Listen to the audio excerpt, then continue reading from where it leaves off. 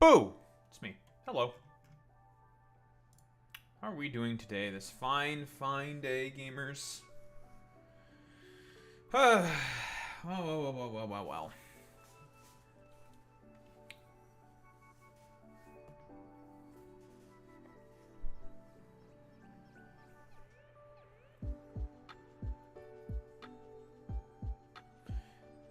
Alright, let's turn on the game. Build some stuff. Do all that good shit. I'm wondering if I could build a bot mall with yellows. With passive provider chests and yellow chests. I think you technically can, but it's just kind of weird. Not sure. Obviously, it's easier with requester chests. It's just that you would have to use more storage chests than normal. I can see if I can make it work. Because I do need a supply area. I just need supplies. Do need me a supply area, you know? Tomorrow's Wednesday, huh? Okay.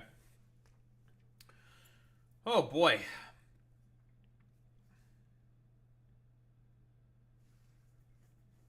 You know, eventually you'll figure out where the game is. I believe in you.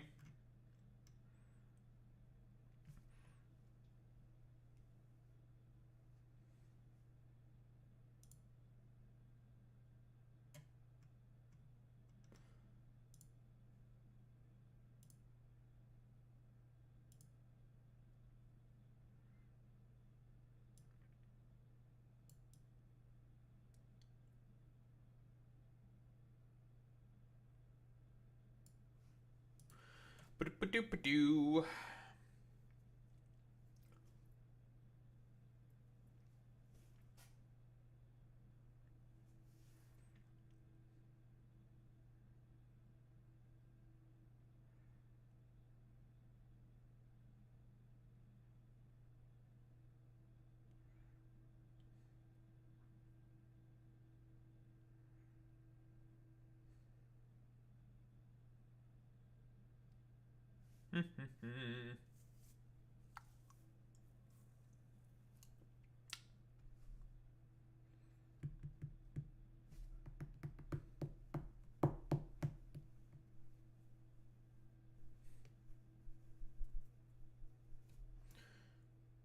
Can we pick up the game, please?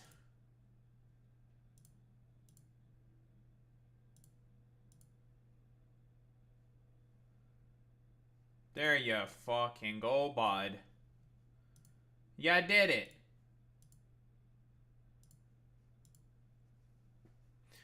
There you fucking go, bud.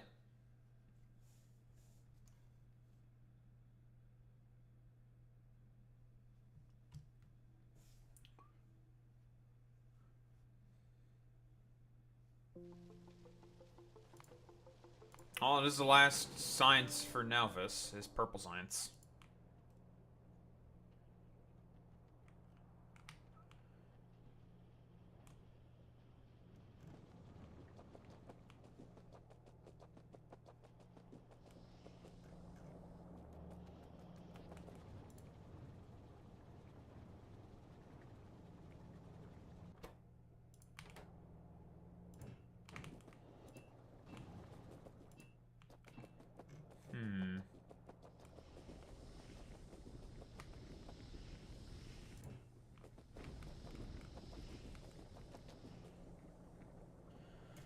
What's up, Flutties?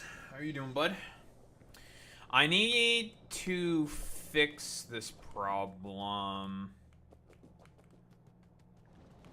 There's a couple of issues we need to fix. First off, our iron throughput is dog shit. Gotta fix that. Another problem we need to fix is with the petroleum gas. We need to fix that problem as well. I may need to get rid of my spaceship to do that.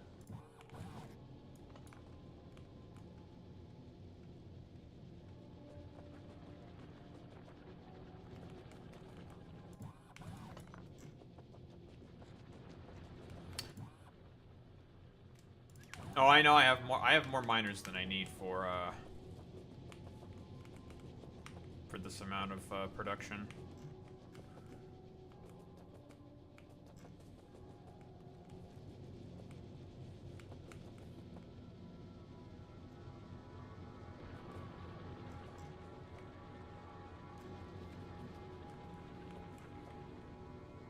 Remaining X? What the? That's crazy. So when was I at someone's X? Oh, well, you know, people are still stupid online. It's really about it. People are very dumb online.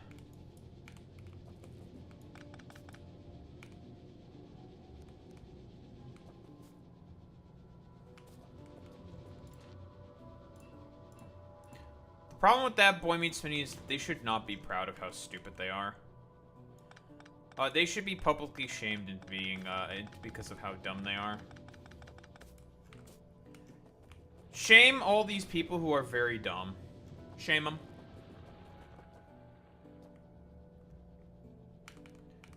Yeah, I'm a homophobe, personally, and I am not proud of how dumb these people are. Yeah, I am an LGBTQ foe. I'm not a friend. I'm an LGBTQ foe.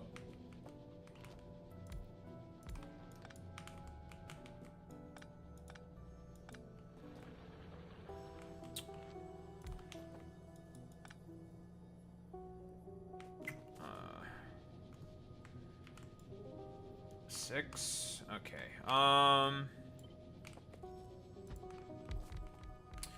That's still not quite enough, but it'll certainly help.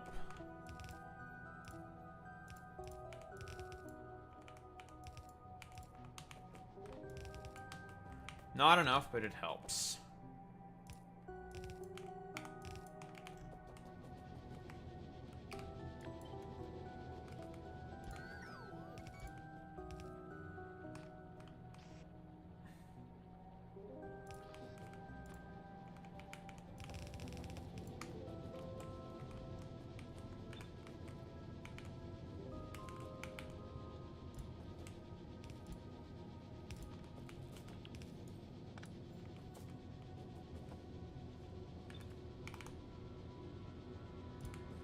We're doing a little bit of trolling of the gays.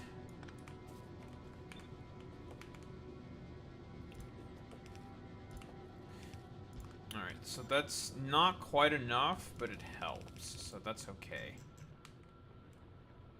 Need to extend this upward.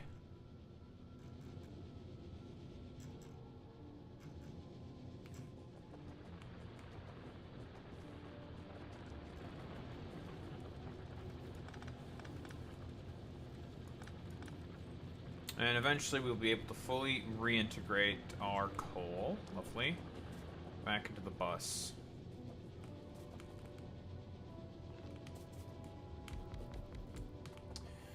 But yeah, it's, I guess another meme to quickly insert here is that it's looking, pretty V-show Jover, Boy Meets Mini, you know? It is V-show Jover. People are saying this, and I am inclined to agree.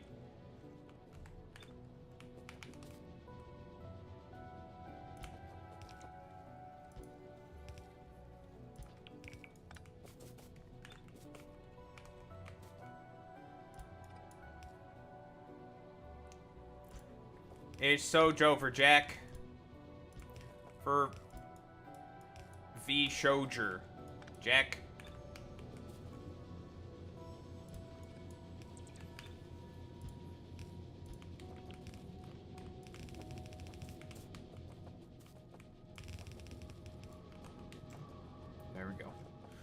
Okay, so that will help significantly.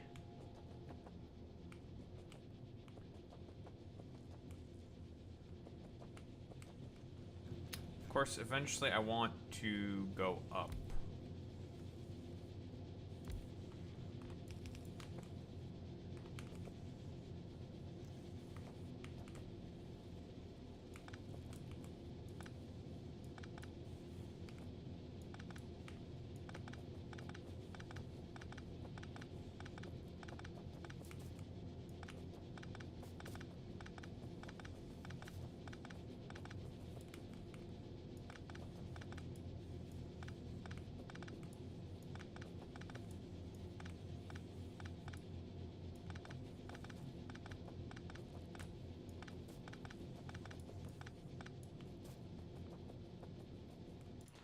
Oh, they've all left. Even their like recent Japanese sort of expansion group as well. They're all gone. They've all left. It's over. Like it could not be more Jover. Like truly, it's fucking it's done. Like it is. Well, like listen, wallahi, it is cooked. Insert dog gift video meme over here. Wallahi, it is cooked.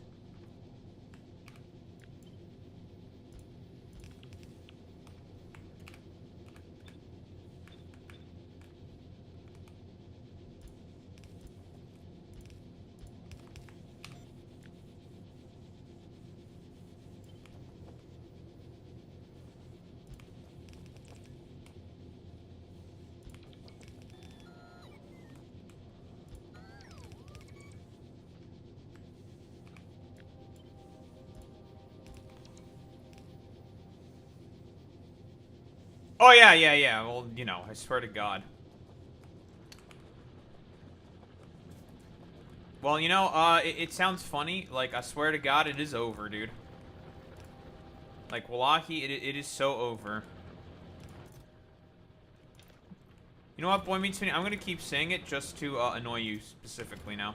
And there's nothing you can do about it. Get owned in the marketplace of ideas, libcuck.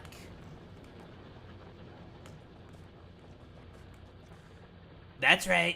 You can't unhear it now. It's forever in your ears. You're gonna think about it for forever now.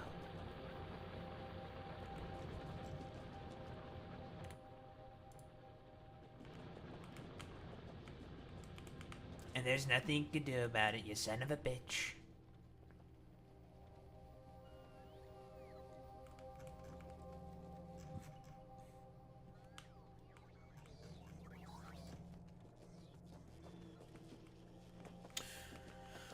Alright, how about we start doing some preliminary setup for a bot mall?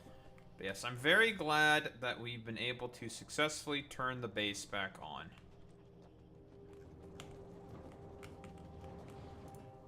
Oh, was this eventually able to sort of correct itself? Yes. It's all proceeding as planned? Okay, I figured that eventually this system would correct itself. Eventually. It's just because I was making a ton of rocket fuel and stuff. Okay, cool, lovely. What the heck? Fucking Boy Meets Minnie, the mod maker? Okay, I'm gonna suck my own cock here a little bit as well. There was a really old Rome Total War 2 mod that I really liked for when I was playing Carthage. And I managed to fix it because it was broken for a long time. And I figured out what line was not making it work. And I successfully figured out how to change that line and make the mod work. And I was like, yes, I made it work. I'm so happy that I made the fucking mod work. I was like, yes, I did it. I'm so fucking smart, dude. I have not integrated this fucking line of electrical circuits. I gotta do that. Figure out how the fuck I'm gonna do that. I was very happy that I figured out, like, when I finally got my eureka sort of moment, when I figured out how to get it to work, I was like, oh, fuck yes, it works. Holy shit, I'm a brain genius. My head is so fucking big, dude. I come to my pants a little bit. I'll say it. I just my pants.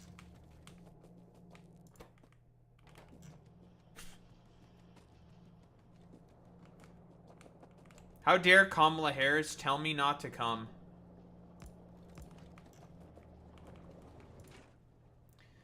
You know what? Fuck you, Kamala. I'm gonna come. And you can't stop me, Kamala Harris. You can't stop me from coming my pants.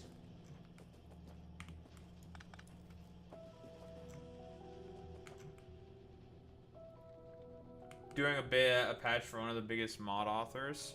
Shit, dude.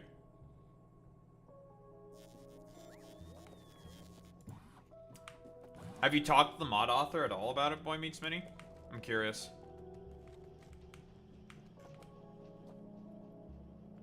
Nice. Wicked. What's your mod gonna do, Boy Meets Mini? I'm just curious.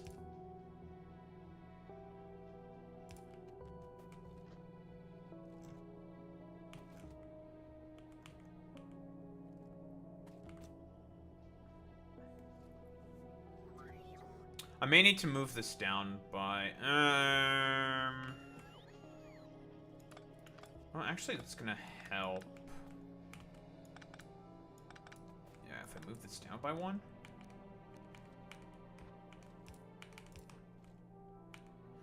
What the shit am I doing right now?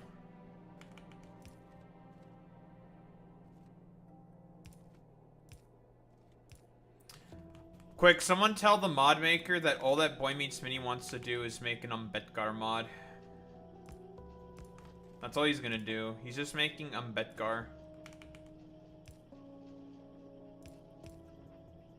He's making it fucking political. He's making mods political. Someone kill him. I can't believe that Boy Meets Mini would make mods political. What are you, fucking some soy-cucked fucking libtard?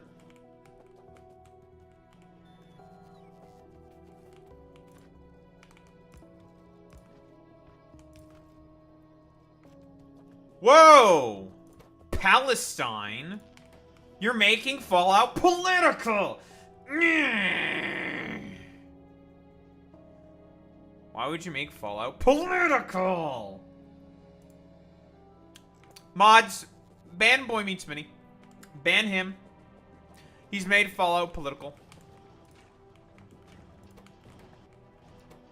He's making political things political. Mods, ban him. Ban him.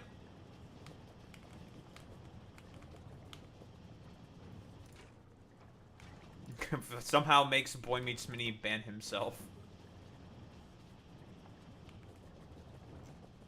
Clueless.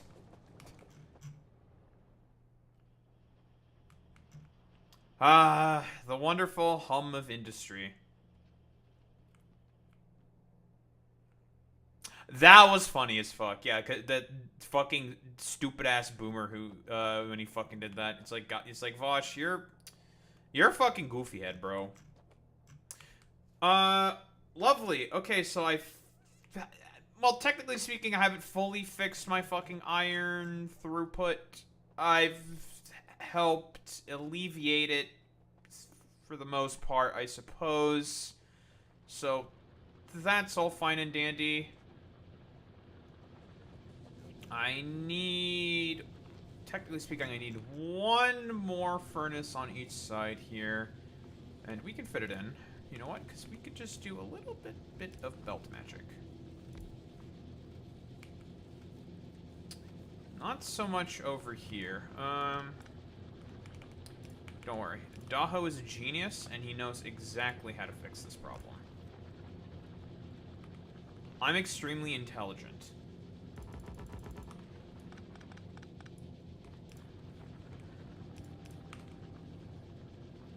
Worry not, citizens. I'm a genius engineer. As you can see, gaze upon my genius. And just like so, we've managed to fit in. That this has no way to get any inputs. Fuck my life. Fuck my big chungus life. This is not very epic, awesome, big Chungus epic 100. This is not very big Chungus.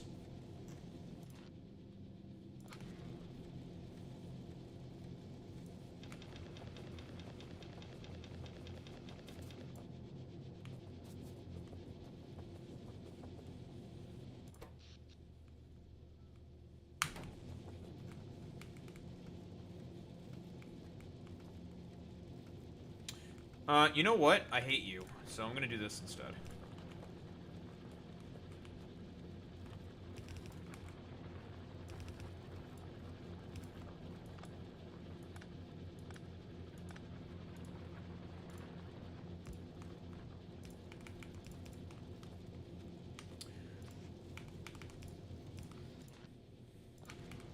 This game thought it could defeat me in my sheer genius.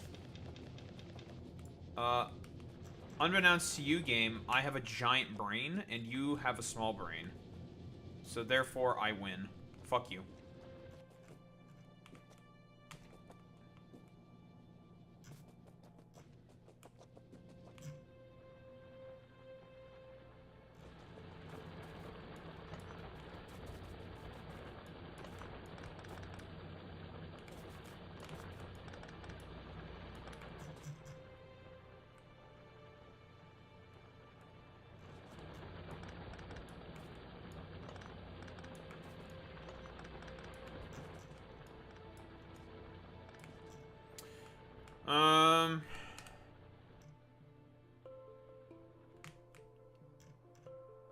Okay.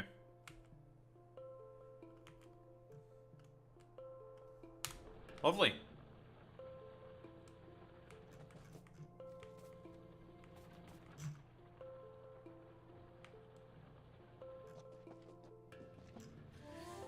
Look at me, folks. I've taken care of all the problems, and I didn't have to get rid of my fucking spaceship yet. Let me tell you, it's very good, folks. Very good, folks. I'm gonna tell you right now.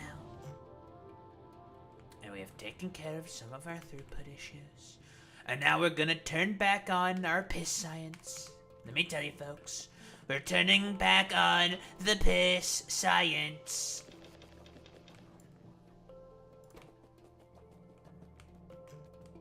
Very important, let me tell you. Let me hook up the damn walls. No Timothy.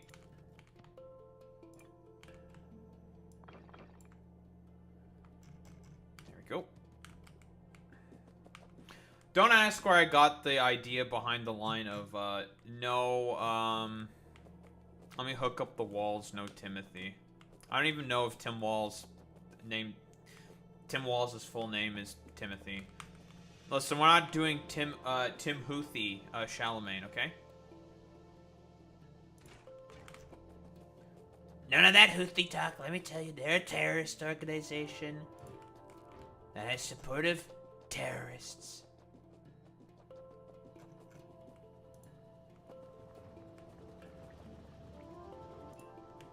We all know, folks. Okay, and as always, this eventually completely fucking fills up, and nothing happens. Stops the whole fucking process.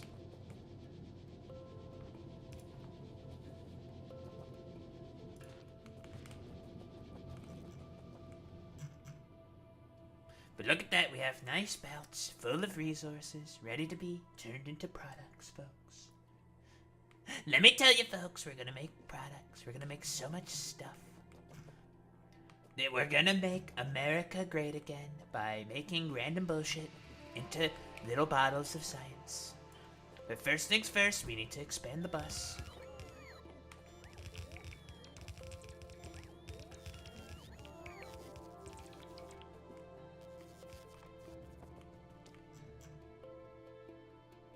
We're getting close to the end of the bus, so we're gonna have to extend it more, but we don't have any more substations, folks. We'll get those eventually. Don't worry, folks. Don't worry about it.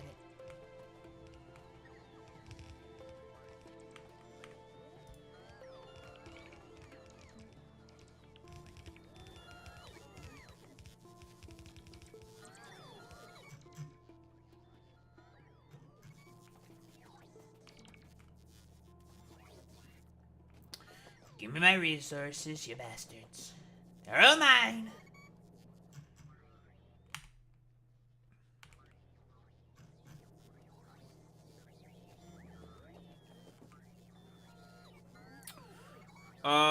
Right. Okay. Let's start thinking about bubba wubba dubba, aka piss. It's time to recreate piss science.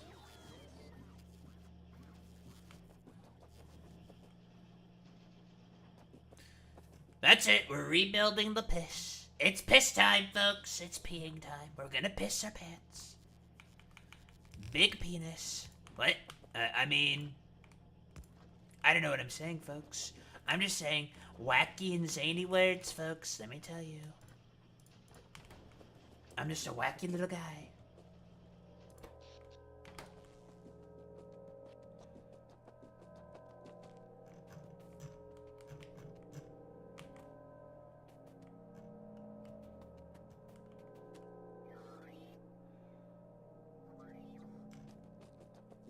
Um.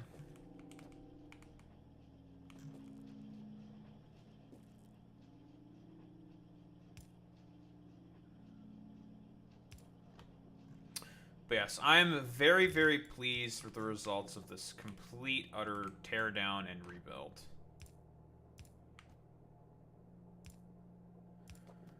It went perfectly to plan, folks. It was so good. Brilliantly executed.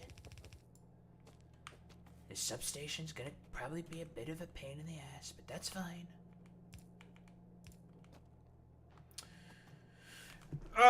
Do I also want to talk a bit about the fucking direct? That's another question. This is about what I expected from a fucking Pokemon Direct. It was just kind of, meh. Nothing too crazy.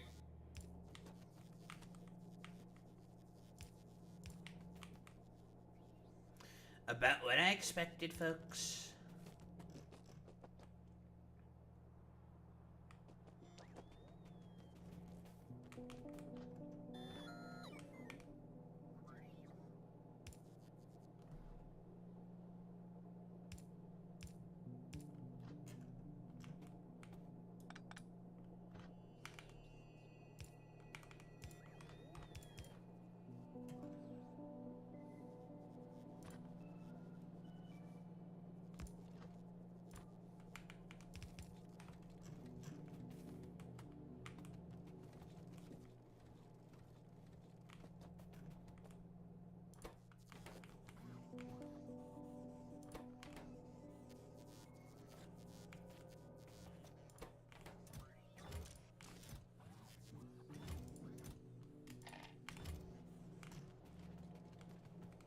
We're putting the funny wafers in the bag, folks.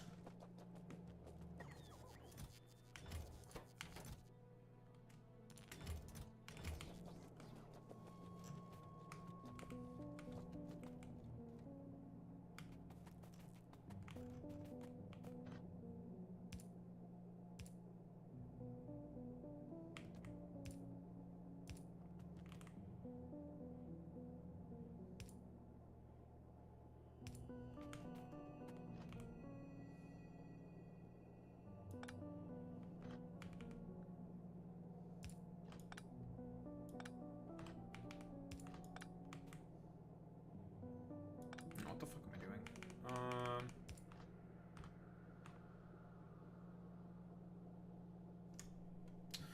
Right, we need the blue chips.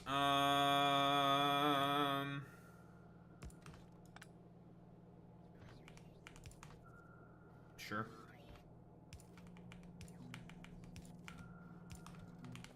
Sure.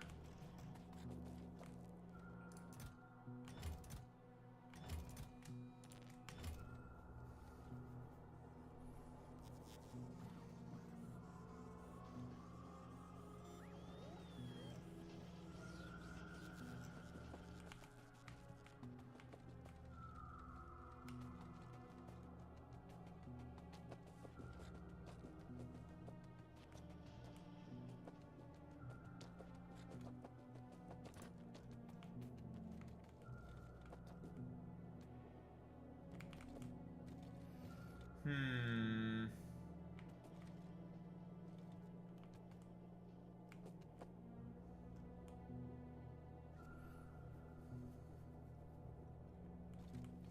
You know what else I also just learned because of this shit that went down with V Shoujo? The other thing I learned, fun fact, was the fact that who knows who I think her name is Silver Veil. I had no idea that she was also part of V Shoujo. And they had also 3 other pretty big content creators leave them in the past. Which I thought was fucking interesting.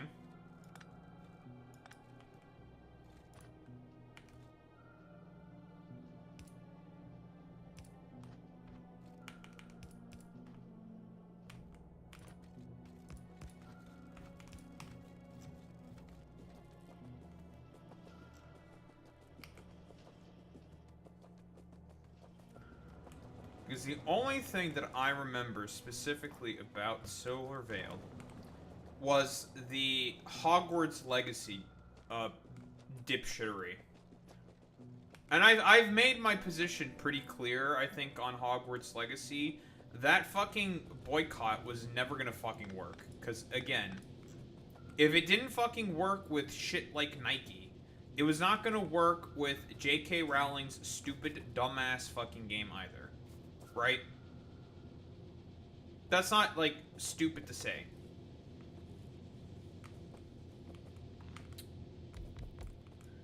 Didn't work then.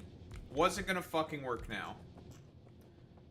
I think I've made my sort of position / argument fairly clear on that before. That dumbass shit was dumb and it was never gonna fucking work.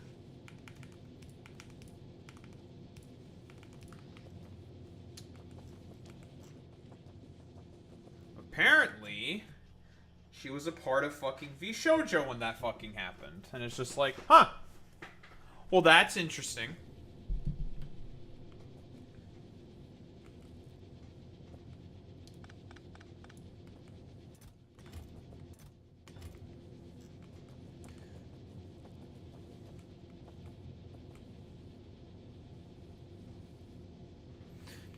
You know, I guess it's like just a pattern of behavior that exists with the V Shoujo itself as an organization. I guess it's very commonplace for them to, I don't know, like, screw over creators, I suppose, for lack of a better term.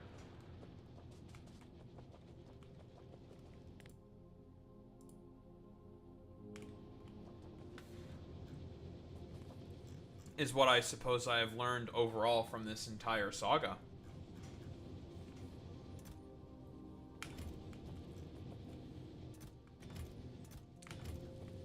Guys, I know I've said this before, and it's kind of a soy-cucked lefty position, but I mean, listen, it's worth saying again. But did you guys know that commodified media is kind of bad? I can't believe that Daho would be a soy-cucked leftist. Inconceivable.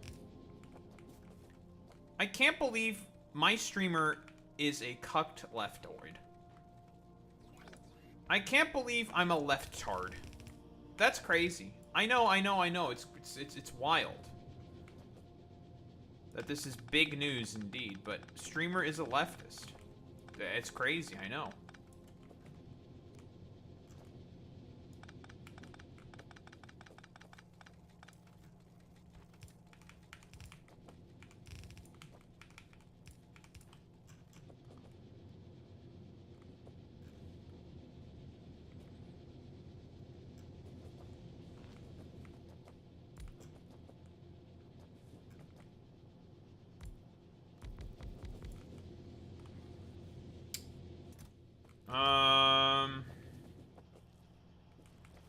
I'll flick on this side first, and then we'll flick on the other side.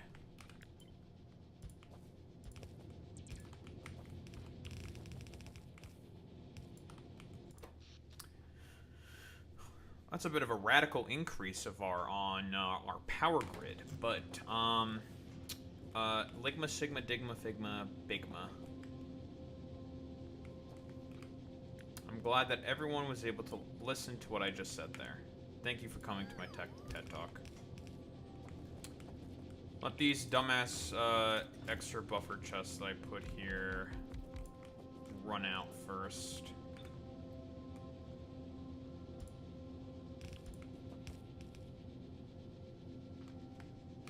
Who said that you could clap like that?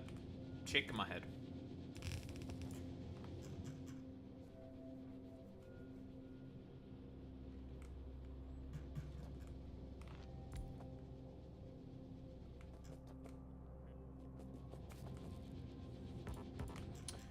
Yeah, I want to go as far down with the smelting columns as much as possible before I think about going up. Because I really do want to try to not dismantle my spaceship. I want to try.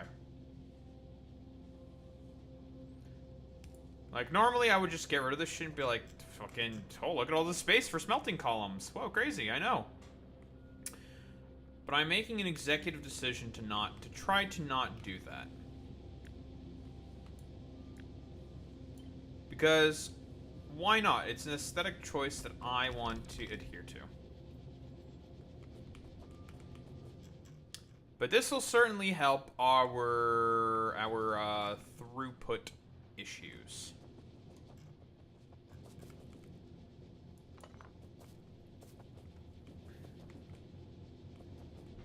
Just want to get rid of those buffer chests first that I have.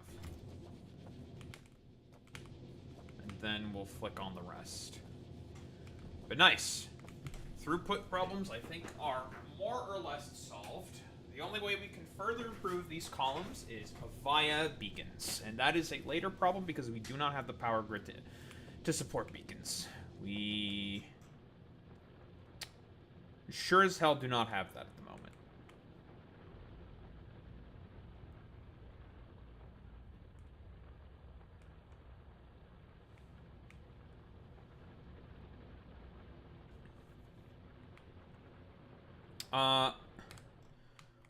Another thing I would like to see if I can fix.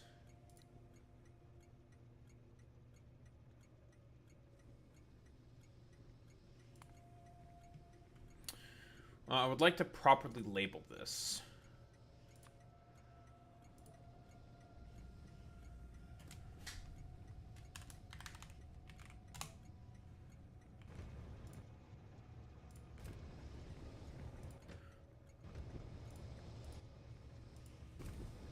Because I do think that's important. Because for the train network that we're going to have, it's important to have appropriate sort of resource name coding. So, get that little fix out of the way real quick. We are still not producing enough copper.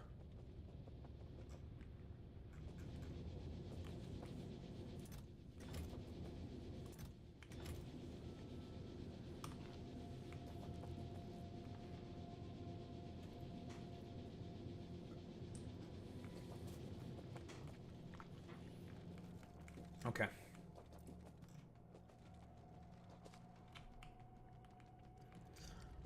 That's fine for now, I suppose. We'll just have to suck it up, Buttercup. Okay. That's okay. That's okay. Let's make some more labs. And then set up a preliminary setup for bot mall. And then begin to work on purple science. Because I need science back up. I don't even have purple science researched. Might need that researched. And then it will be time to go to space, I believe. Space, the final frontier.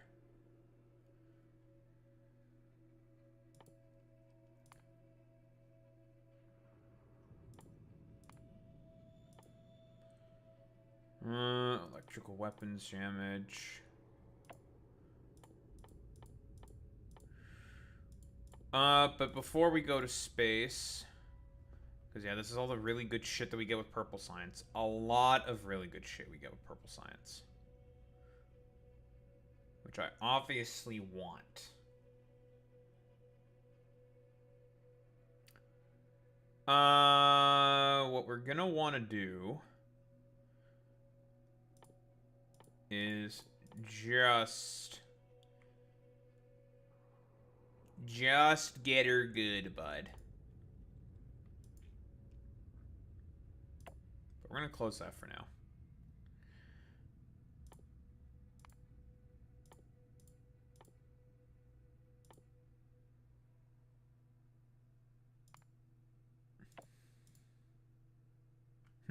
Jets, huh?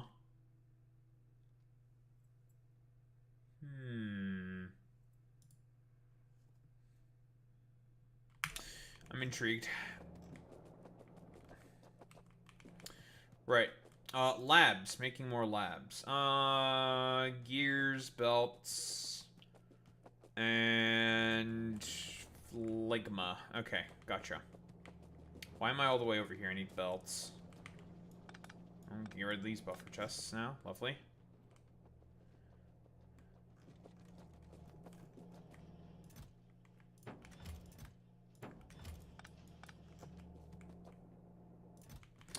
Oh, and before I forget to mention, this coming Saturday, I will not be streaming.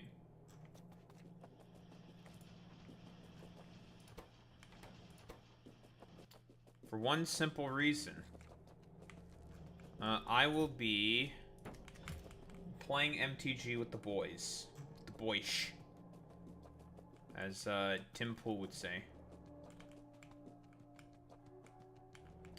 So I will be touching grass. And you know what that means. If I'm touching grass, that means you have to touch grass as well. That's how that works. If you don't, I will probably make you suffer.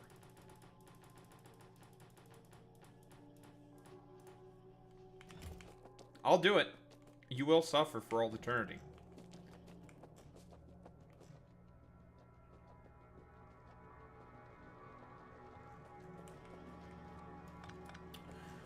That's that buffer chest emptied. Those buffer chests will also soon be emptied.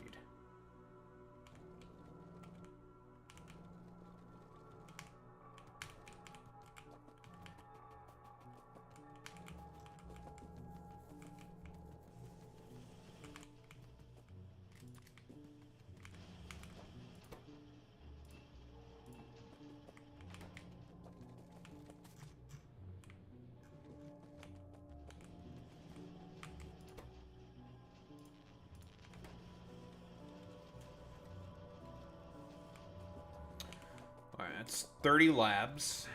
It's probably a little overkill. I'm pretty sure it's overkill, but... we can get rid of you now. Bye-bye. You have no place in the robot network.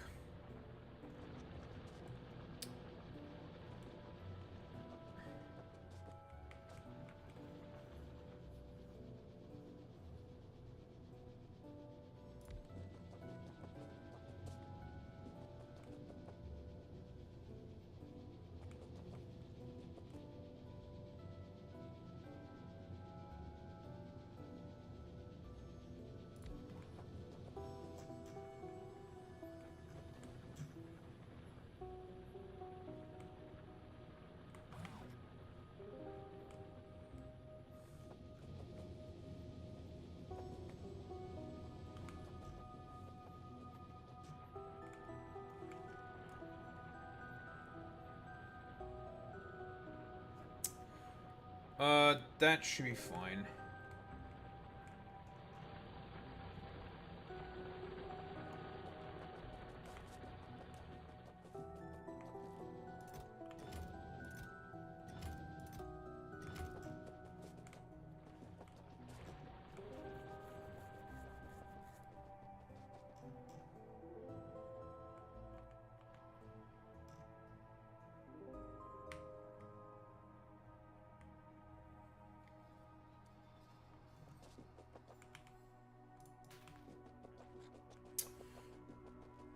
What am I gonna do with these?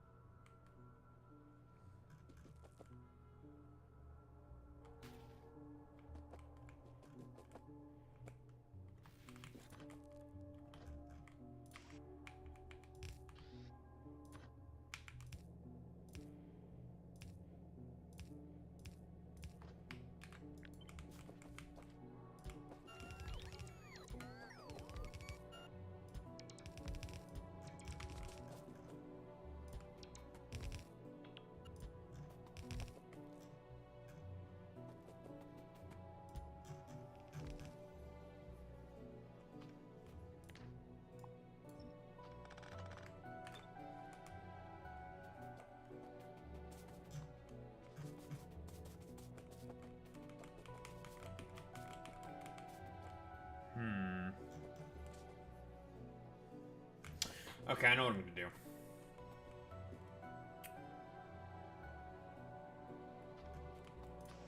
Okay, I need to just imagine it in my head first.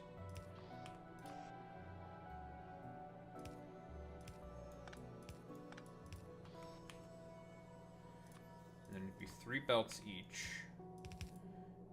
for when we get more sciences, for example. Okay.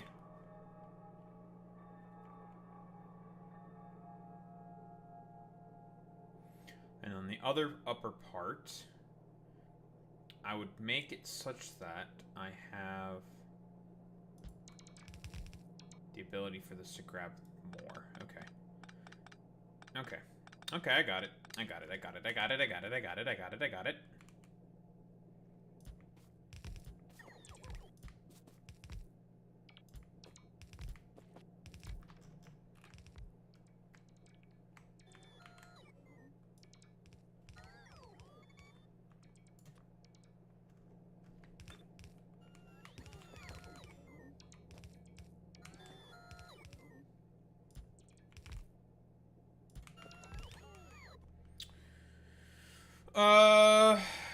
Okay, so many spaces is this? 5? Okay. 1, 2, 3, 4, 5.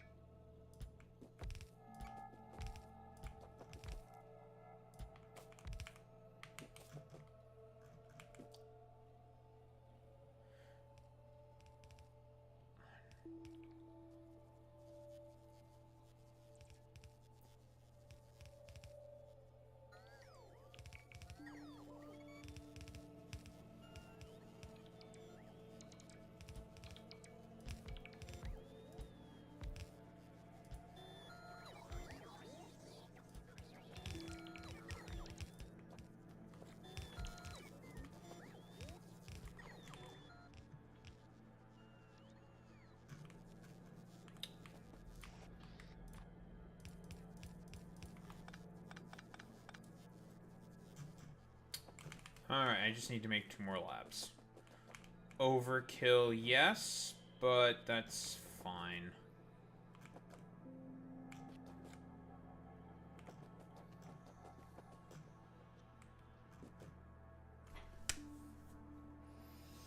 Actually, no. That's not correct. Because I want labs, I want them to also be able to pick up shit from here as well.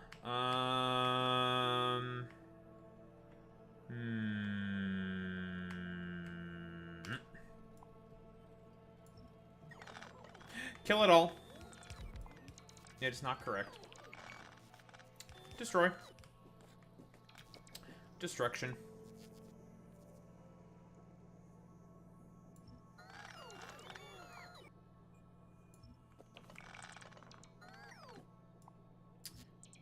Destruction.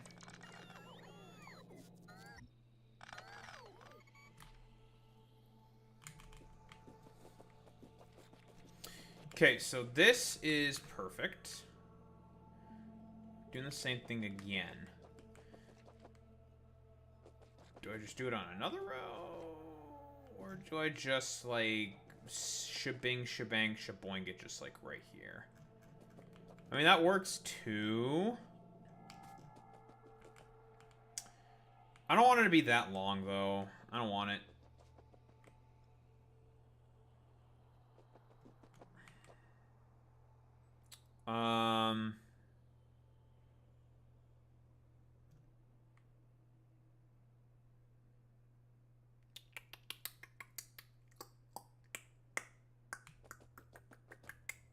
Stick it here.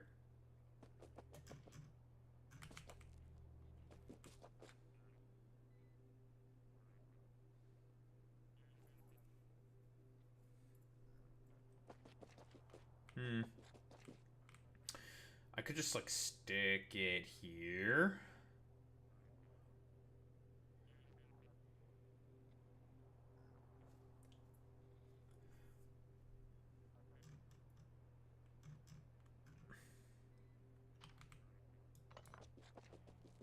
Stick the strobo port somewhere else.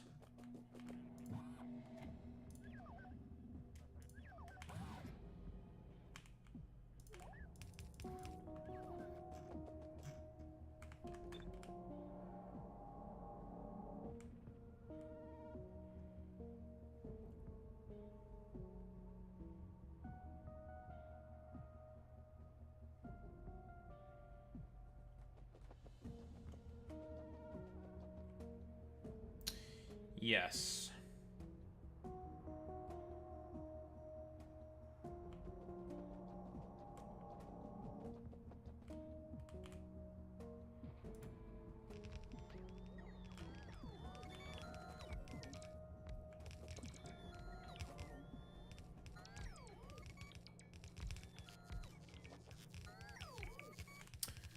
You know, I should get the mod that makes the labs be homosexual. Should do that. Should have done that. Should have gotten that mod. Get the mod that makes the labs gay. So we can start having homo science, you know? We're gonna make our labs gay, folks. They're making the labs gay.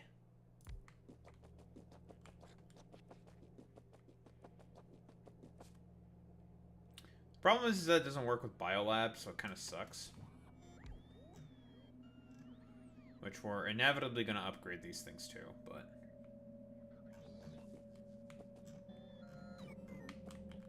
Am I really out of inserters? Of all the things to be damn out of.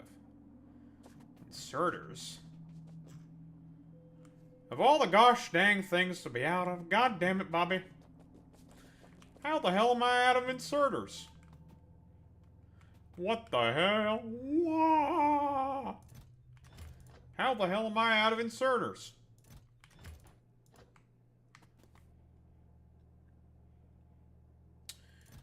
Dag nabbit. What the hell am I gonna do with you, Bobby? I don't know why I'm doing a Hank Hill impression here. If you ask any questions, you're not gonna like the answers, okay? And you might suffer. I will suffer. Do you want to suffer? I didn't think so. Yeah, what the hell? Gosh dang it, Bobby, now I have to handcraft some damn inserters. I don't want to handcraft this shit. Fuck that. That shit's cringe as hell. God dang it, Bobby.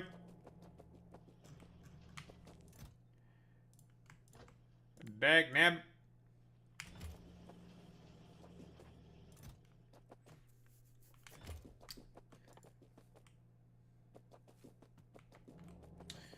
We just need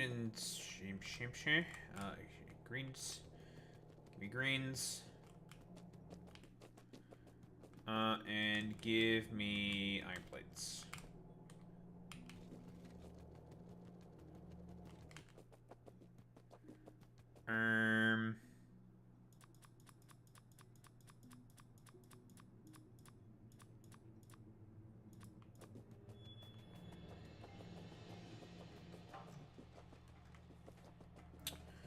Oh, good. Another one of the buffer chests is down.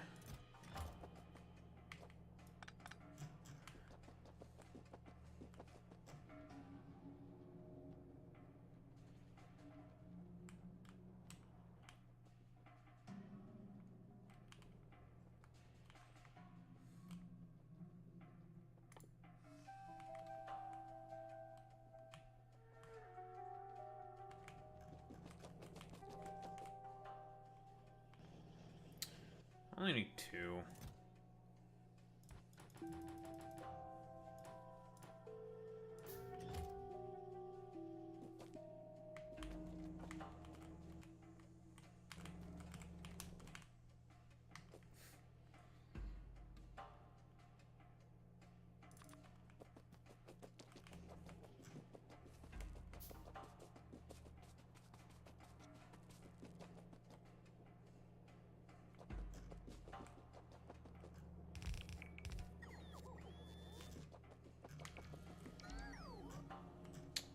Um...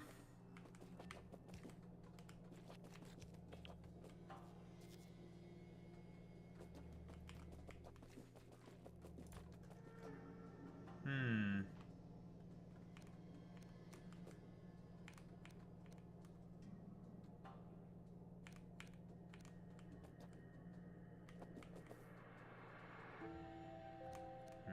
Their inputs are also wrong. It's a good thing I caught that. My question is where do I want to input these in from?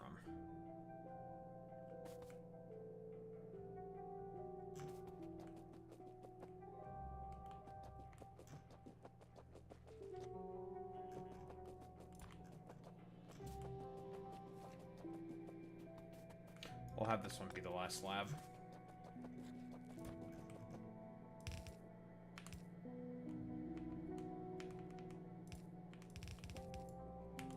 Now, as for the rest of the science, when we weave the belts around, that will be figured out later. That's a later problem. Because what I can do is I can put the space thing in the middle, right here.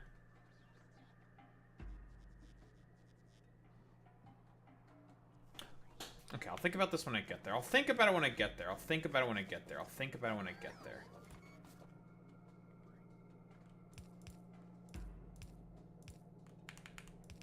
All I know is that it's going to be very gay because of how many colors there is. That's how that works, right? Right, Boy Meets Mini? The danged homos love day colors.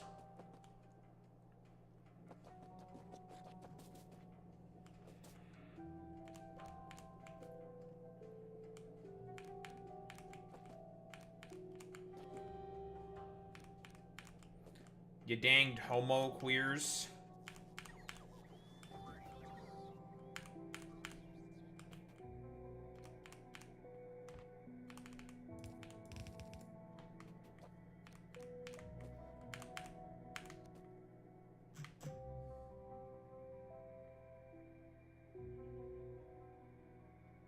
You know what? Actually, no. I'm going to make you the inputs.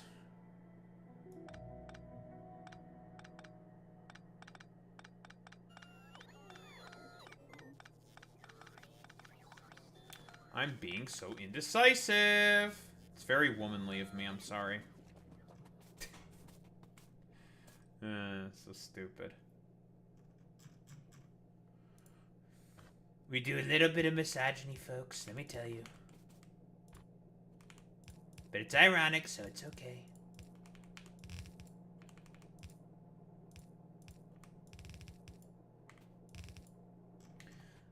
Need to get canceled on Twitter for doing the ironic misogyny.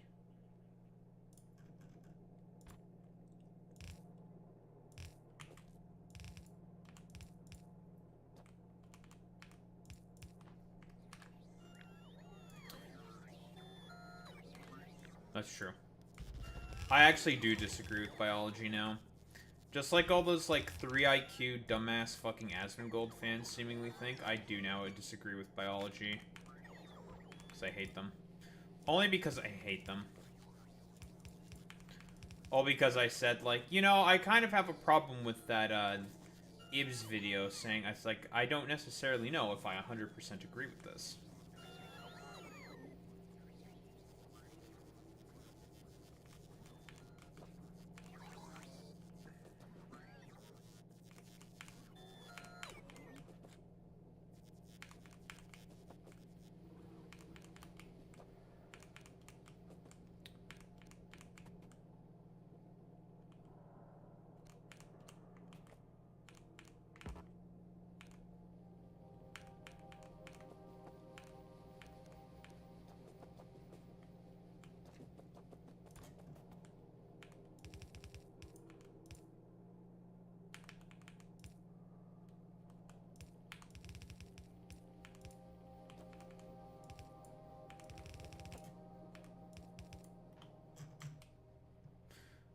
Okay. Boom. Boom. Big shock. It's good nun. If you know, you know. Old type Basni.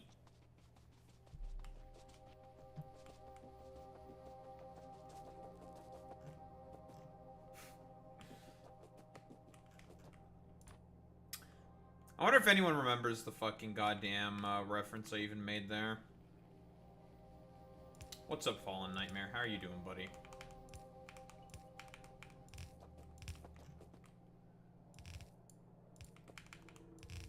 Alright.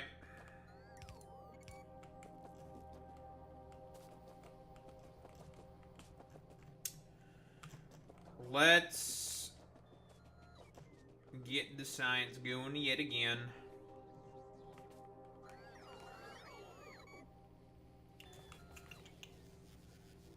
Bop, bop, bop.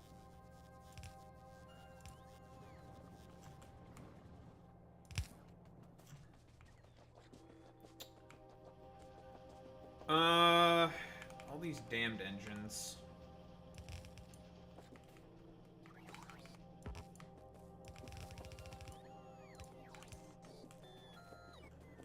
And for you idiots...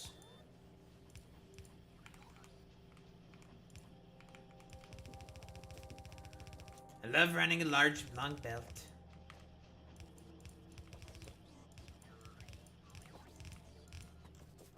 I love running a long belt around the entirety of the factory. Let me tell you, folks.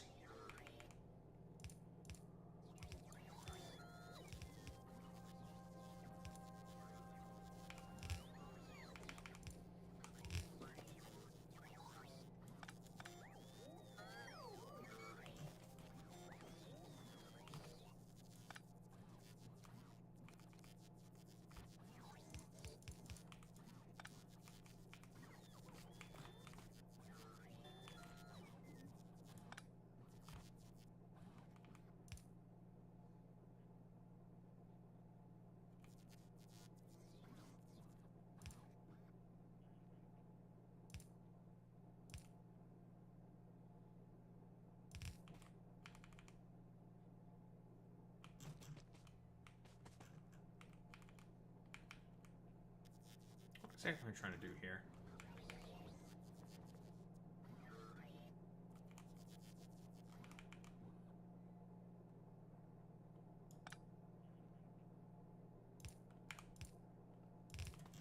Eh? Okay. I mean, that works, I guess.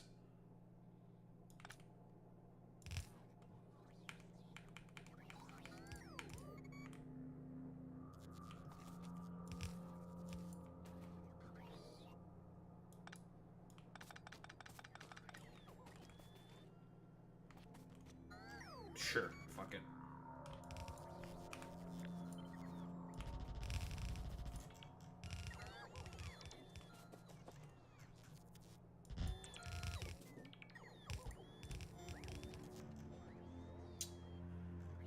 That limits the space for the bot mall. We'll cross that bridge when we get there. Yeah, we'll cross that bridge when we get there.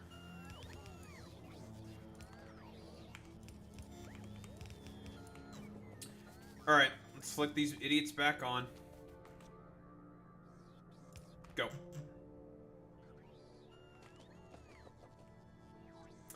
Go.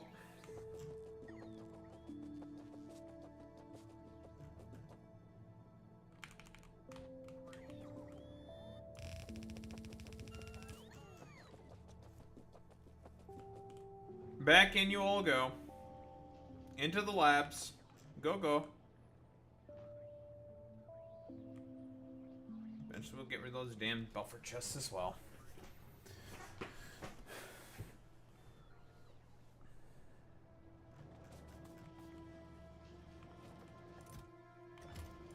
But with that, that means the rebuild will be pretty much complete. Now that science has been reintegrated.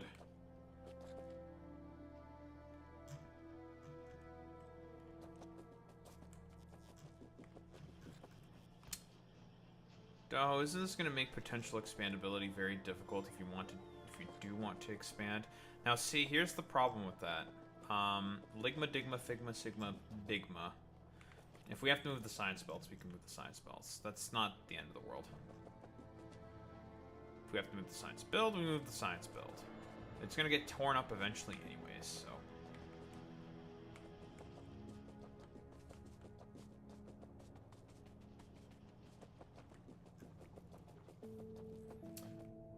But for now, our colored assortments of dubious liquids will begin to flow once again.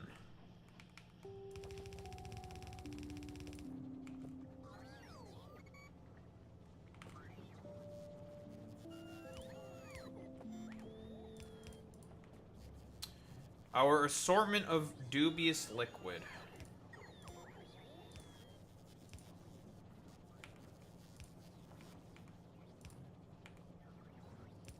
Shall flow once more.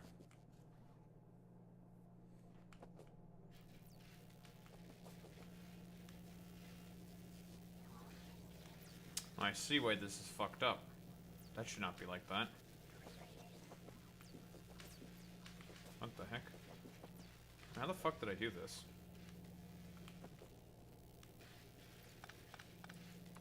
How the fuck did I do that?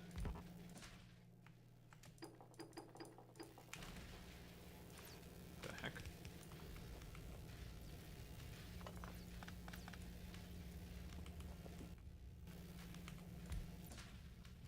That's a really good question. How the fuck did I do that?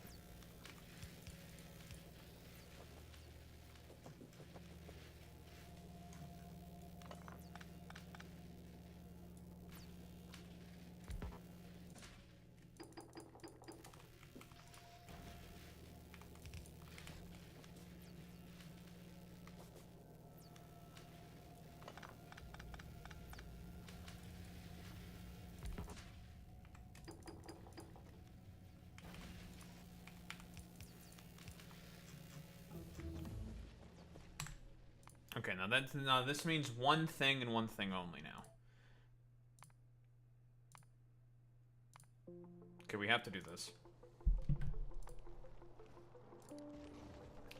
Disco science.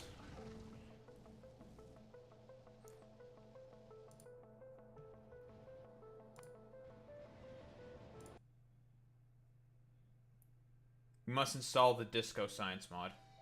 Why do I not have it? Because I'm stupid.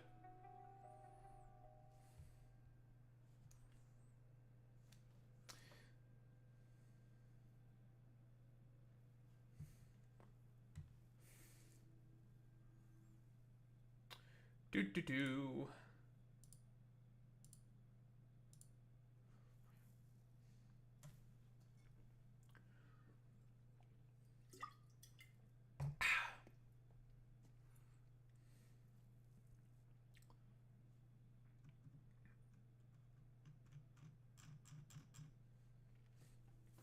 And then we will finally start working on purple science.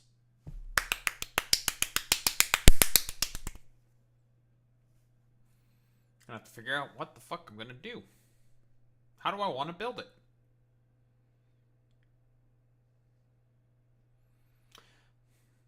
That boy meets mini. You know what to do.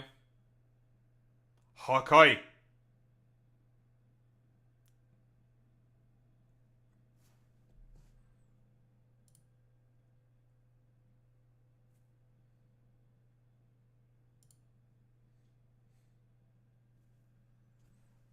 Damn viewer selling bots.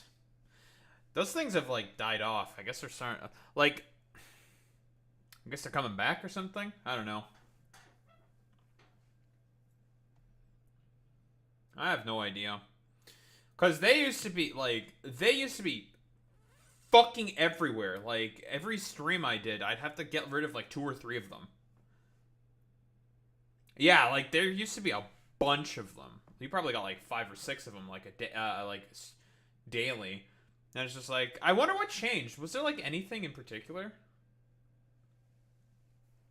Posadabot probably clapped most of them. Maybe. I have no idea. And now, as you can see, our labs are gay. Very homosexual. Very homosexual, very gay. And we are consuming about, well, our current base, yep, this is about what I expected. Should be about 100 SPM, which is pretty good. Well, for a start. In the grand scheme of things, 100 SPM is not great, but hey, for now, it's pretty good. Can't complain at all.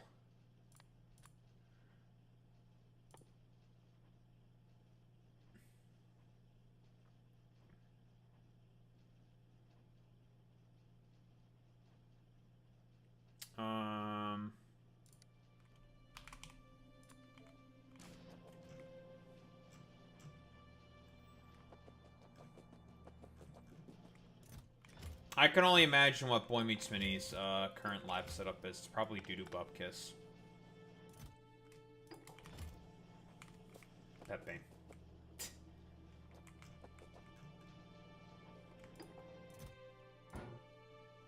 not what I wanted.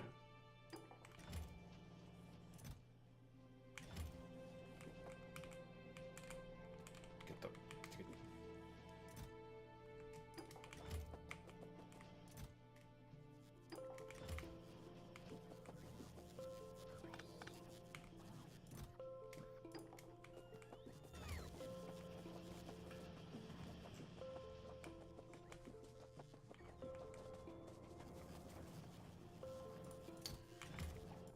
And all these will soon be reintegrated. Soon enough.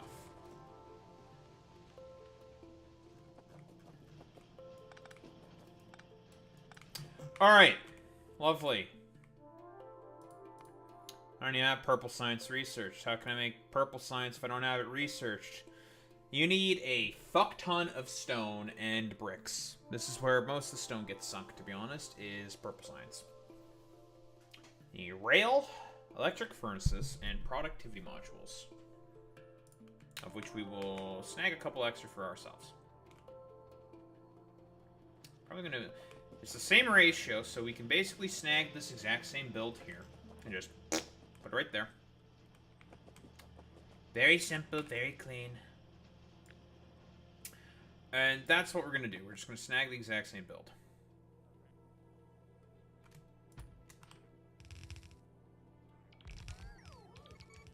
And we'll change this.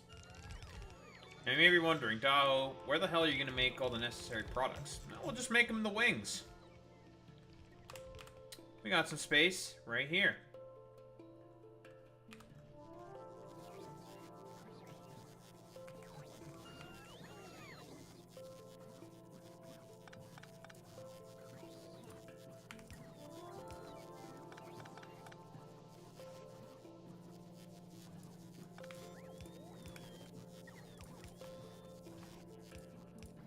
First, let's fix this up. Lovely. And then we'll think about the ratios of all the stuff, blah, blah, blah, blah, blah. So let's just plot out our belts first. Gonna make my life easy.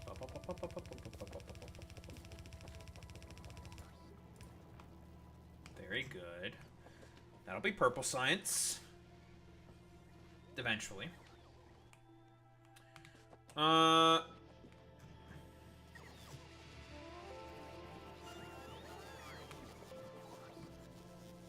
Yes, my unpaid interns bring stuff to me. Bring me stuff.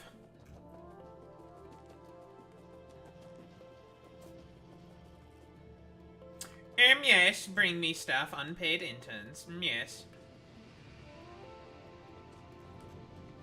Quite, yes, very good, very nice.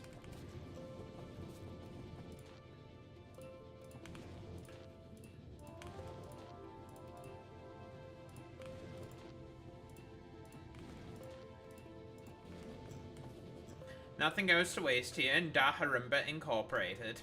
Yes. All this useless dog shit that I have picked up, it also gets put back in. It looks like, yes, perfect. Those buffer chests are done with.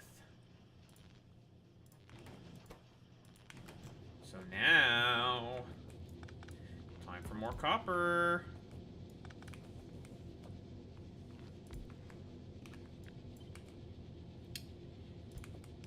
Whoops. Pop, pop. Nice and more copper.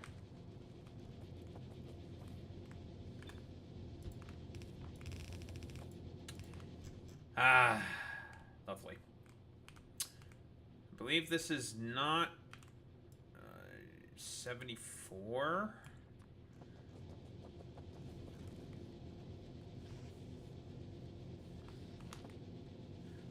And we can definitely fit one more.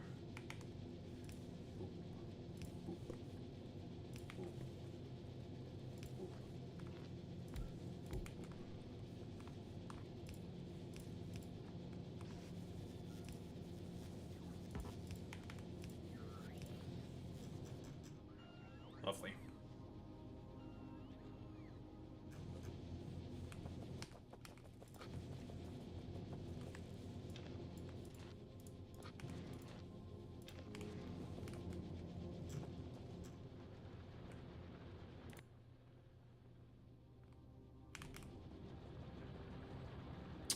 I need to expand the coal mine, huh?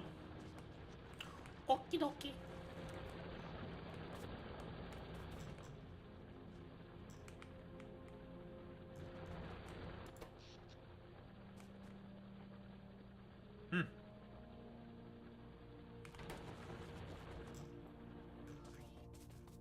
Obviously, the cleanest coal.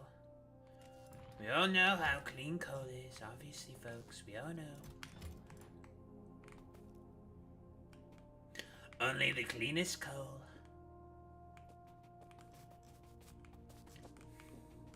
Yeah. We're gonna make Novice great again. We're going to need to expand the stone mine. That's for not like that is definitely for certain. Because Purple Science needs a lot of stone.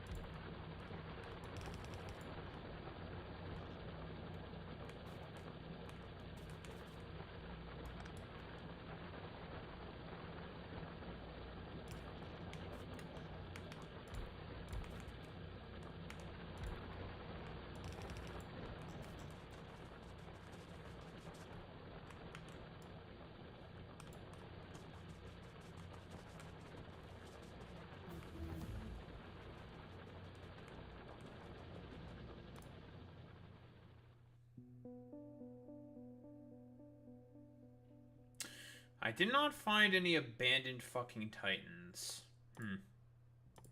Which kind of sucks big weenus. This power armor is an improved power armor.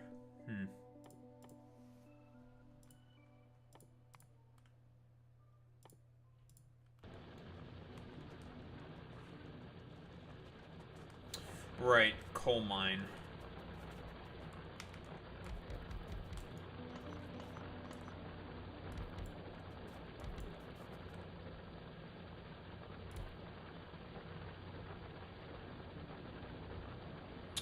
That's kind of Krungus, Bungus, McChungus that I can hit. That I hit some fucking iron there.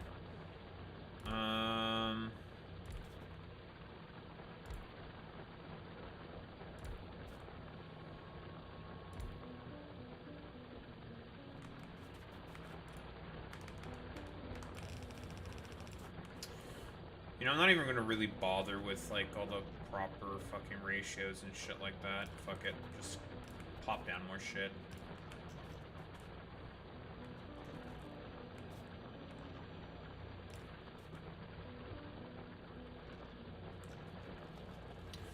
I do have to say, these balancers, though, are not good.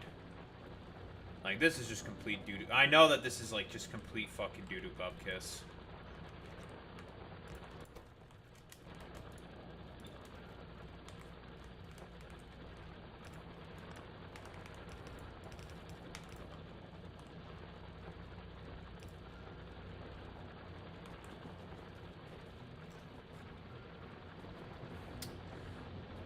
But, should be fine.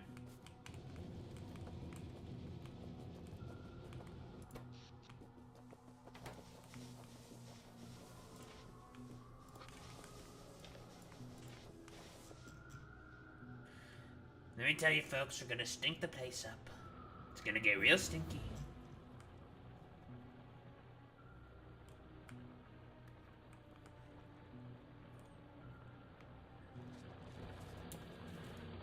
Once this small iron patch here is going to run out, this will make it such that I can very easily start to build unload stations here for more iron, because that's what I'm going to specifically need first, more than likely.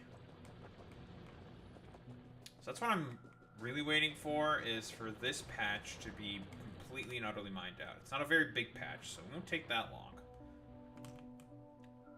Go here then, and then here, and then, you know, not to these gigantic fucking patches. Big, big, big. Also just want to mine these out first, because just makes life a little easier.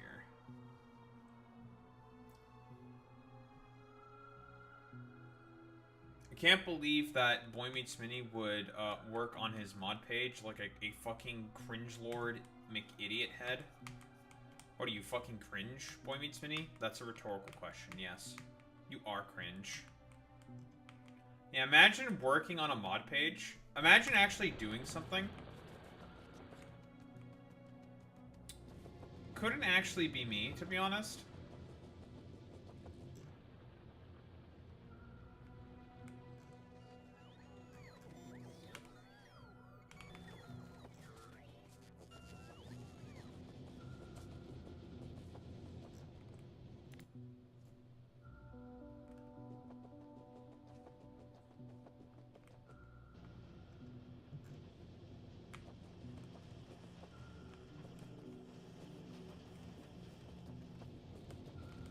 We still do not have enough copper. That's crazy.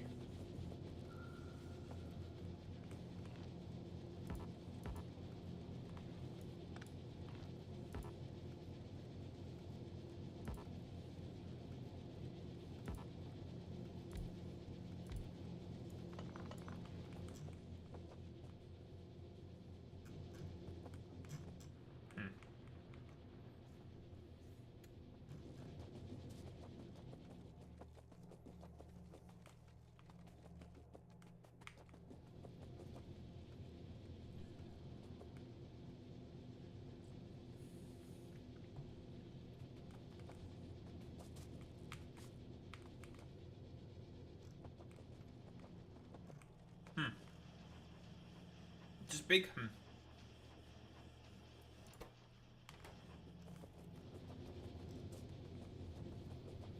You know, sometimes you have to make hard decisions in life. I think it might be time to let go of Mr. Spaceship. Because we need more copper. You know, life is about making those tough decisions there, you know. And sometimes you just gotta make them. You just gotta rip a band-aid off. And that's what we're going to do right now by getting rid of our spaceship. Bye-bye, Mr. Spaceship. Alright, so now we have a lot more space to fucking do other shit with now. We're gonna do hot boy shit.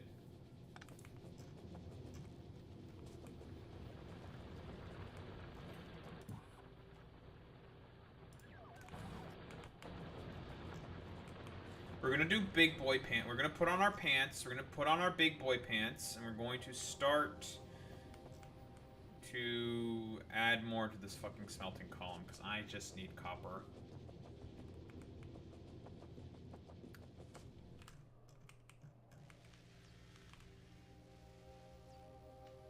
What science are we even running low on? Oh, I don't have fucking green science? What the fuck?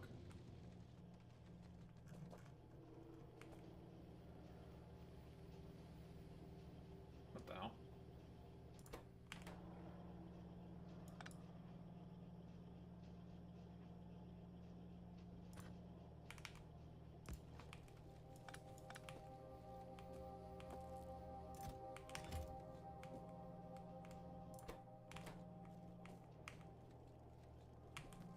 Never mind, I just forgot to fucking hook this shit up.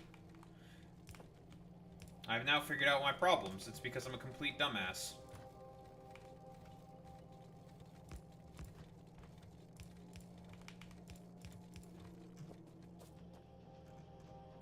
mind. I'm just an idiot.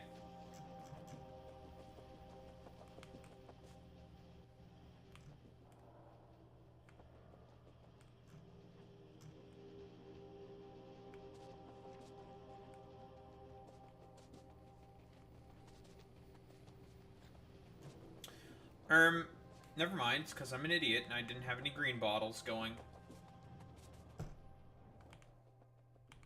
We still have copper problems, though. Okay, well, there we go. Now we have our green bottles again. How the hell did I do that? I don't know. I guess I etoble forgore. Yeah, we don't have our green liquid. We need a green liquid. That's like, sippy, green. Green. Sippy.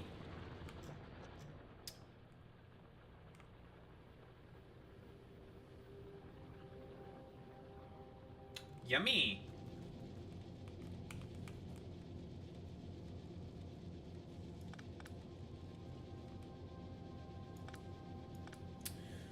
Alright, well, it's time to shut this shit down for a little bit until we,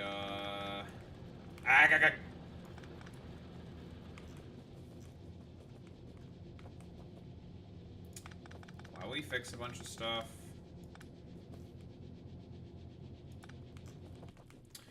Alright, we need a bunch of substations.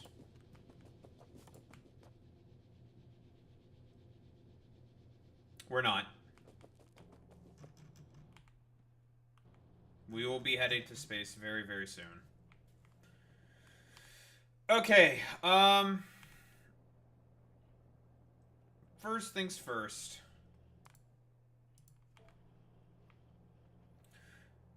In reality, we can go to space. We could go to space, like, right now. If we wanted to.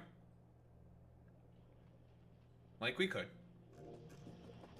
We could. I'm just not doing it quite yet.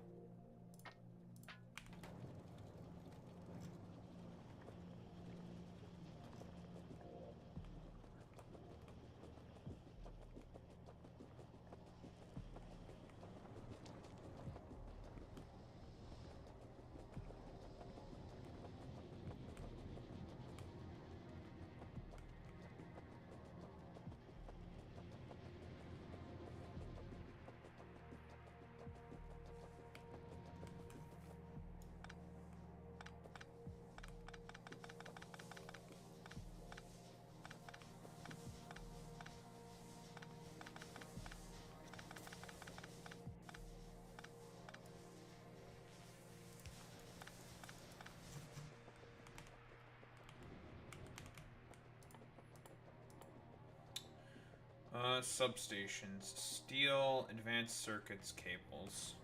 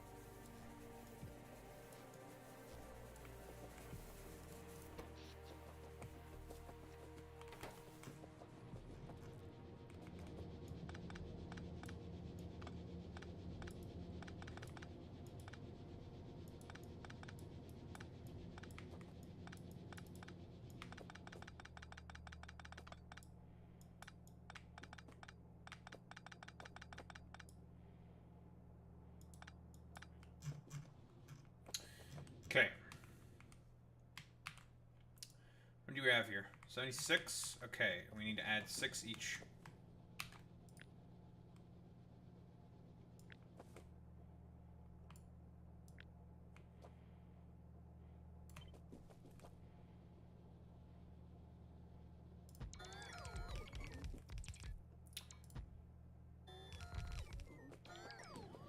That'll be a full red belt.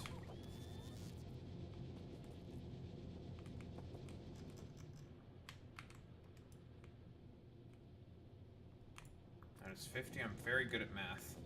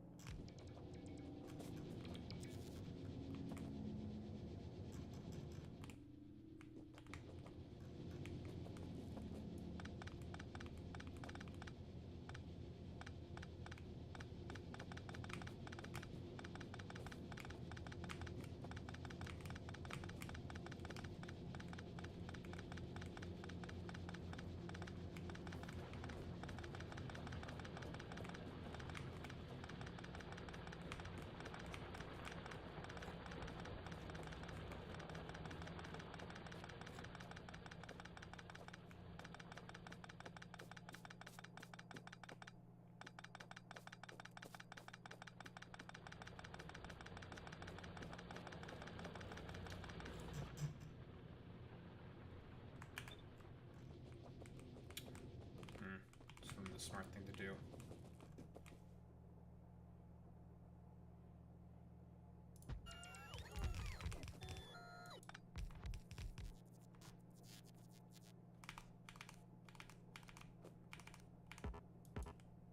What the heck are you doing?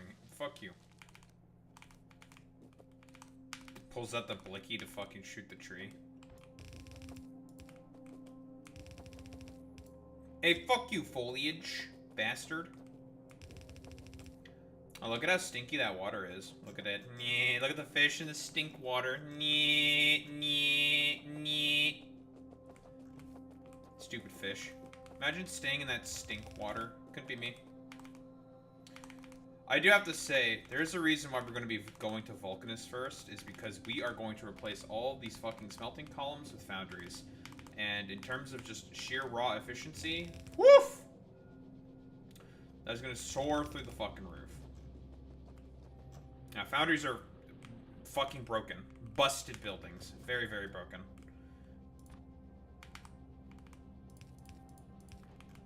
They are, woof! Absolutely fucking disgusting. Disgusting, disgusting buildings. Which is why we want to have as many as possible.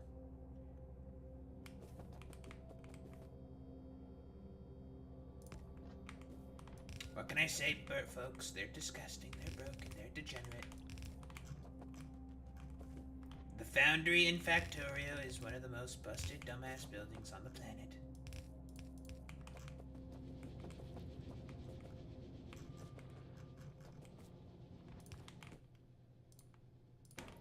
Okay, so for the time being, you guys...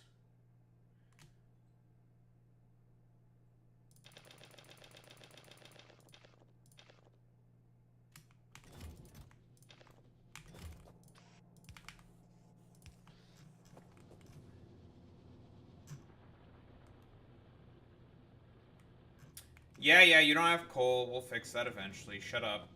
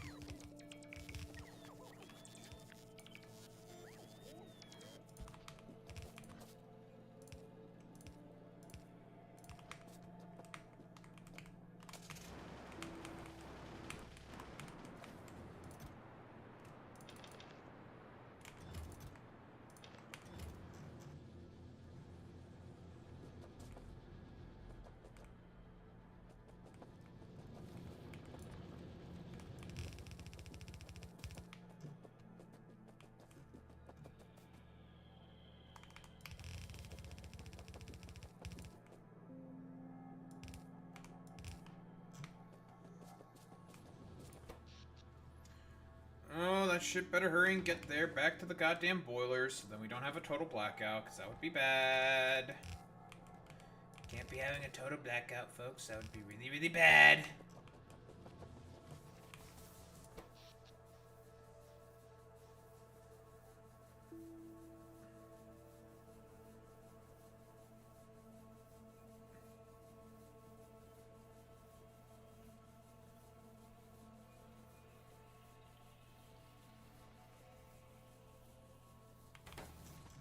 I think we made it just barely in time.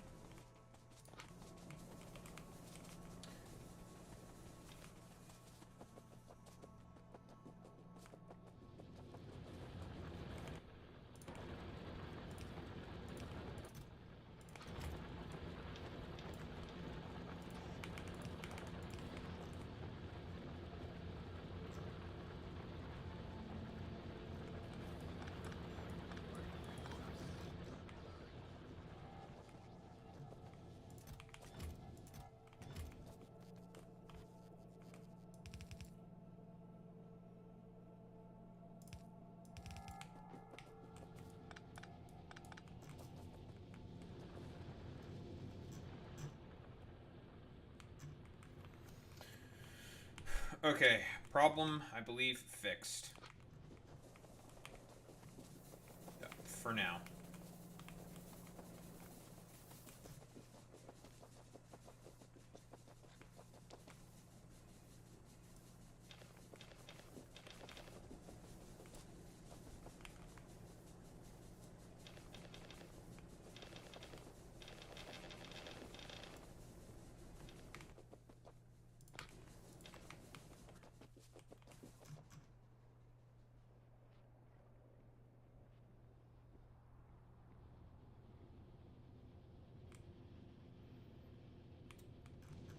And that should be full red belts of copper.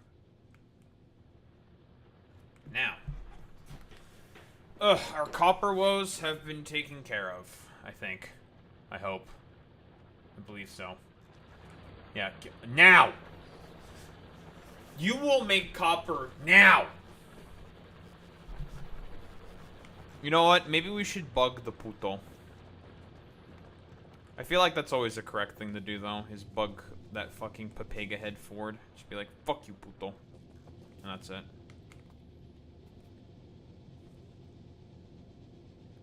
I'll do it right now.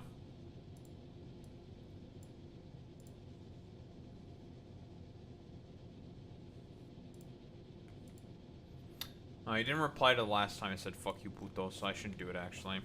Curses. It's fucking puto. Where the hell did this puto go? No, it's possible that he could also be on vacation. The puto is sometimes known to go on vacation. Sometimes. Happens. It does happen.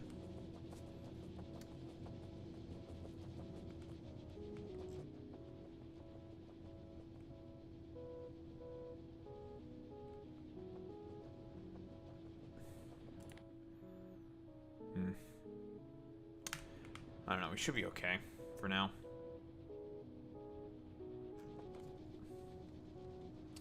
To be honest, I just don't have enough lanes of copper throughput, honestly, to be able to feed this amount of fucking copper cables. Machines. That's honestly the big problem. I may need more... I just need to get a fuck ton more of copper smelting, I think.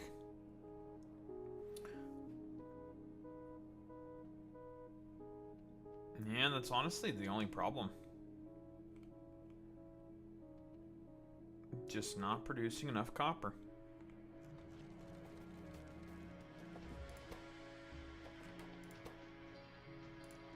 Okay, you can go in there. We are okay for now on iron. We just need a fuck ton more copper.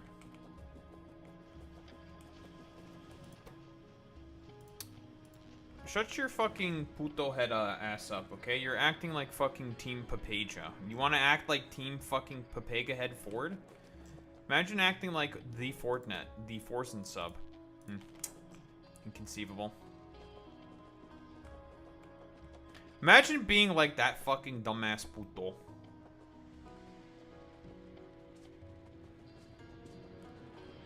Imagine wanting to be like the Fortnite.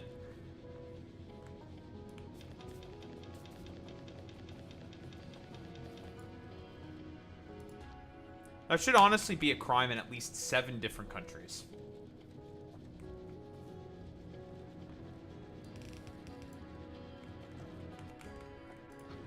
Wanting to be like that fucking puto head, the Fortnite. Inconceivable.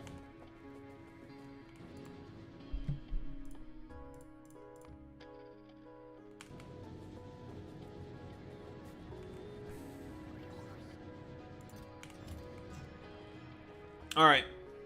Purple time. Copper problem will be figured out later. I think it's just gonna have to be a later problem. For now. Yeah, we really are just not producing enough copper.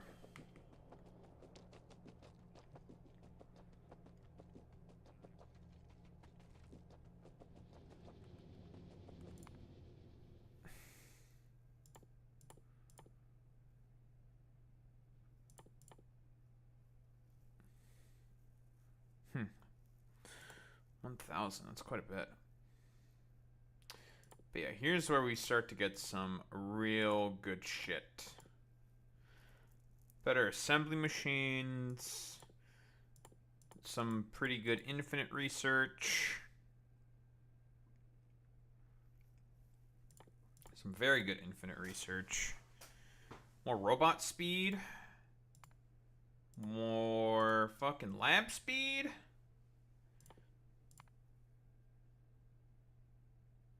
Glassworking, huh?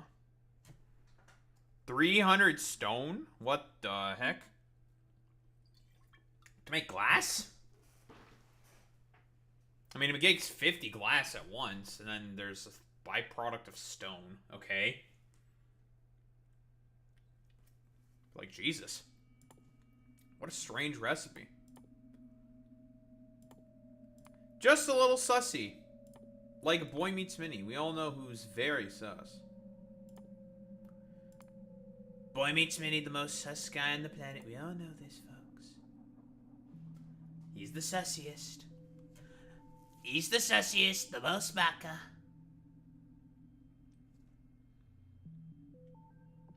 The biggest baka on the planet. That's Boy Meets Minnie.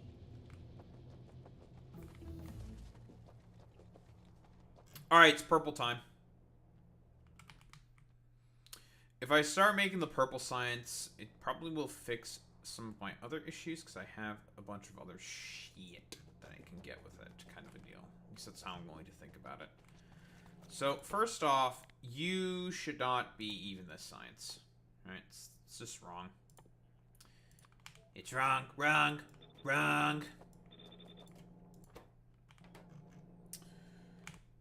So the things that honestly have the highest need for throughput are the rails, which inclines to make me want to keep the rails on the inside belt and just put the fucking furnaces and the productivity modules on the outside belt. Bit of a change from conventional sort of wisdom that I'm going to go along with here. I want to talk about sinks for stone. Well, here it is.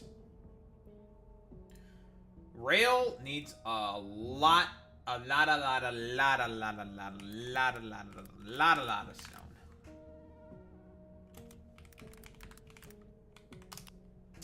You need a lot of stone for it.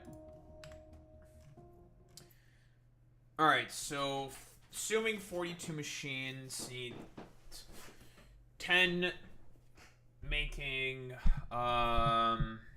electrical engines, 15 making rail, okay, 30 making productivity modules. Well, we only have a third of that, so that makes the math very easy. So we're going to use 4 for electrical furnaces, 6 for rail. Do I want to use 10 on the money for productivity modules?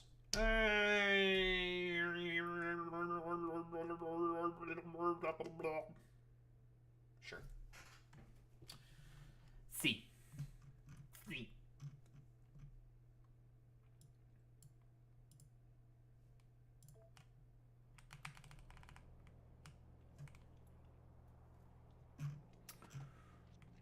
C. Let's see. So we need stone to make rail. Sticks, which means we need iron plates to make sticks. I think you only need like one machine to be able to supply a fuck ton.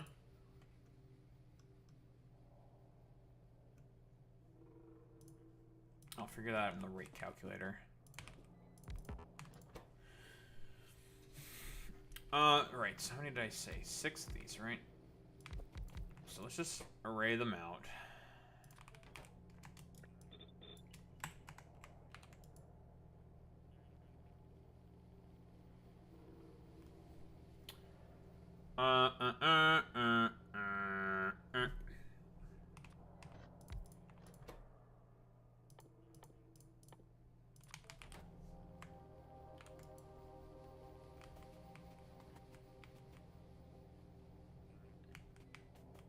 I need 3? I need 3 stick machines. What the heck?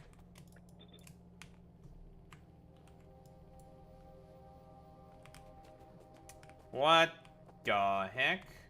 Okay. Well, more stick machines than I thought we need. What the? It's a 1-to-2 ratio? What? Okay. Okay. Do I just make 8? No, that's too much. I don't need to make 8. That's so much rail. I'm gonna use it. Yeah, let's make 8. Fuck it. Oh, I need more substations. Fuck my Chungus life.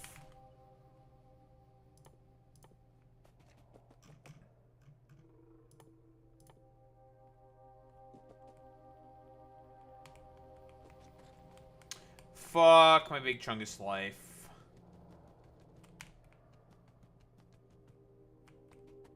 It's definitely way too much of that stuff, but whatever.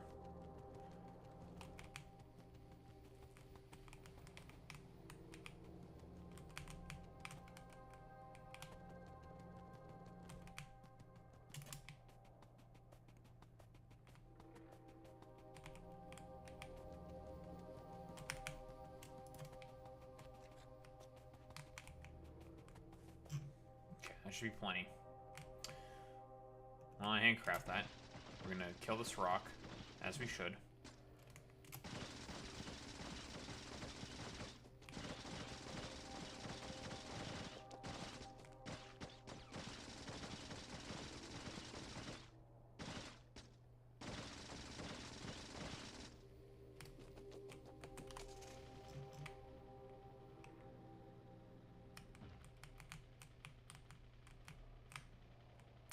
We're gonna do a little bit of racing theory.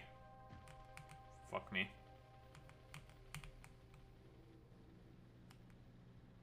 We're gonna be a little racist.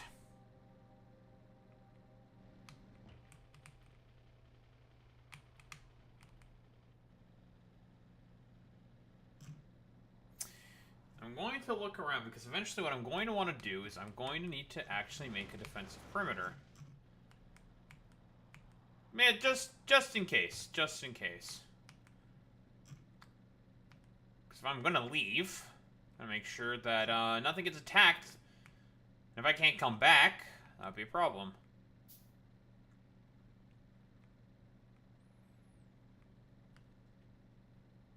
Now, what I could do is just be proactive in murdering. I could do that.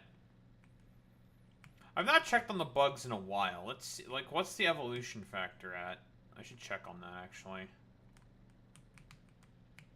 Well, they've been making more nests. They're at 0.5, which means they're definitely going to make mediums. I think it's at 0.6 when they start making... Oh, no, they can start making bigs right now. Okay. So you can start to make blue biters. Okay. And they have been expanding. They have been.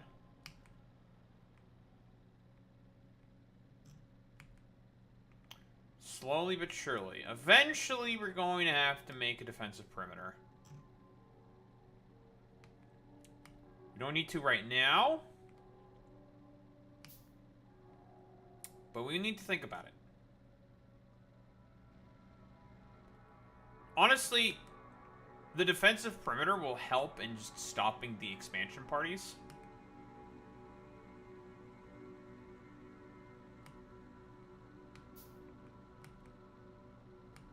Which is probably the best thing for the time being. Doesn't appear to be anything out here at the moment. We'll also have like a bunch of radar in the area, blah, blah, blah, blah, blah. I'm gonna come up with something very elaborate in terms of like a supply train. We're gonna use a bunch of circuit conditions, yada, yada, yada, a bunch of fucking bullshit to get that working. Have you guys shot anything at all? No. No, these have shot nothing. So these have just been Bing chilling, basically. And there's, like, no nests here. This could be, like, a completely, like, little isolated pocket. And I've probably killed all the nests there already. One area that would be important to check is right here. This is probably the area of biggest concern, to be honest. Because I have to make sure that none of those... I'm not killing any of those nests. And... because we're going to need them for later. So they get to live. Those are some bugs that get to live. They get to keep their lives.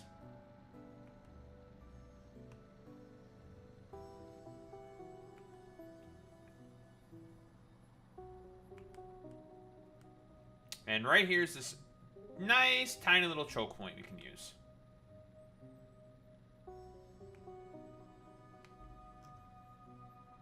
I need to look around and see if there's any expansions.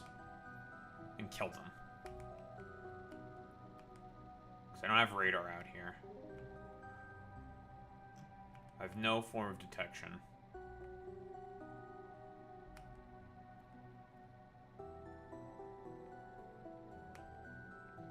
Nothing here.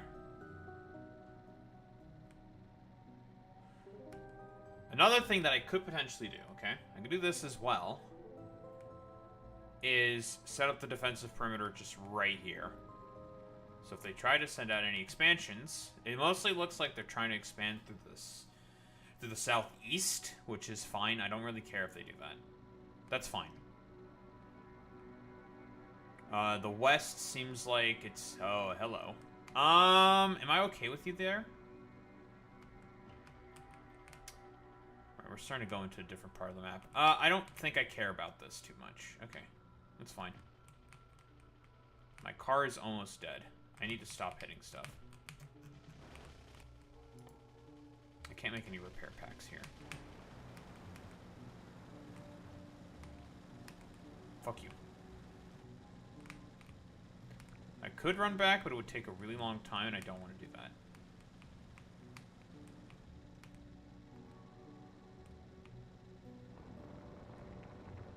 that. Okay. Nothing of interest really over here. Fantastic. Excellent.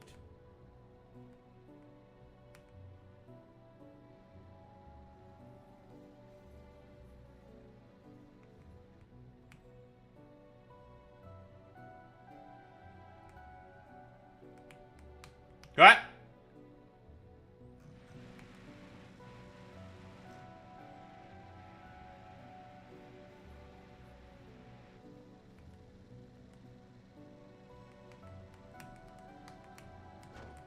Oh.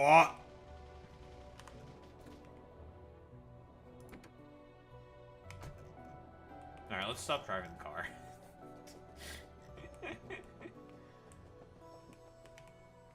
Yeah, you can go fix that. Jesus Christ.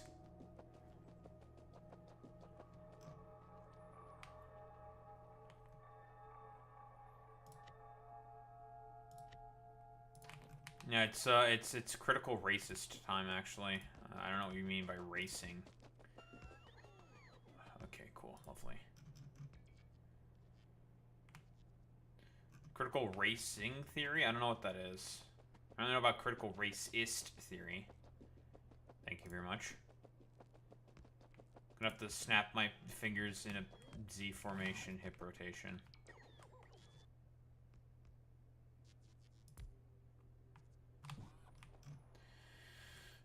Okay, it's time to build purple science. It's time for the purple.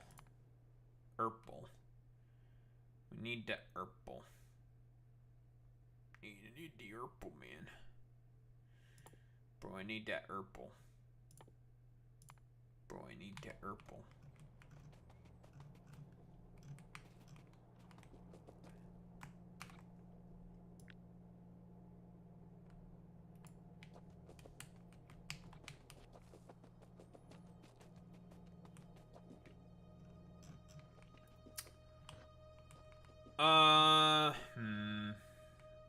How the fuck am I gonna do this?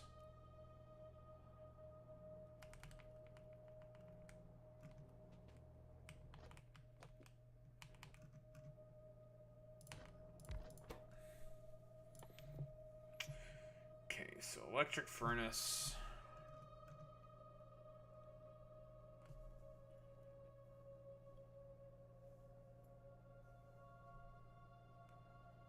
Productivity modules are not very difficult.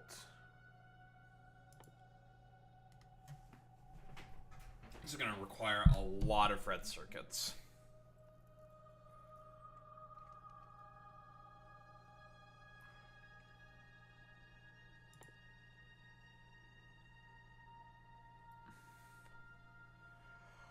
Okay, 5 red circuits, steel, and brick. Okay.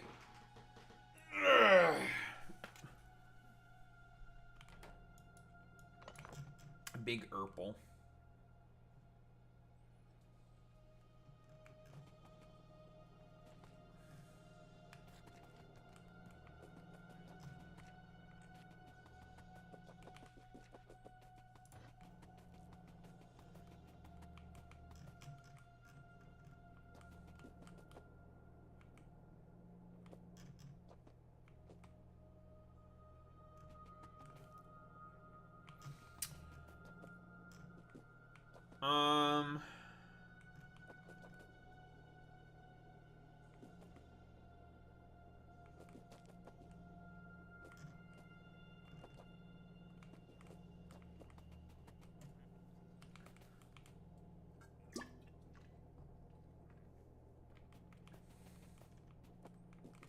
There's something stuck in my teeth and it's annoying the fuck out of me. I hate it. I'm getting a toothpick.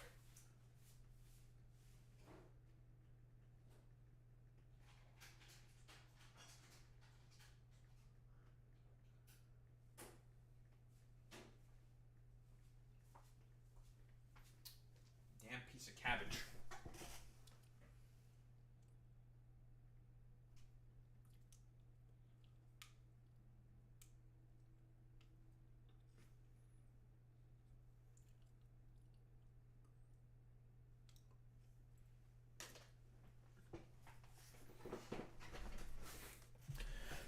Remember, folks, it's important to maintain good dental hygiene.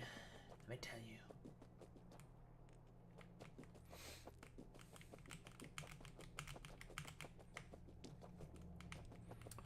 Kind of at a loss for how I want to do this.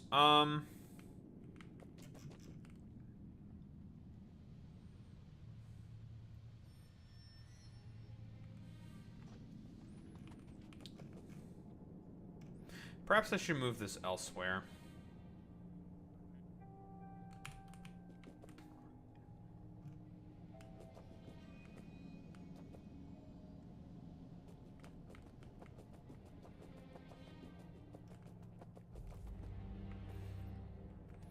If I move it one down, what's that accomplish for me?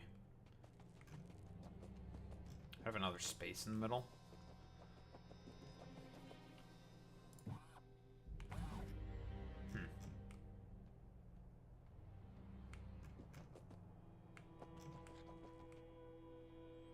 What if I build one of the things in the middle?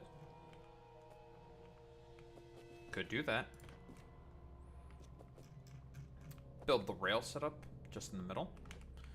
For the rails, we only need stuff that mostly comes from this side of the belt, this side of the bus, and steel. Would not be difficult to just, like, shove it in there somehow.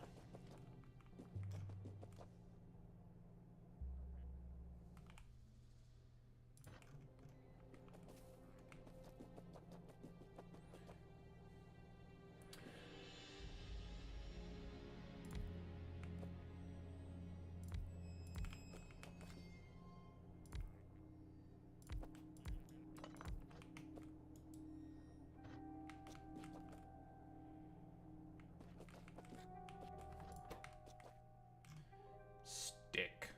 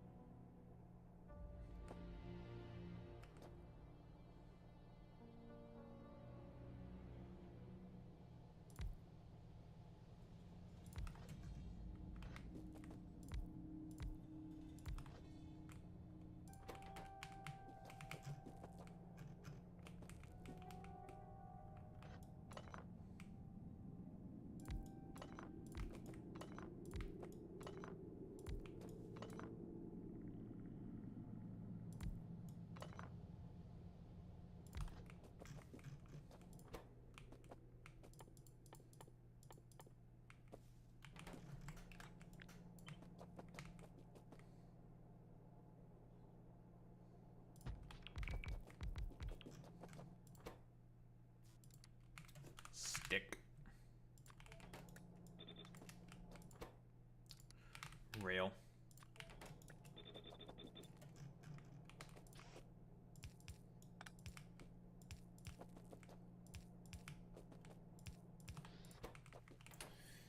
As for input, how many more?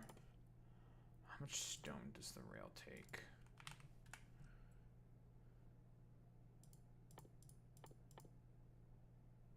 Oh, it's just 1 and 1. Okay, that's fine.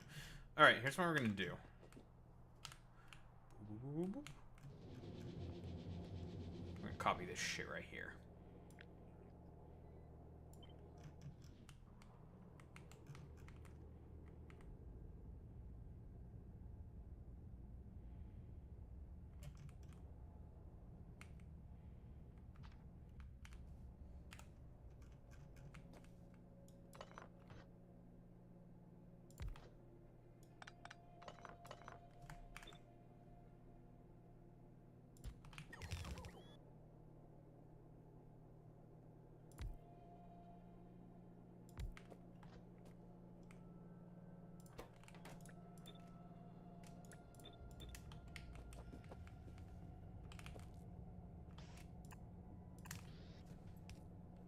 Perfect.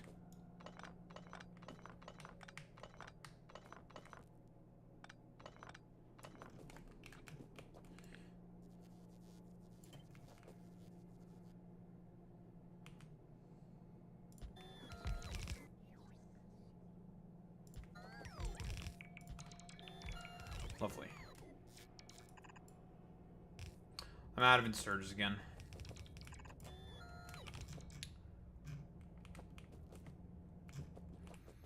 Well, folks, we're out of inserters again. It's not good, folks. We need to make an inserter assembly. Not good. We need to have inserters. Very important, folks.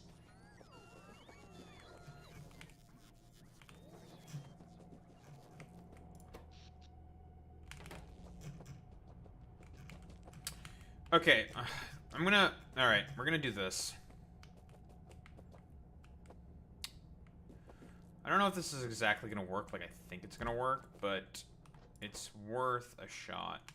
So with the storage chests specifically, you can request specific items. We're gonna make something a little rudimentary in terms of the supply area. So inserters, we need 3 different ingredients. So we just put a filter on here.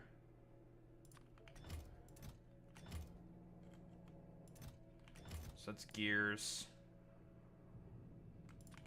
Steel. Or not steel. Iron. This would be green circuits. Should be able to put them in there.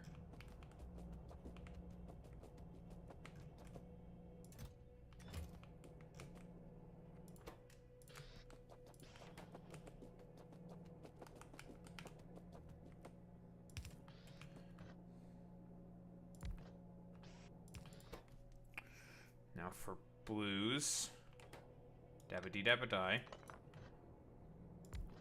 Same thing.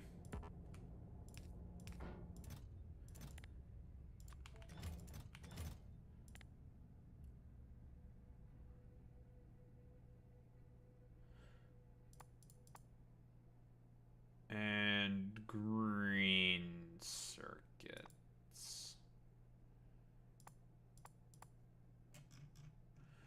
Where the fuck are green circuits?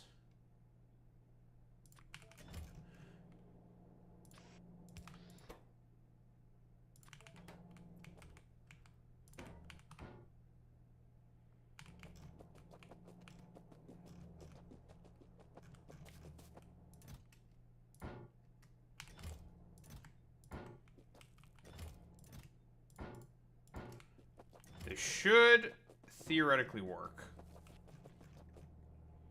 Theoretically speaking. Because I don't have the other necessary sort of, I just don't have the needed,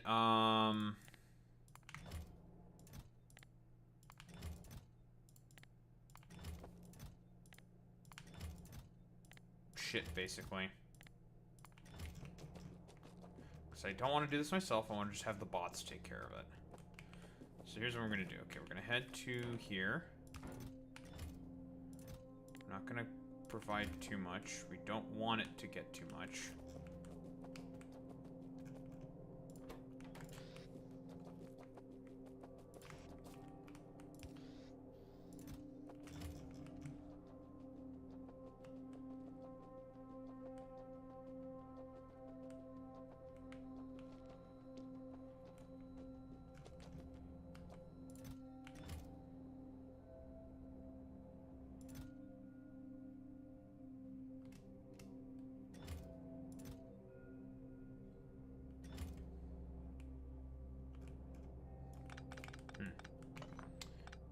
Not think it would work. Curses.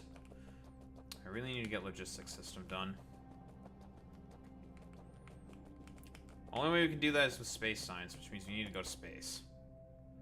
So it looks like we're just kind of shit out of luck at the moment. I don't want to do this with belts. It'd be such a shit show with belts. I don't want to.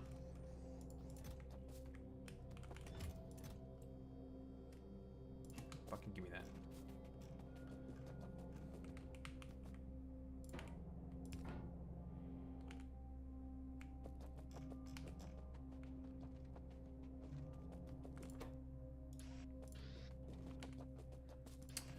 Fuck my big chungus life.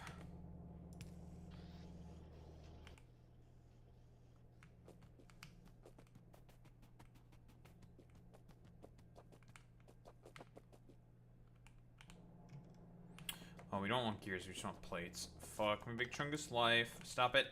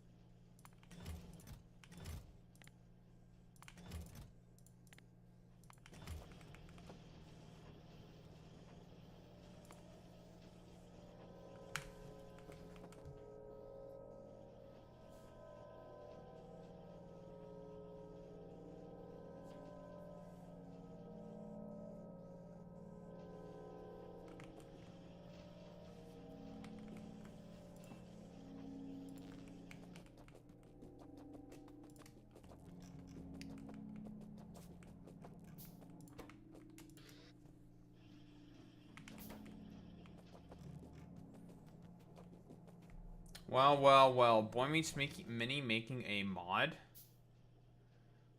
What are you, fucking cringe? Imagine making mods in the year of our Lord 2025. Crazy. Can't believe he would do this. You son of a bitch.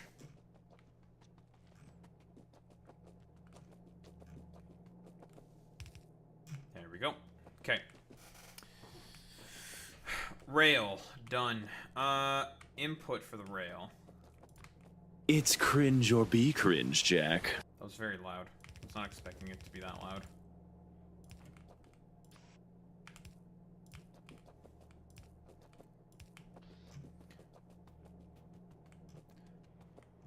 Oh yeah? Well, you know what? The ultimate defeater to any of Sam's arguments is that he is a schizophrenic. There we go. Fuck you, Sam. Fuck you, Jetstream Sam, you schizo. How about them apples, huh? Fuck you, Sam.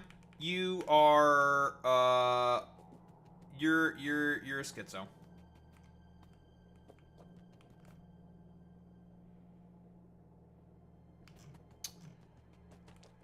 I conveniently put this belt in, like, the worst place possible.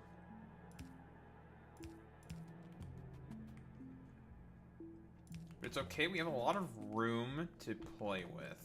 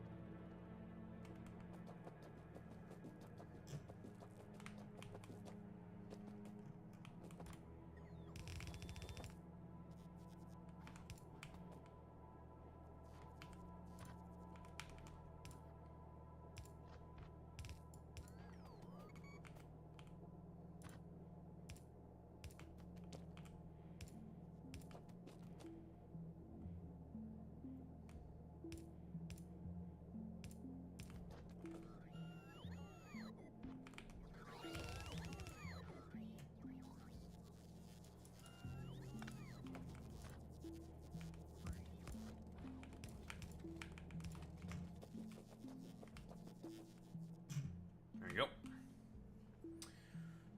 Alright, plates for sticks. Steel is in, and now the stone. Steven Stone. Not Steven Stone.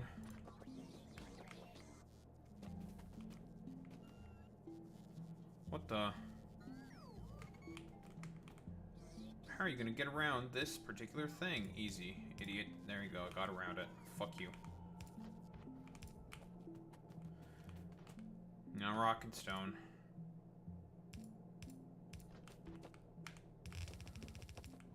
Power of fucking red belts. Don't tell Puto that.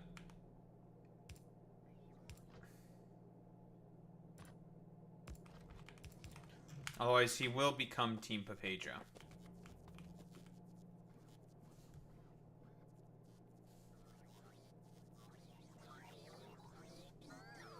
Don't tell Team Papeja. And boom. We are producing rail. Gaze upon what we have accomplished. Raleigh.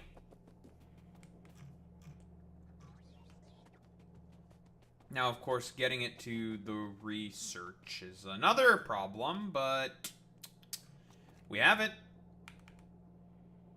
We got it.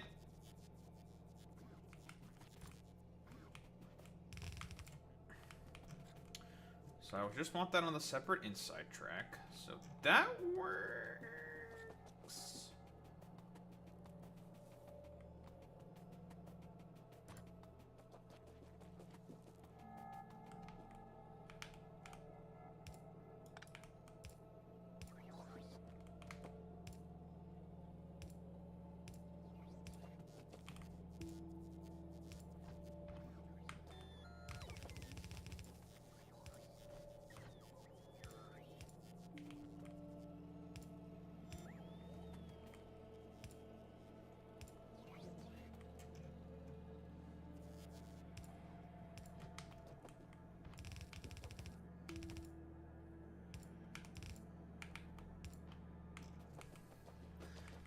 Look at all that rail.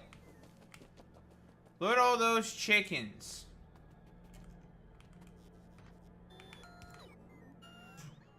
There isn't actually any chickens. I'm lying.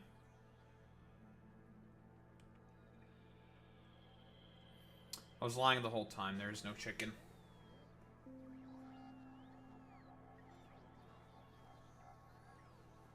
I can't believe that Daho would lie to his audience like that.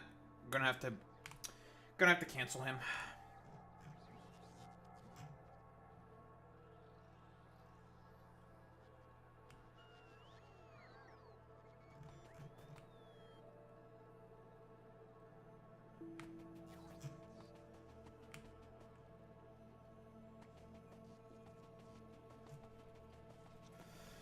Okay, time for the two other things. Ugh, excuse me. Jesus. Eventually we're gonna have to fucking start thinking about this shit. Oh god, not fucking goddamn fucking space. Space Platform Foundation. God, this shit sucks, man. It's so expensive. Like, it takes cable and steel plate. It's fucking crazy. It takes cable and steel plate. Right, alright, let's do productivity modules next, because that is not too hard. That is just greens and reds.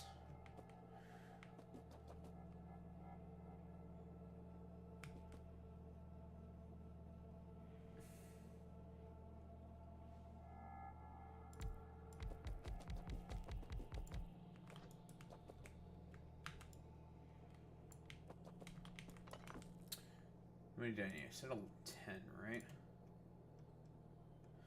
10 for the minimum. But we need extra? Or am I going to... Do I want to make some extra? Do I make 12?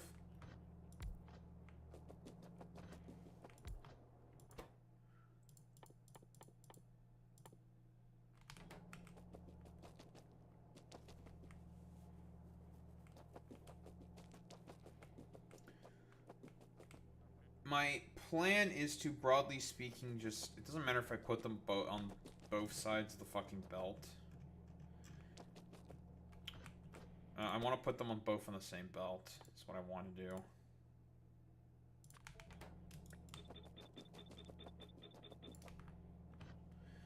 How many for electrical furnaces? 4.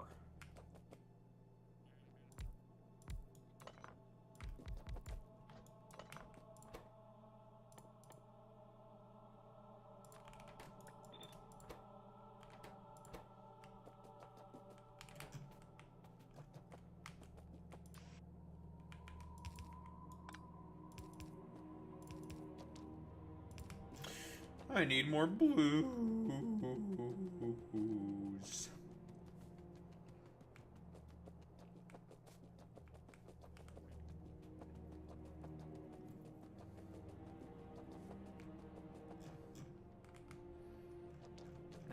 I'm gonna have to just suck it up, Buttercup, and just make a fucking little supply area.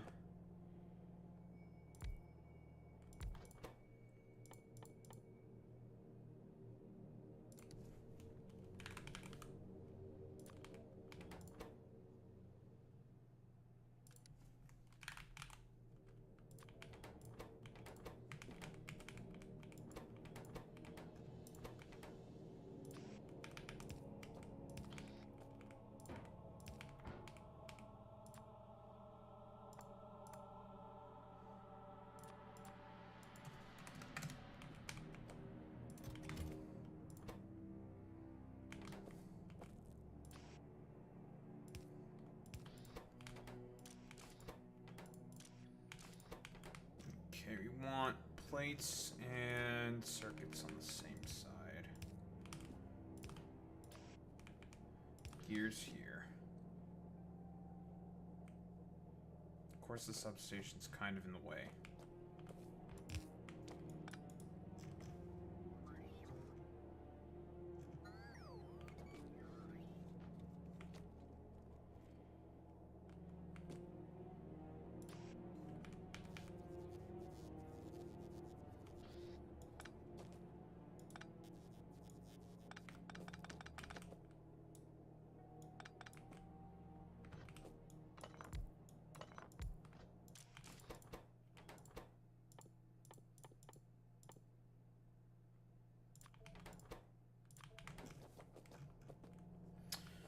Okay, lovely.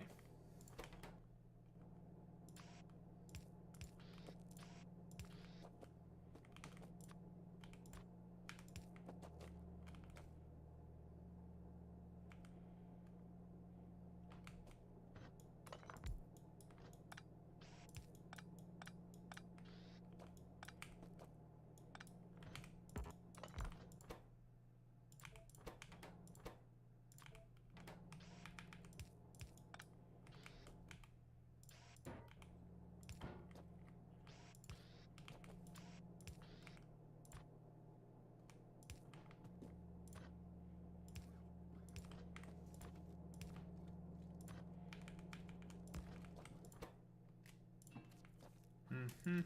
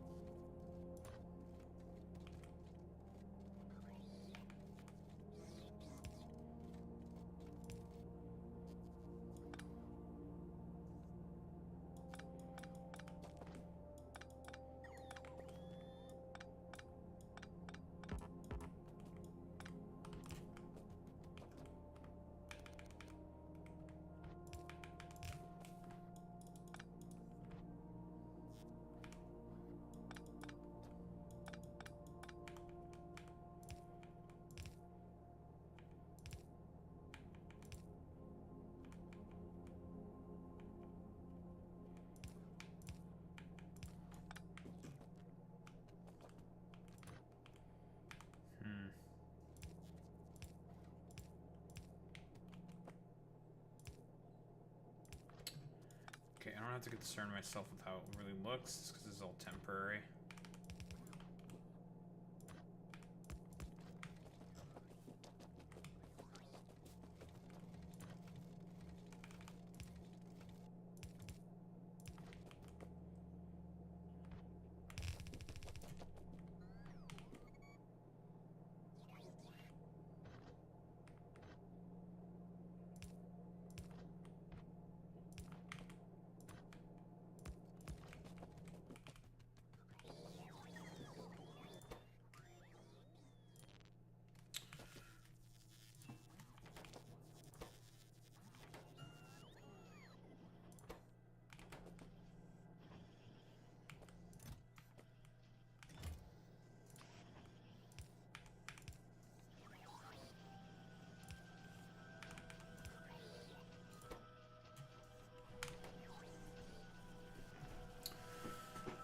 Alright, no longer do I need to think about fucking inserters.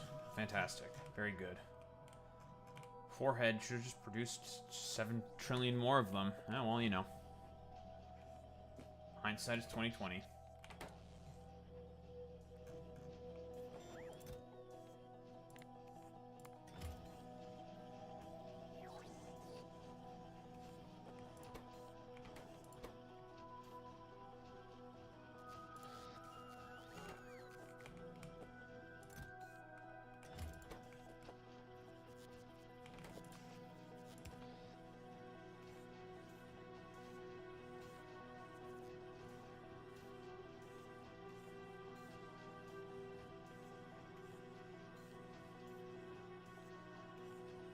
Many people are saying that I'm an exploiter of labor, but personally, I say, folks, no, you just suck.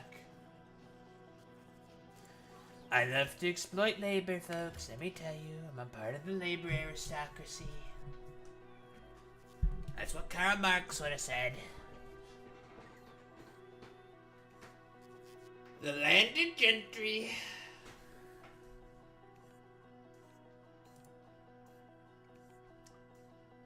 I have not played the Disney TCG, Alex. I have not, no. Has anyone ever said that you're very MTG-like?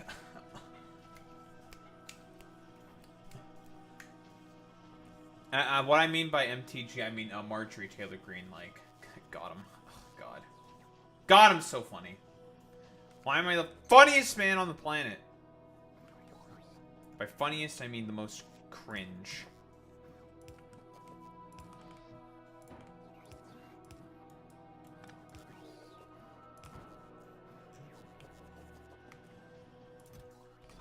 Listen, we all know that in reality, you're like a huge Aaron Yeager fan, Alex. Like, don't fucking try to... everyone start spamming cut. He's a secret Aaron Yeager fan, you know, like FD Signifier released a video about him calling him a fascist or something. I don't remember exactly what the... I know there's like a video on his channel saying that Aaron Yeager's like a fucking... whatever the fuck.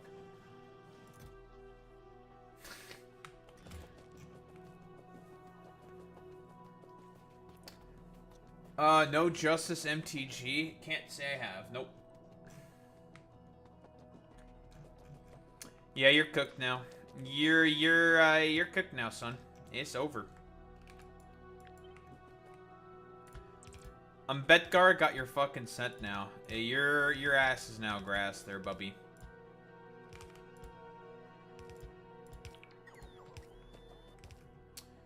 Boy Meets Mini has your scent. You're gonna die now. It's over for you, Buster.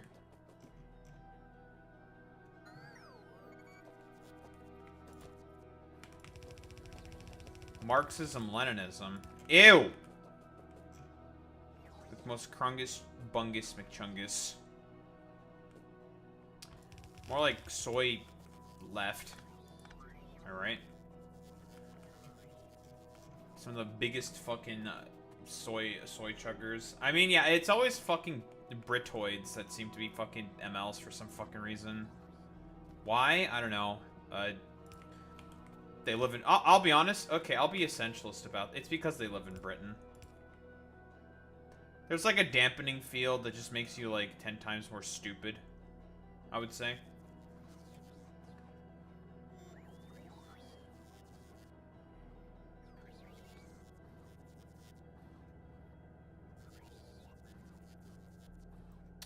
I'm inclined to now believe that yes, it is actually Marjorie Taylor Greene.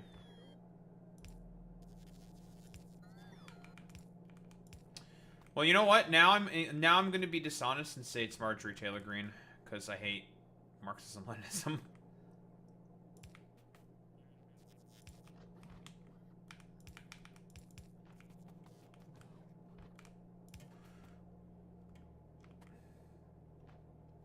What the fuck do I have this here for?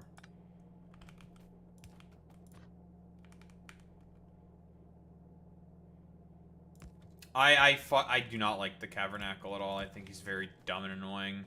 Bro is like trying to do a Keemstar impression, and it's just like, why are you trying to do a Keemstar impression? You are on the left. Well, like, my brother in Christ, why are you doing that? I mean, you know, it's like partially hyperbolic, but like it's true. Like that's his fucking shtick. He's very annoying. I saw a couple of his videos and I was just like, I mean, they're whatever, but it's just like he's just like boring. It's just it's the same fucking kind of dreck. It's like whatever. I don't give a fuck about any of that shit, dude.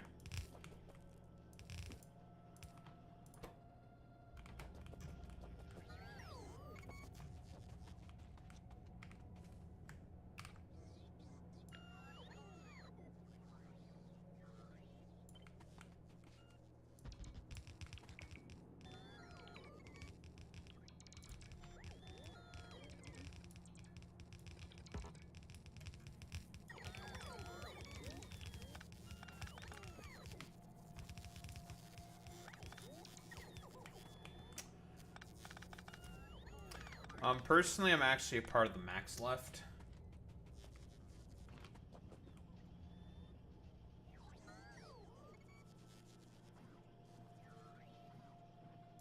I'm actually a max leftist.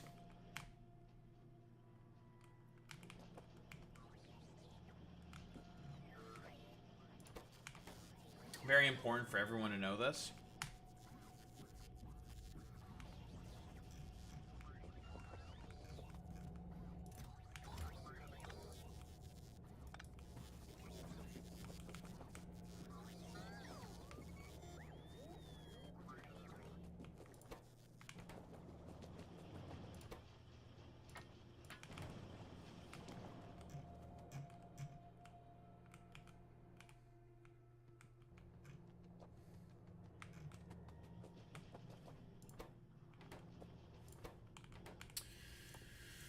Okay, so for the electrical furnaces, how much fucking shit do we need? Put the red circuits on the outside track? Okay. Yeah, that shit was very, very funny. No, we put the stone brick on the outside track. Put the fucking red circuits and fucking the other shit on the same. Put the stone brick on the outside. Who the fuck was it? Wasn't it Brianna Wu who fucking coined that stupid fucking phrase, max leftism?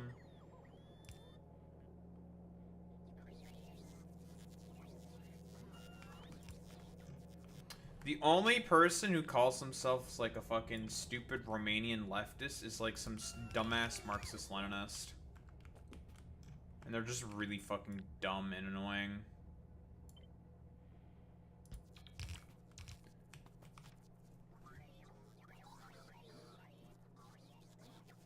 Just a supremely stupid individual. It's like, yeah, man, Marxism, Leninism in Romania is gonna go very well for you. I believe in you.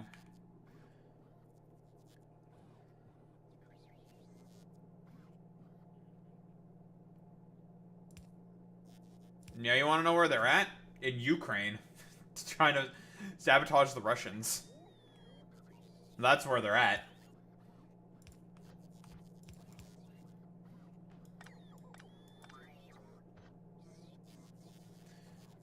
For all this talk about praxis that Marxist-Leninists love to have, they're not very good at actually doing it when push comes to shove.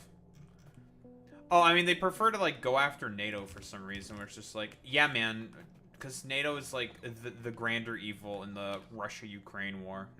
Yep, NATO. Yep, they organized protests in Belarus as well. Like, there's a reason why, like, there's no MLs, movements, broadly speaking, in, like, other parts of Eastern Europe. It's because they're all fascists. All of them. All of them are, like, freakazoid, weirdo, fucking ultra-right nationalists. Or far-right nationalists. They're all just, like, fucking stupid, annoying morons.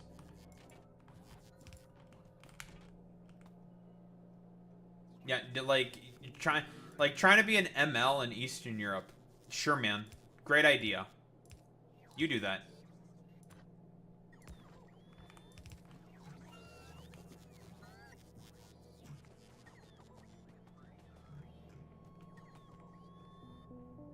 It's like, pick a fucking struggle.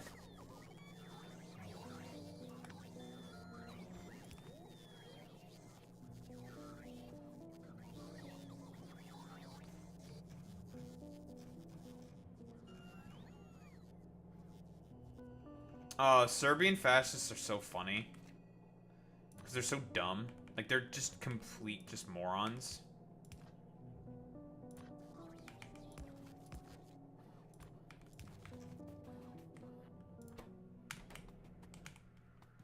Oh yeah, they are insane, but they're so like goofy and stupid as well. Makes them funny. Because of how stupid they are.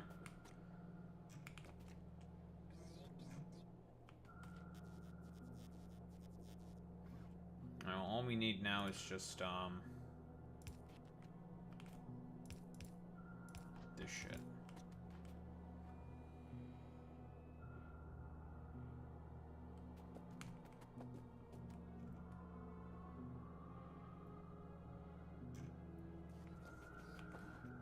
You know what? Fuck you. Becomes pro-Israel for the love of the game. You know what? Fuck you. Becomes pro-Israel. Clueless.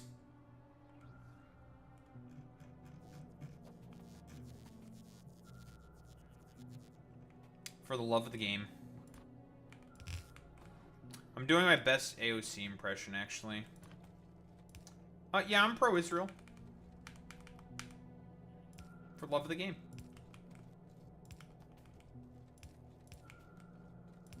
I'm being a little facetious. She's not actually pro-Israel. Is what they want you to think. Fucking sheep.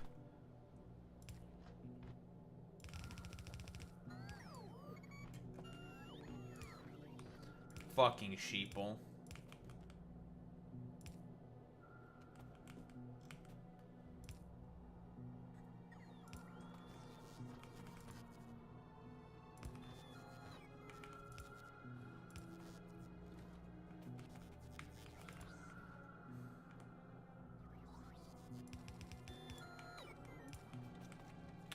Okay.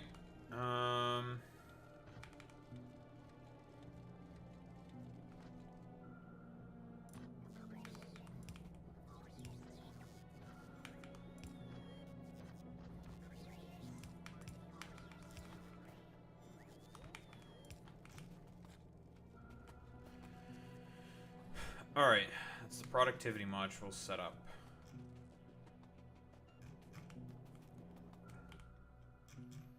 Eventually we can upgrade those to EM plants and cut down on the amount of machines there, but that'll do for now. The steel. And the fucking substation's in the way.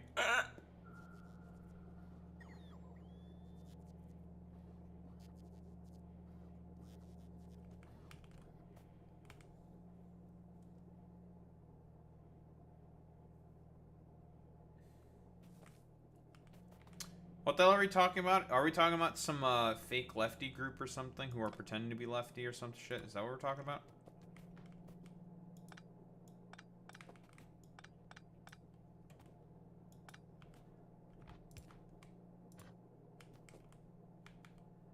Yeah, the anti-German movement.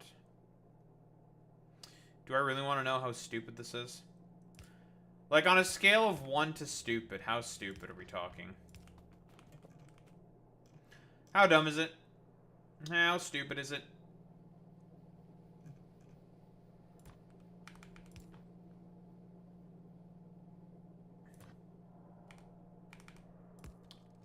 Based. I love people being heckin' super reactionary. Alright, that's purple science done. We now have purple drank. We have mysterious purple liquid now.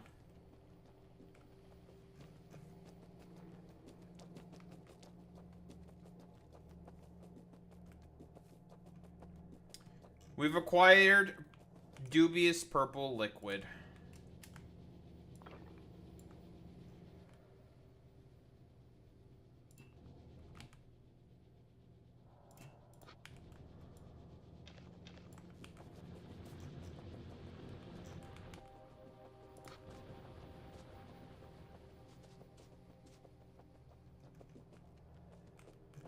Oh, so like any other potential, probable, like, co-opted movement or something? You got co-opted by some stupid dumbasses? Okay. This is me being shocked and surprised.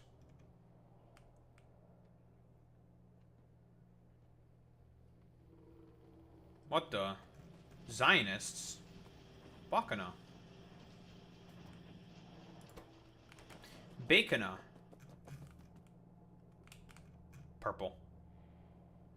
I have acquired purple. Everyone, purple acquired.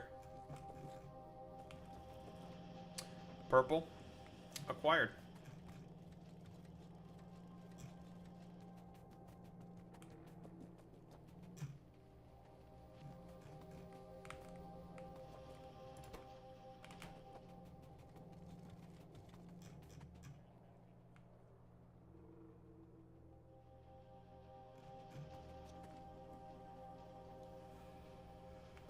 All these idiots will eventually start working, but yeah.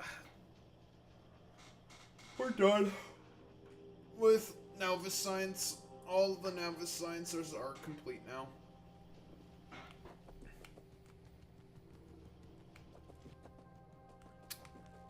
And now our labs are extra gay.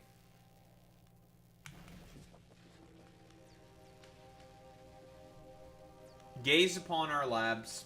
Gaze upon how gay they are. Gaze. Gay.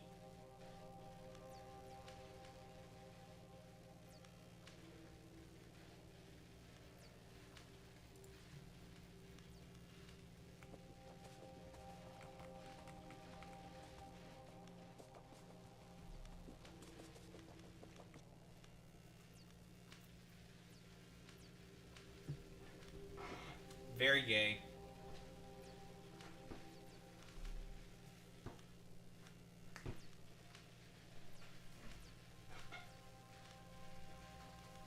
Ugh.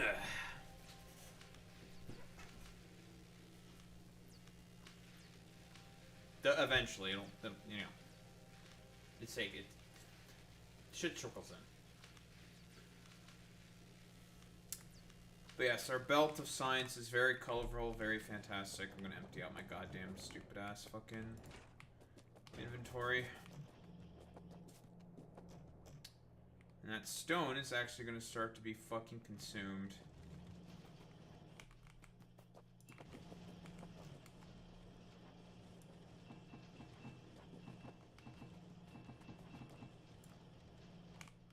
Alright, I'll take care of that copper. And you can have fun with these red circuits. Now for this random ass steel. Man, those steel buffer chests are not going to go down anytime soon, are they? How did I make so much steel? How did he make that much steel? How did he do it? How did Daho do that? How did he do it? Who knows? Many people are asking the same questions. How did Daho do all this?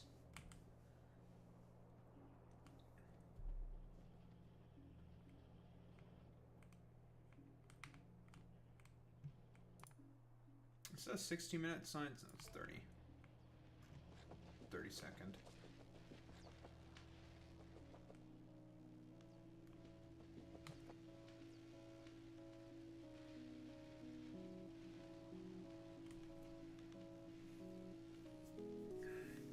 But we must simply just gaze. But then again, we're not even close to being halfway done with all the science.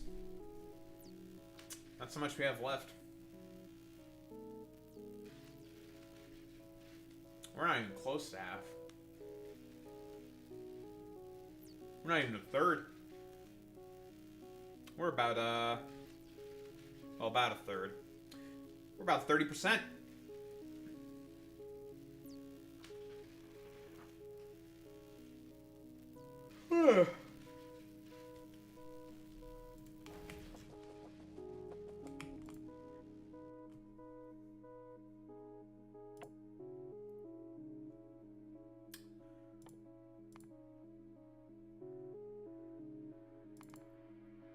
I want to get to mining productivity level 5 first.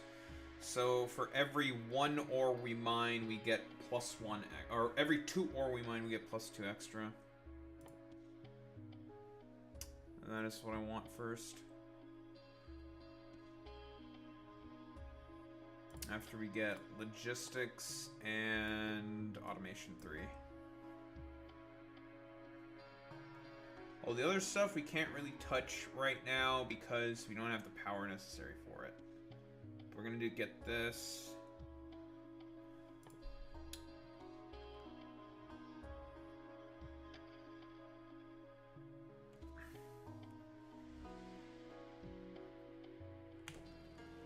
and start thinking about going to space.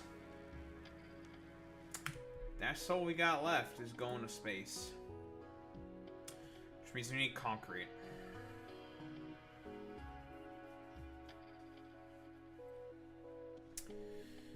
Time for concrete. Or cumcrete. Whatever you want. Yep, cum. Crete. Cumcrete. Cumus. Pumice. Yep, cum. Yep, cock.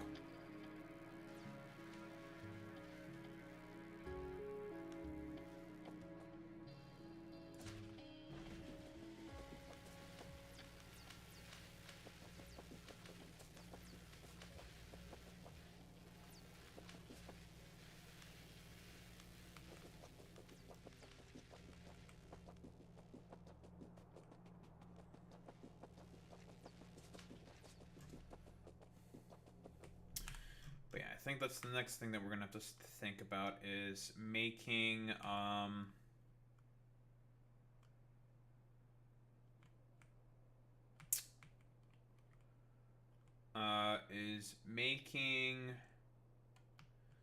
concrete. Nice stone patch and a nice iron patch right there that we can just take in order to start creating concrete.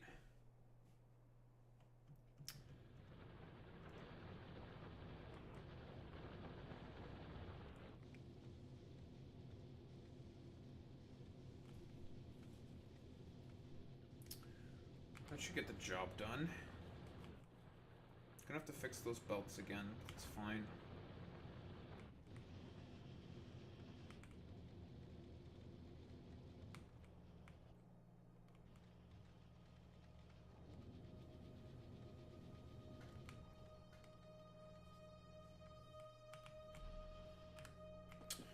Ooh, I made one of the biggest errors, actually, of life. I'm actually really bad at this fucking video game. This is an error I should fix immediately.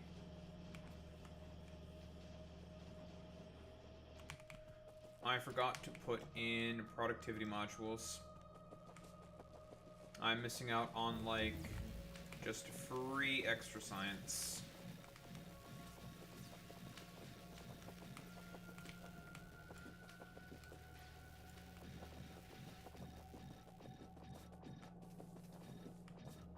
Dies of cringe.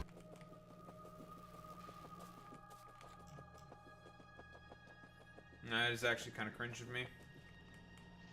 Kind of crungus bungus mcchungus.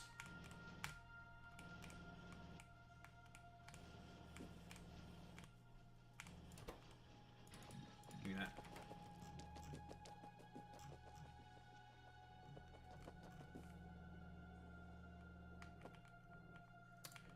It's not much right now, but it gives us a tiny bit extra.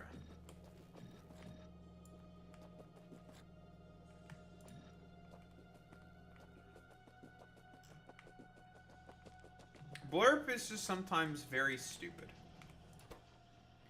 Can I get any reelers in chat? Blurb being stupid?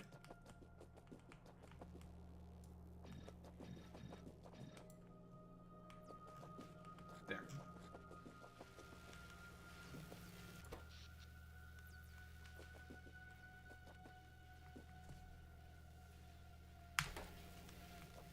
Yeah, it's pretty real. Shut the fuck up. No one cares. Know your fucking place. Trash. Fuck you, Frank. You stick fingers in your asshole or something, stupid bitch. Fuck you, filthy Frank. Little bitch. Fuck you, Franku. Fuck you, man. Fuck you, man.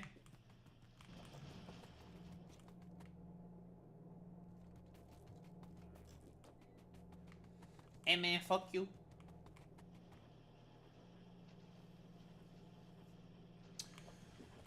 But you know, these did come out pretty clean, so I'm not too upset about this.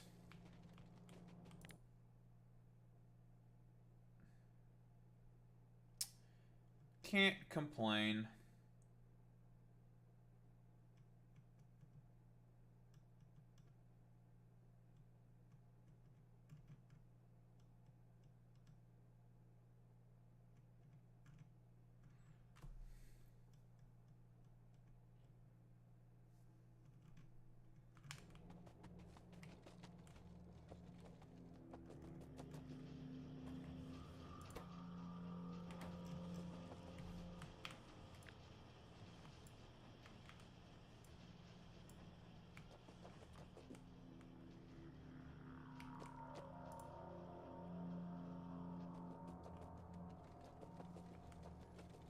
I definitely do not make enough steel to be able to feed those 8 assembly machines, that's for certain, but that's fine. It's not that big of a deal.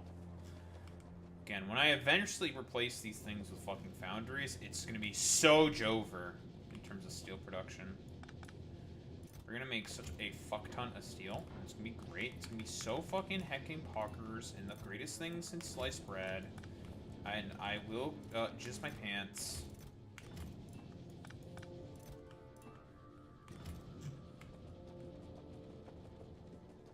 Now, those buffer chips will not be able to keep up for forever, but that's fine.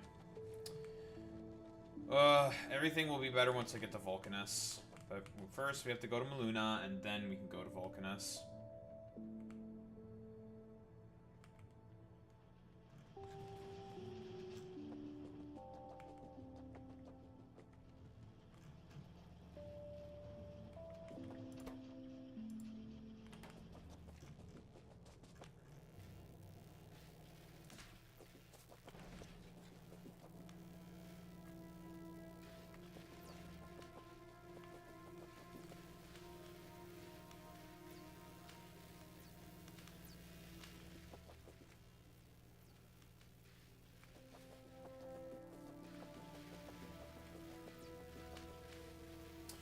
So once we have biolabs, we'll be able to fit more science. And we're gonna have to fucking reconfigure this completely once we have biolabs. Like this shit. Just... will have to be completely redone.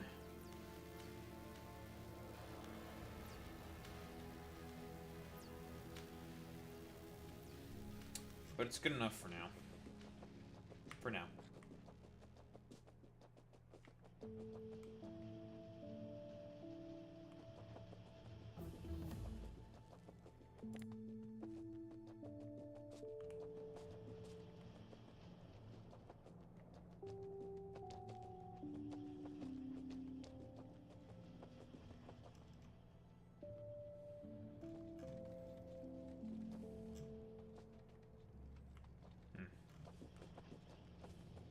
Low on iron now, huh?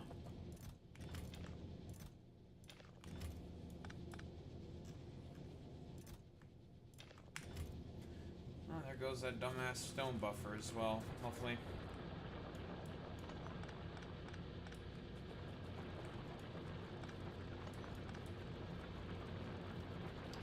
Why is there iron on the stone belt?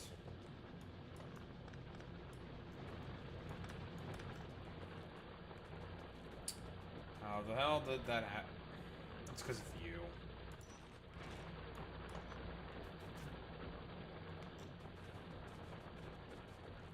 Ugh, I'll fucking fix that eventually.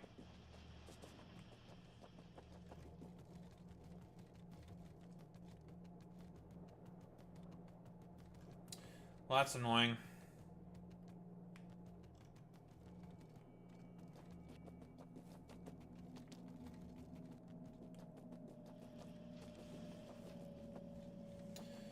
It'll inevitably all filter itself out through here, so...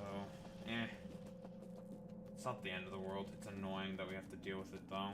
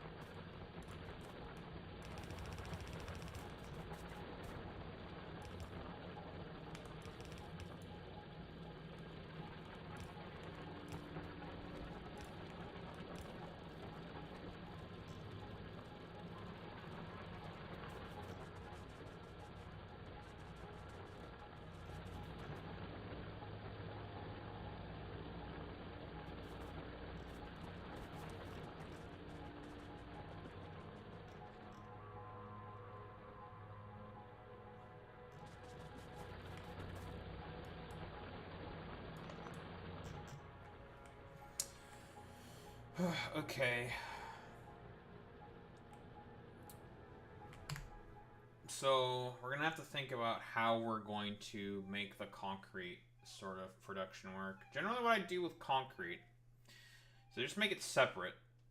Just off on its own little island, own little thing, doing its own little shtick. Question is where the... I need to bring in the concrete. We should just train for that. It's pretty easy. Make a concrete load station. Make a concrete unload station.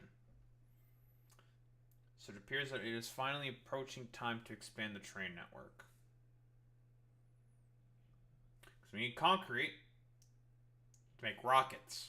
Well, rocket silos and stuff. But, you know. We'll get to that.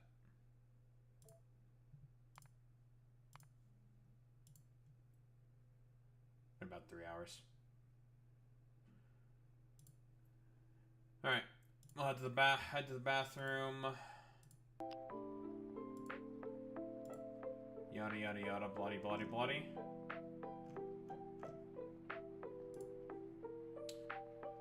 Bathroom, water, yap. You know how it is.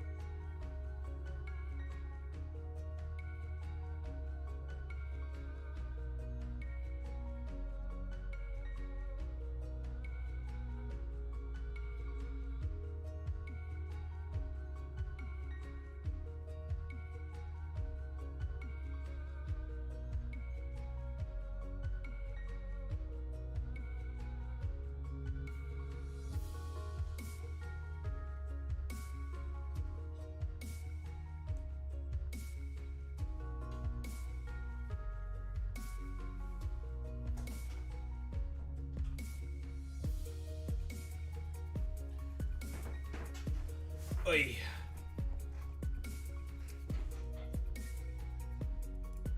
Boo.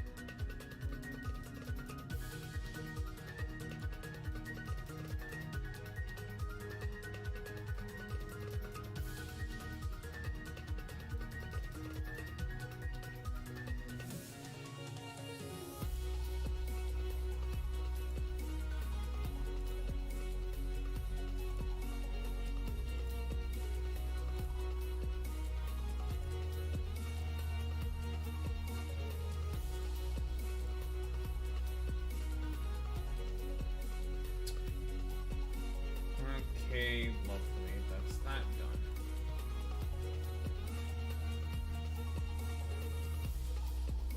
Streamers can't catch a break this week? What happened? What happened?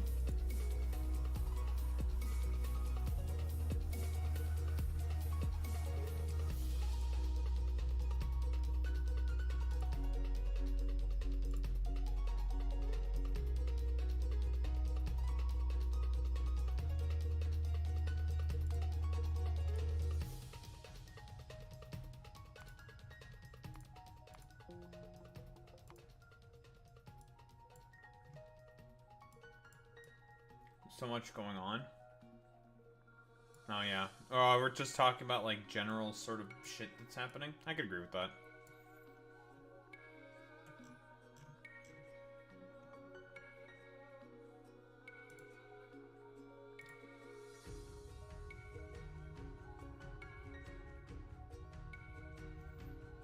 Oof. Iron Mouse's Tiltify has reached $623,000.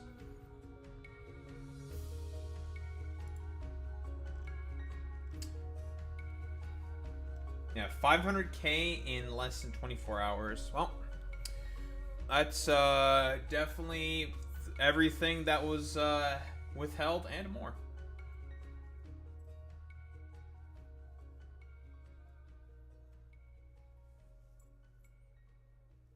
Wait, Asmongold challenges Ludwig to come out with a hot take after Ludwig called V Shoujo a terrorist organization. I think people are annoyed by Ludwig waiting for everyone to decide on same thing, so you can repeat it back for them for internet points. Completely fake. What? Is this like in reference to sort of the fact that Ludwig, what was that fucking shit take? He had a bad take not that long ago about something. I don't remember what it was. But it's just like, what? Also, like, Asmongold has no right to talk about fucking internet points. It's Asmongold. He does anything for fucking internet points constantly. Does everything for fucking internet points. I like, okay, whatever.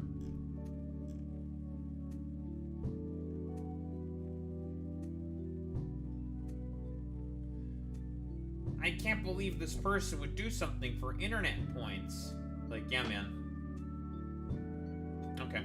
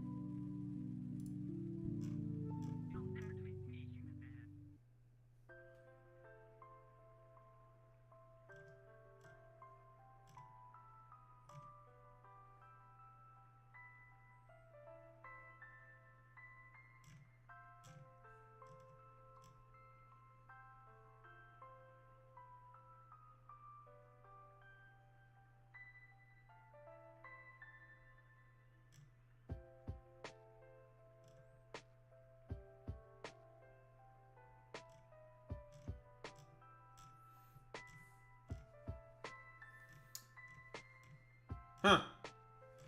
So it turns out Iron Mouse wasn't the only one who hasn't been getting paid by VShojo. It seems like it's everyone has not been getting paid. It's very funny.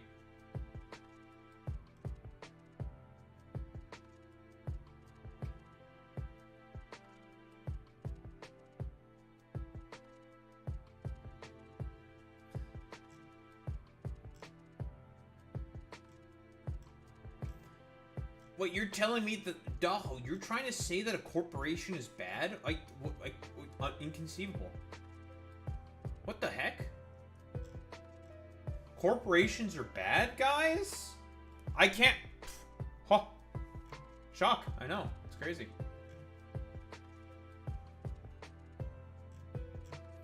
I can't believe he would say such things.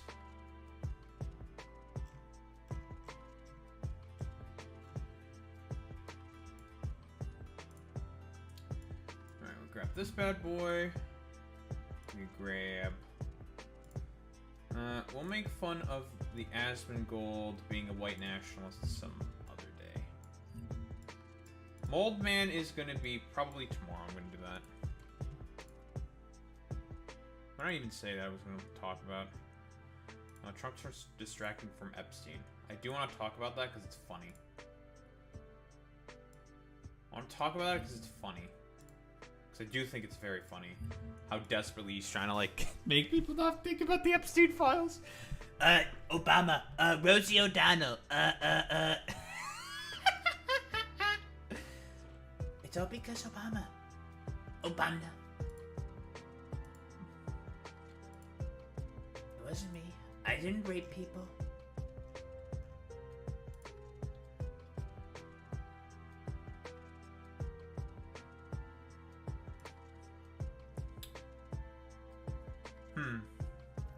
Summary of Henya's stream. Henya, keep in mind, is also one of the other huge challenges from VShojo. 5 minutes before stream, her birthday merch was never shipped. Her manager and attorney are handling the situation. Okay. Officially leaving VShojo. Company owes her a significant amount of unpaid debts they've delayed for a long time. She trusted them, finds it unsettling. A few years ago, she nearly quit. Joining VShojo gave her hope again. Now she's heartbroken. Well, and she will continue as an independent. Damn.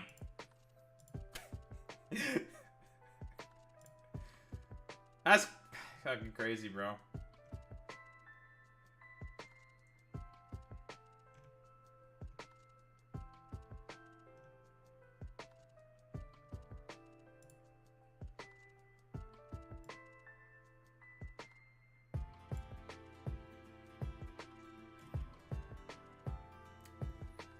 Wonder if these VTubers can do a co-op, but of course everyone has to be on board on that.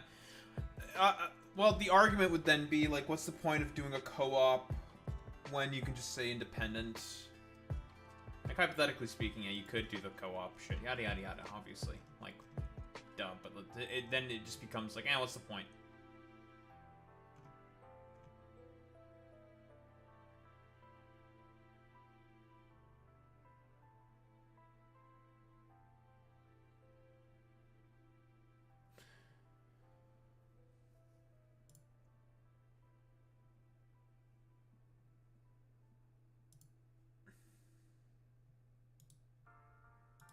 I do kind of want to make fun of Hakeem Jeffries.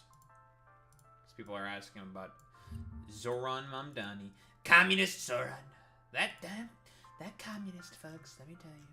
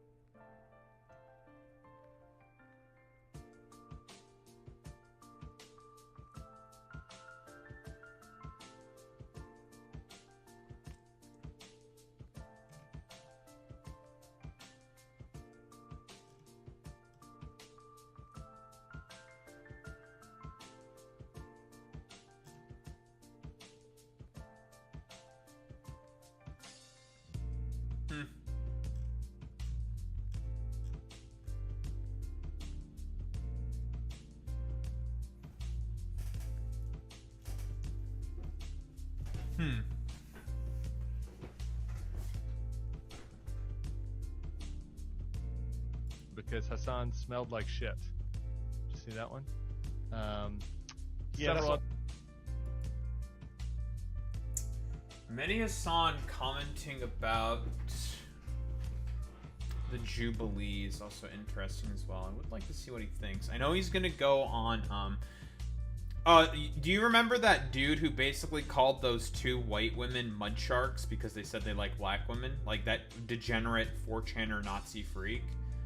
That was the same dude who said like, I didn't want to go up to debate Mehdi Hassan because he smells bad, and he's just saying that because he's Indian, right? Like he's just being racist because he's like well, that dude's just a freak, basically. Like, not a human, basically. That I think his name is Chaotic Hermes. That dude really is basically what happens. That dude's basically what happens when a 4chaner breaks containment. Like, unironically, 4chaner broke containment and is now like parading about in the fucking goddamn world.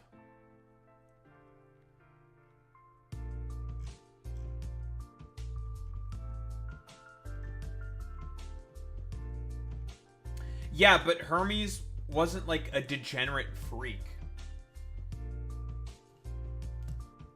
And what I mean by like a degenerate freak, because I mean technically all the Greek gods are fucking degenerate freaks. I guess in terms of like relative polite society, quote unquote. What I mean is like, I don't think like Hermes would like go around saying like, yeah, so you are like race mixing makes like retarded children. You know that, right? It's like that, dude. Would anyone really like with like half a fucking brain say that? Like, huh? I don't think so. You know, I don't think so.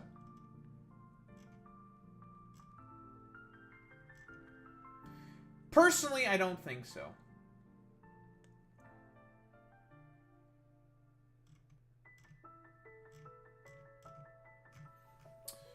I might do a little blurb about the Pokemon Direct. I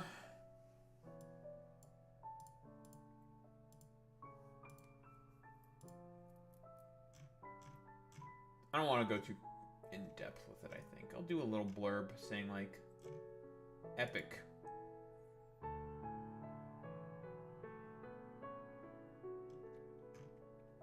I should use this code GoFestMax to get a free Gmax.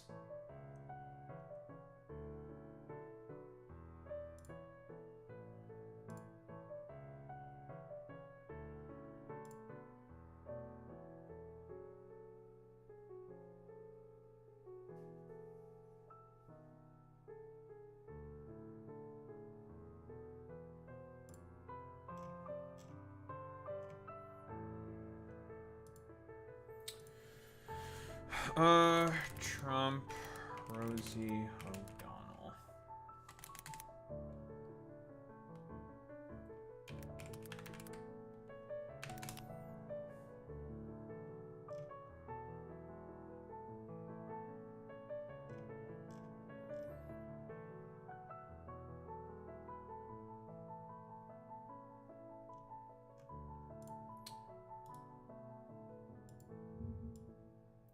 What other fucking bullshit is he trying to say to distract from fucking Jeffrey Epstein? Right, there's the Rosie O'Donnell stuff. There's the Obama stuff, where he, like, released an AI video. And, what else?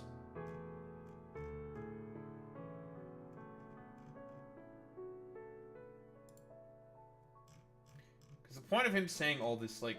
Oh, I remember. He said he wants to change the names of the, what, I don't know what the Cleveland Indians call themselves now.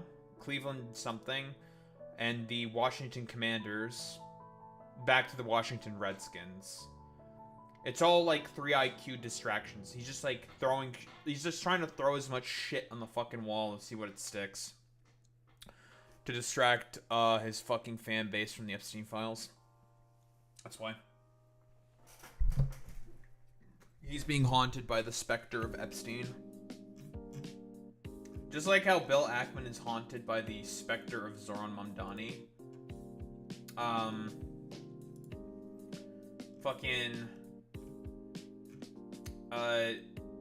Donald Trump's being haunted by the specter of Epstein.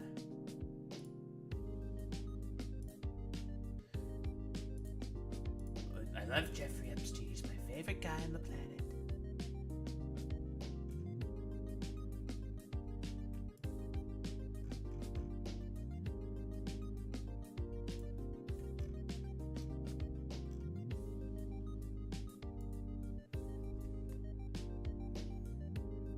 It's just he's scared. Like, he's scared. He's like a cornered puppy trying to do everything possible in order to not have people talk about Jeffrey Epstein. That's what it is.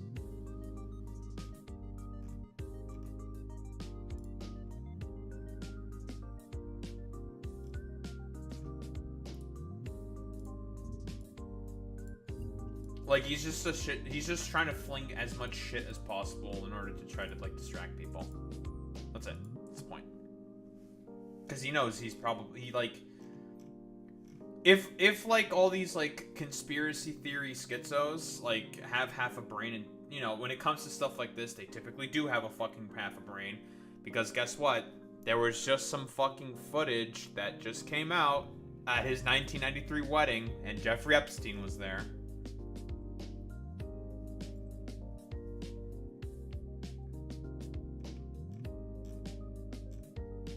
He's gonna get more and more fucking erratic.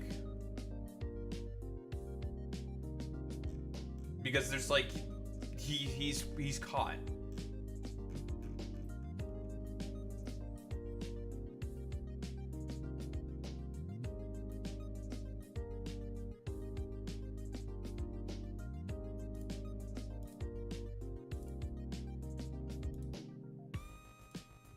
Because he's just doing it because he's just a rat caught in a cage. He's having a panic. Like, that's it.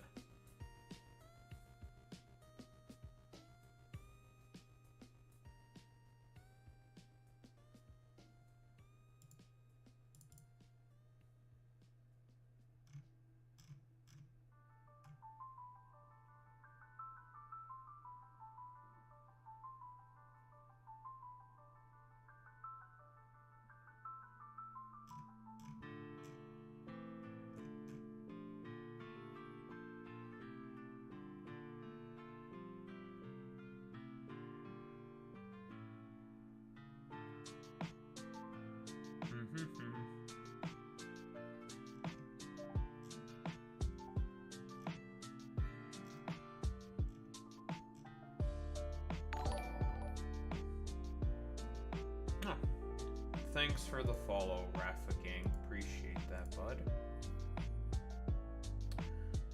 Boom, boom, boom.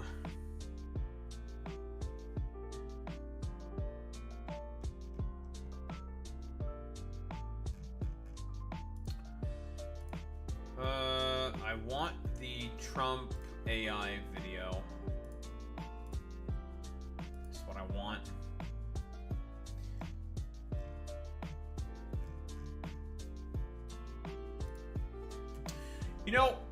You know another thing that I don't understand, Boy Meets Mini?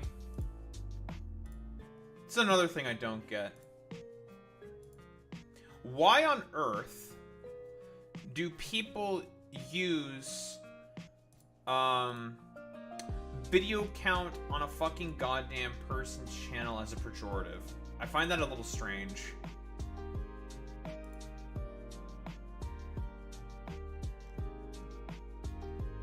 Like, what does that exactly accomplish? Like, why?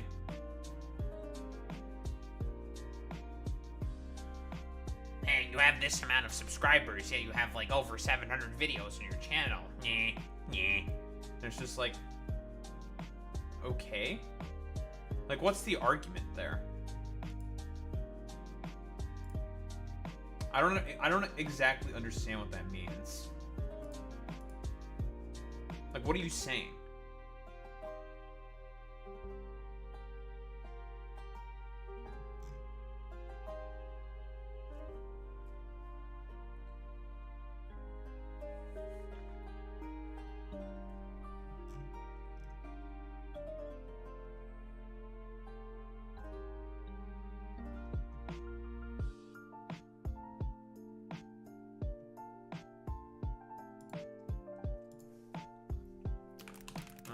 Trump Obama AI video. Need to get more specific. There you go.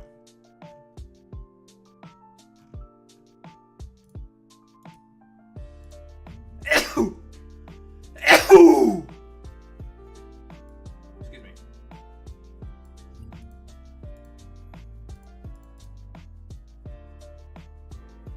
Ugh. Man.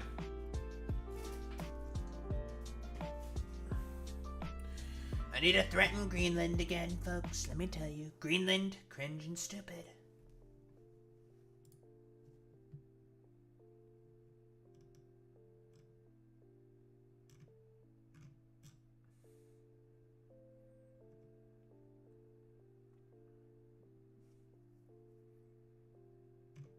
Wait, Boy Meets Minnie.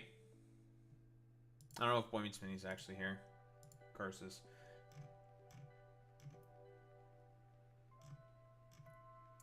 Is Naveen a Sanskrit name? Real?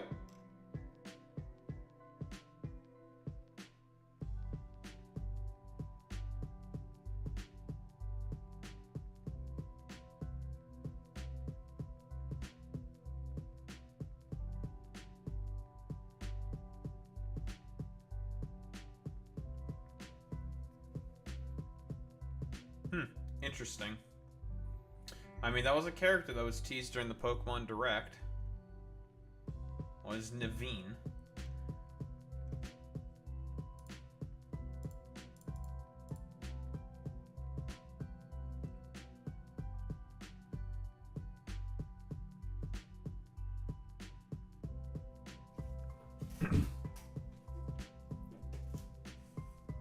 Interesting. I want to pull up the fucking video of the Pokemon Direct. I'm going to talk about it, though.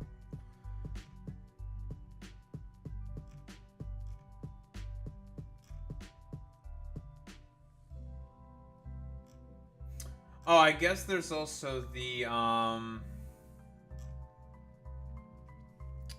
I guess there's also the, whatchamacallit. What the hell was I gonna say? I don't remember. What's up, camera sniffer? Whoa! A slur. What the?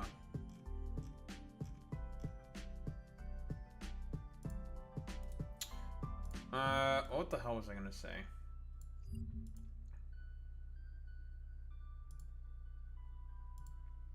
Well, technically speaking, yeah, cracker is a slur, but it's like, it's not, it's like whatever, who the fuck cares? No, who the hell cares if cracker is a slur, kind of a deal? Yeah, basically.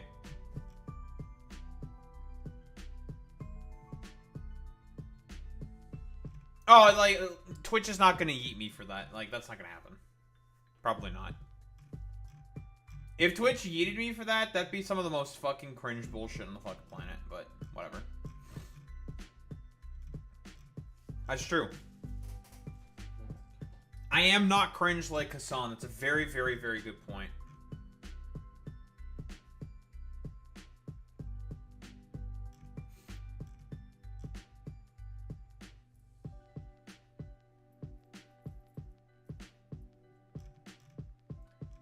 What the fuck does that even mean?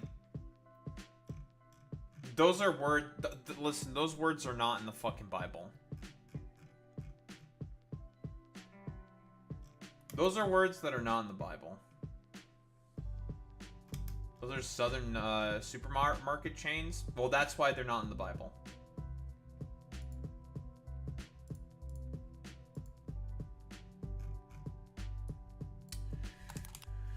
I'm trying to think. Is there anything else interesting from the goddamn...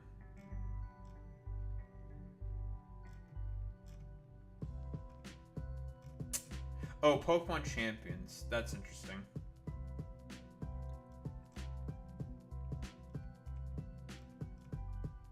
Everything else does not matter.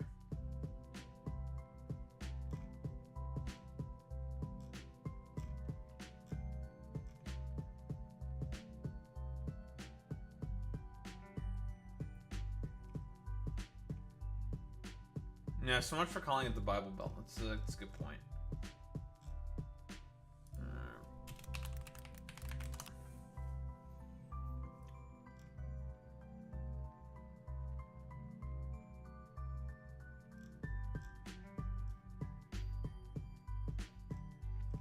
That's true. Imagine thinking you can eat in this economy. It's true.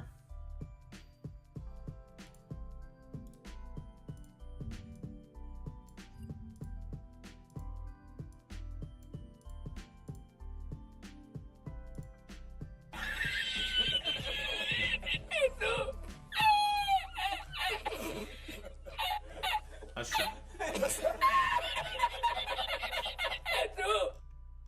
I forgot how long that shit is. Yeah, I don't care about the mobile slop, Pokemon Champions, and the Legend ZA is the only interesting thing. Even though, for the most part, even the Legend ZA reveals were not that great, to be honest. I have to wait until Worlds, because they'll definitely reveal something during Worlds, which is in about a month. And then, October 16th is the release date, which is not too crazy. That's true. Many people are saying that Kerala is the actual South.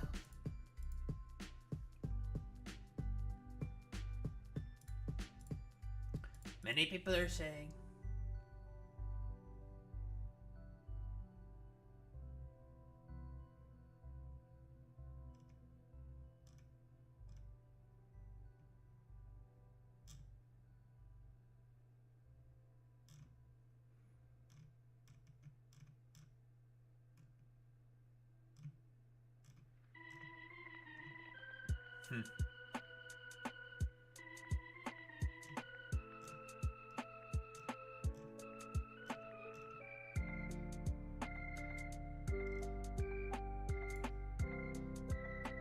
Alright, we can shut you the fuck up now. Alright, we got all our shit now.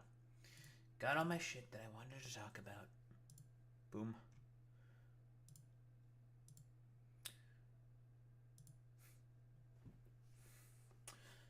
Hackmus Jeffress. My favorite guy, Hakeem Jeffries. I love Hakeem Jeffries. Oh boy. I love Hakeem. He's my favorite guy. Let me tell you, such a good guy. Alright. What do we got here?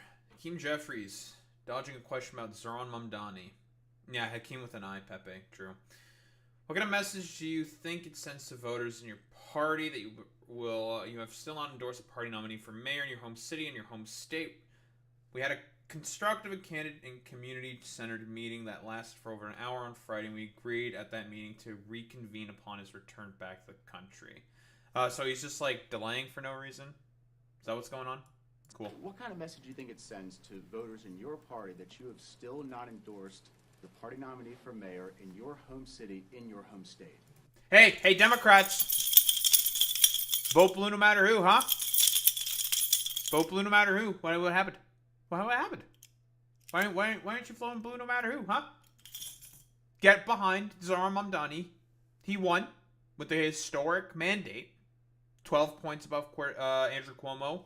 Significantly more voters as well. He had a record turnout in terms of a New York Democratic primary. You gotta fall behind, huh? What's going on?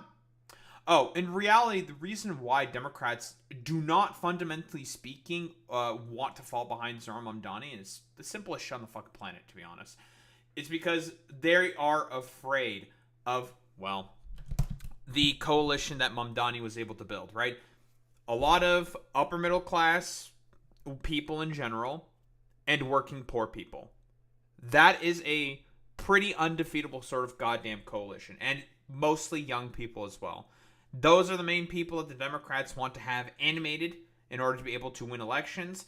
If there is a candidate out there that is capable of doing such a thing, it makes it such that they are expected to have to perform more to Mamdani's fucking expectations, which is why it is incredibly important that he ends up fucking winning, because it can show to this decrepit, dumbass, fucking old, stupid, gerontocratic establishment dipshit party that, hey, you know, if you do stuff like him, you can win very important elections and races.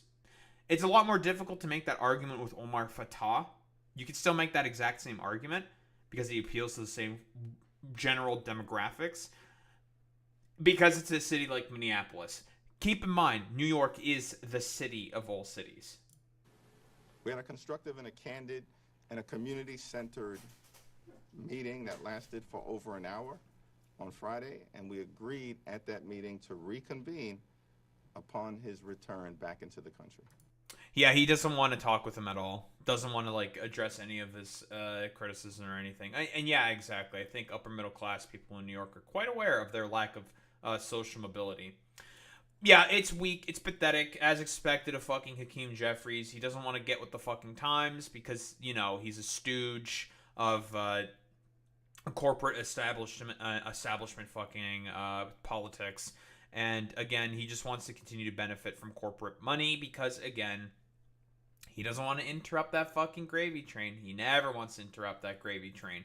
Zohar Mamdani is a representation of that interruption of the gravy train.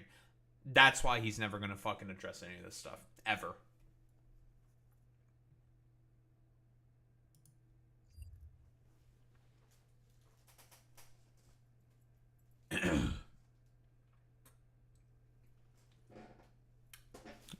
This one I thought was funny.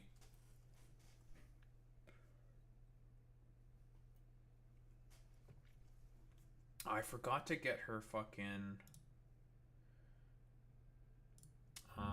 dumbass follow-up she made to this.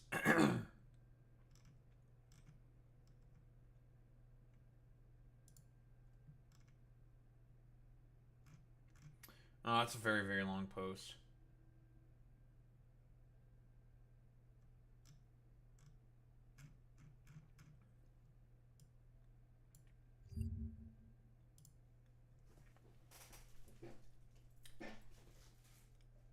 I still don't believe she's 43, by the way. Like, 43? That's crazy. It's I think it's crazy what a little bit of, I think, probably, like, decent skincare can do to a motherfucker.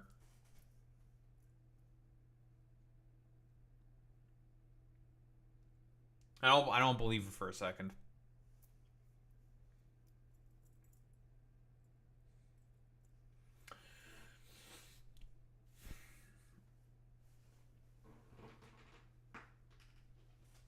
Alright, what do we got here?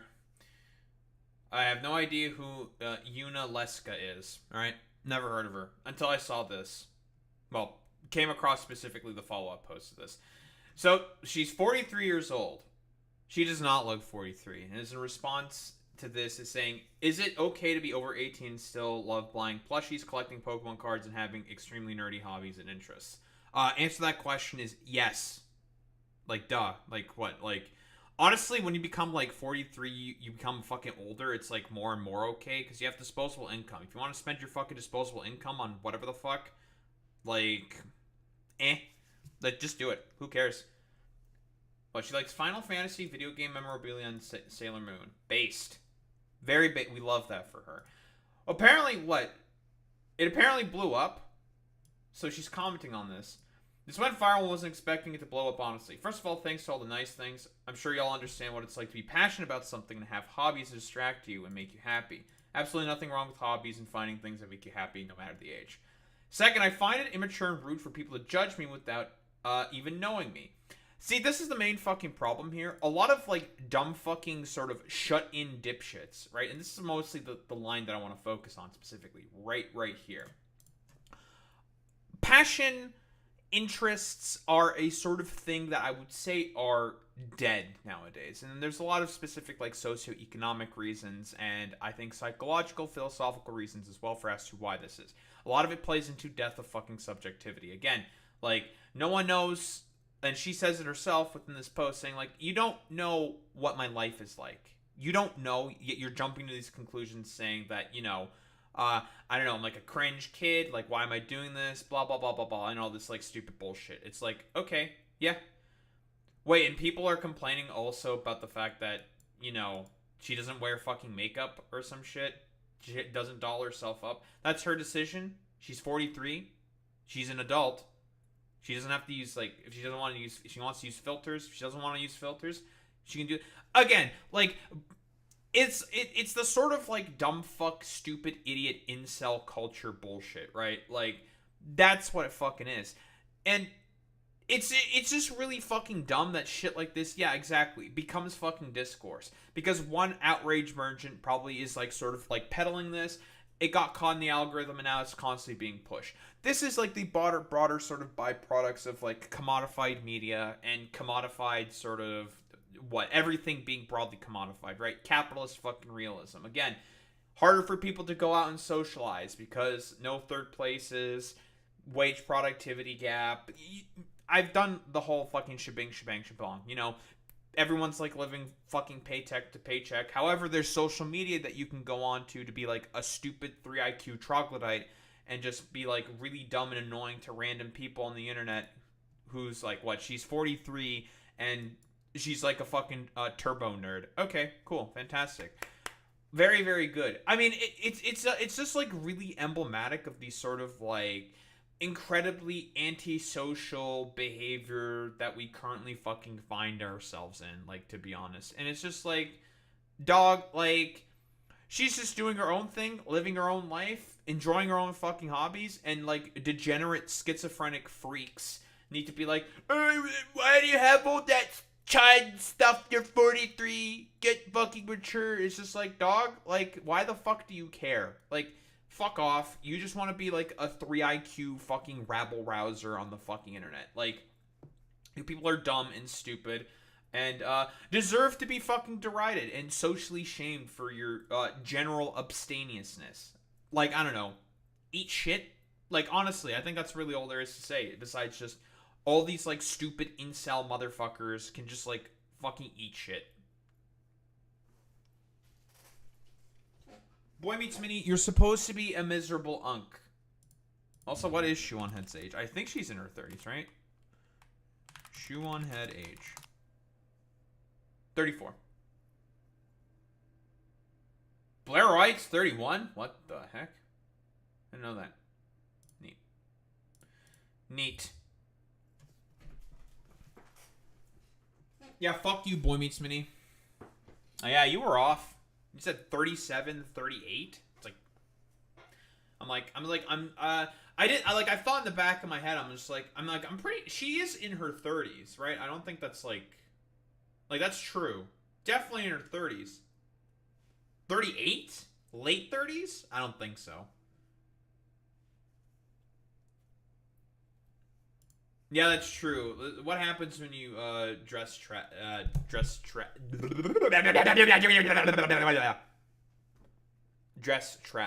There we go.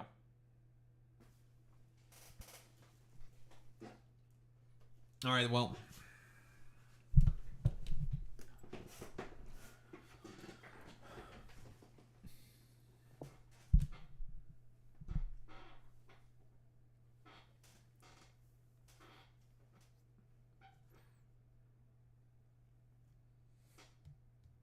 Okay.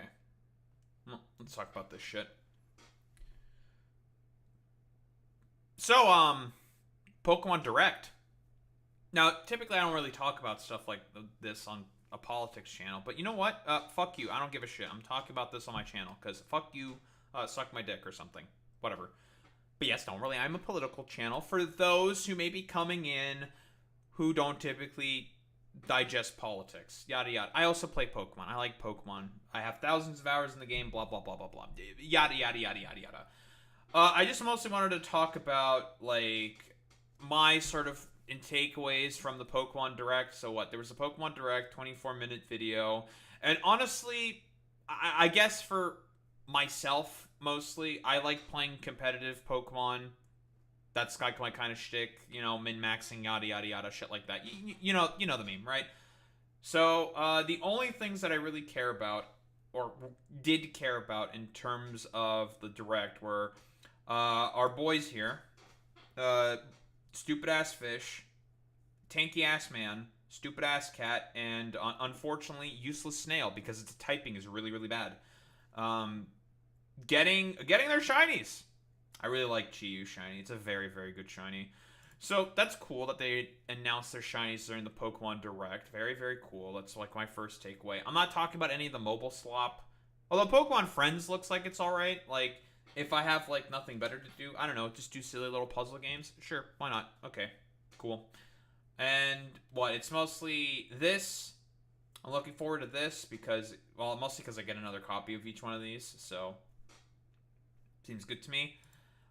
In Pokemon Champions, I have a lot of interest in right here, and, do we finally have a sort of sandbox mode Pokemon game where it's only about competitive battling?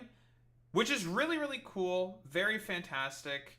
I already see someone making the fucking limitation argument. This quite literally, like... I made... Okay. Here's why this is really good.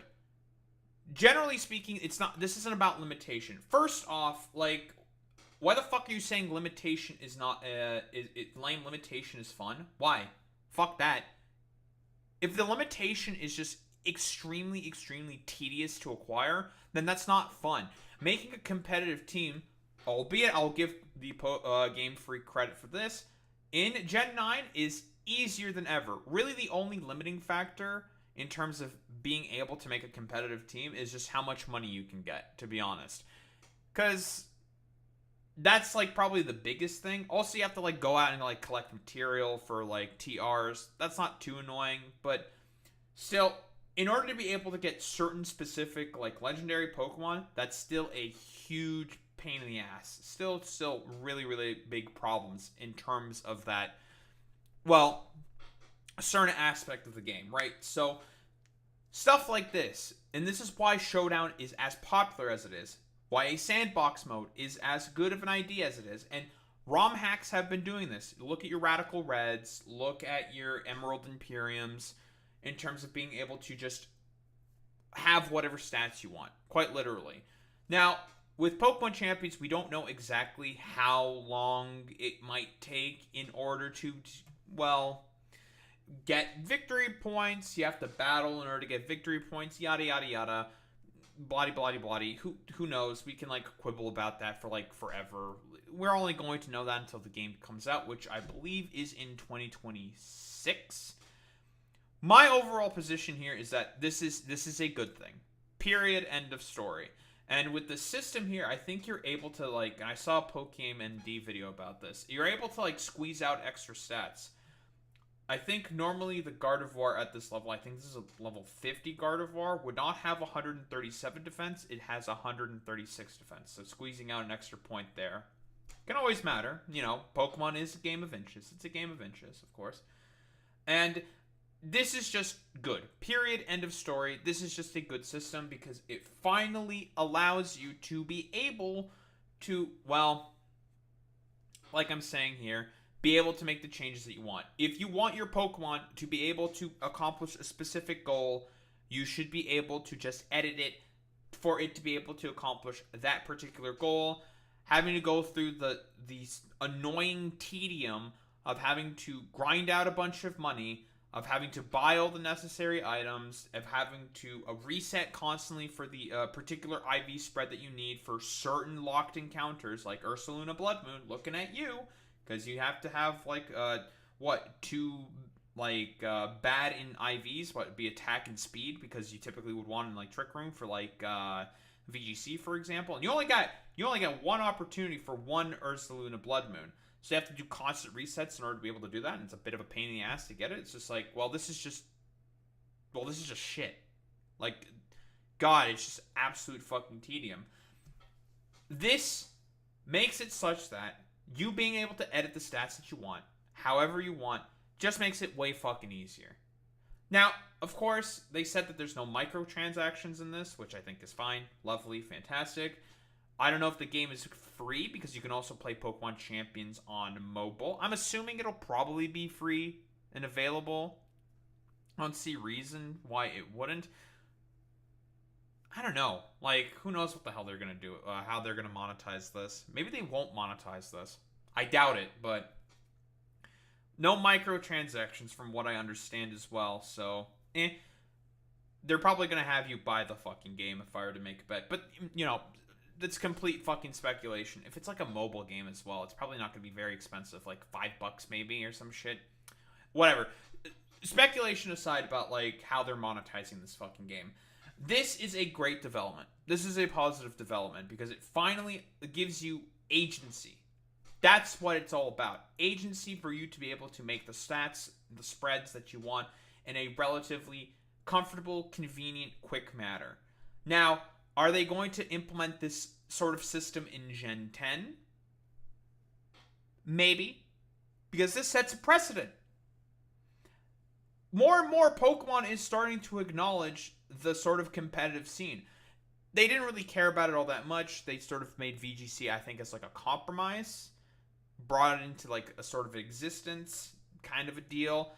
And broadly speaking, I think through the work of Wolf Glick, specifically, blowing up the fucking format, blowing up competitive Pokemon, getting more and more people into it, Game Freak has started to notice and is willing to start to cater that more and more and more. Like, in terms of, like, stream numbers specifically, and I think Pokemon Go also has helped a little bit with this as well, but it was more, I would probably mostly contribute it to Wolf Glick. I think Wolf Glick is the main guy here in particular. Being able to lower barriers of entry as much as possible is going to be very, very, very good. So saying this like limitation is fun kind of an argument when trying to restrict barriers of entry, which not only is beneficial because it allows the sort of community to keep going, keep growing, and tells the company that they should keep supporting it because they have monetary gain to be able to gain from this. It's just positive all around, quite literally. Exactly. Like, why gatekeep? It doesn't make any sense. So this is great, fantastic. It's a very positive development, especially because you can probably do this with legendary Pokemon, right? Like, you can go in, buy the Pokemon you want. I don't know how they're going to do it with legendaries or mythicals or something. Maybe they'll do it through, I don't know if they're going to do it through events. There's probably going to be restrictions, if I were to take a guess. Probably you can only have one copy. And they might have like some particular event cycle, something saying like, oh, you can buy this now if you do this thing, you get it, blah, blah, blah, blah, blah, blah, blah, blah. Whatever. Maybe like make a battle pass out of it or some shit. Whatever. Like, speculate till the cows come home, right? So, I like Pokemon Champions. Pokemon Champions is an opportunity and of, well, sort of, I'm trying to think of what the best term would be here. Like, elevating? I think, like, allowing more people to be able to come in, enjoy competitive Pokemon, see a new side of the game that's not all about this the kid-friendly sort of shit, like, whatever. And, I mean, we know why Game Freak is doing this. Like, the primary target demographic that they're aiming to appeal to with this specifically is young adults.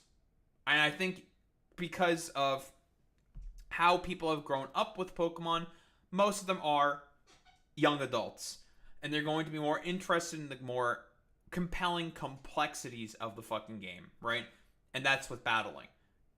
Pokemon battles, especially on a competitive level, very, very technical, highly complex, pretty random, of course, because it's Pokemon. A lot of random shit can just happen. But in terms of like that complexity and the technicality that exists in the game, that is highly, highly appealing to, well, people like myself, for example. Good development. The only question is, and this is the only other question that I have of Pokemon Champions, is rule set and format. There's a reason why Pokemon Showdown is as popular as it is. They have tons of rule sets, tons of things you can do, and they've been constantly adding to it. They've been doing a very good job for, like, I think, like, 10, 15 years it's been in existence. You know, shout out Pokemon Showdown. Very, very good. It is a positive, it would be a positive development if specifically, because if Game Freak were to sort of take the exact same format, my guess is probably not, but if they allow player agency and choice in order to be able to make those changes for themselves, that would also be very, very good in that particular respect. So that's my whole sort of shtick on Pokemon Champions. The other thing I'm looking forward to in Pokemon from the Pokemon Direct. And finally, yeah, we got the big man. The big man itself, Mega fucking Dragonite. So the leaks are pretty much very close to fucking confirmed then, right? So we got our boy. I know, okay, we're going to get this out of the way. People are complaining about the design. Why? Like, oh, why does badass Dragonite look so goofy? Bro, have you seen the anime? Have you seen how Dragonite has, broadly speaking, been interpreted? Okay, take your fucking nostalgic goggles off for the first Pokemon movie out of your fucking head top for like 5 seconds and uncuck your fucking brains for like 3 minutes, alright? Dragonite has always been a goofy, doobie, goofy-ass fucking dragon-type Pokemon, okay? Like, you look at every fucking dragon type that has come out, pseudo-legendary dragons, what do you think? They are incredibly rugged, badass, very powerful looking. And then we have Dragonite with his goofy looking ass. Bro always has a big ass fucking dumbass smile on his face in every fucking goddamn artwork you see of Dragonite. Dragonite just looks like it's having a fucking time of its life. And you people are complaining about its goofy fucking design. It's already goofy looking. It's highly cartoonized. Cartoonized. Yeah, that's probably a term. Whatever. And you people are mad that it has fucking big ass wings on its head top and it looks like fucking Dragonair more and more. Okay, cope in fucking seethe. Okay, I don't give a fuck about that argument. All I really give a shit about is the stats and the ability. Now, I made a video about this. I'll probably stick in the description. Cope and seethe, Jack. Yeah, Cope and seethe, Jack. Thank you, Sam. Very cool. I'll probably stick in the description where I just speculate on the Pokemon itself. You know, the leaks happened, blah, blah, blah, blah, blah. Given the sort of description, because we got the fucking descriptions of them, the description was pretty fucking accurate from, like, the sort of Pokedex entry thing that from the giant Terra leak that happened, like, a couple months ago. This description is very close, which is lending a lot of credence now to the giant Terra leak. So, this is what it looks like, right? Which is very similar in sort of like, in terms of the description with the big ass wings on its head, wings everywhere, and having a blue orb on its tail, right?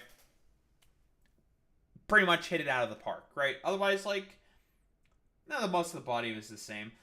So I speculate on Mega Dragonite. What I want to see out of Mega Dragonite, specifically, so they say that it gets, in the description of the website, it gets a significant fucking speed boost. They've said that before with, like, Vikavolt, and Vikavolt has 43 base speed, so take that with a grain of salt, but Dragonite's fucking stat spread is already insane. This thing is already a menace to society with Terra Normal Extreme Speed, and they're definitely giving this thing Aerialate. If they give it anything else besides Aerialate, they're low-key fucking trolling. And you're telling me that it's probably going to get faster? I'm telling you this thing is going to be like, well, Mega Salamence. That's the immediate analog that I think of, right? They're probably going to increase its attack by a little bit. They're probably going to increase the speed by a little bit. So I think like probably 20 points here, maybe 30 points here, maybe. And the rest is going to go into the defenses. This thing is already stupidly bulky, right? Very, like 91, 95, 100 is very good bulk on a Pokemon like this, like Dragonite. That's as ridiculously strong as it is.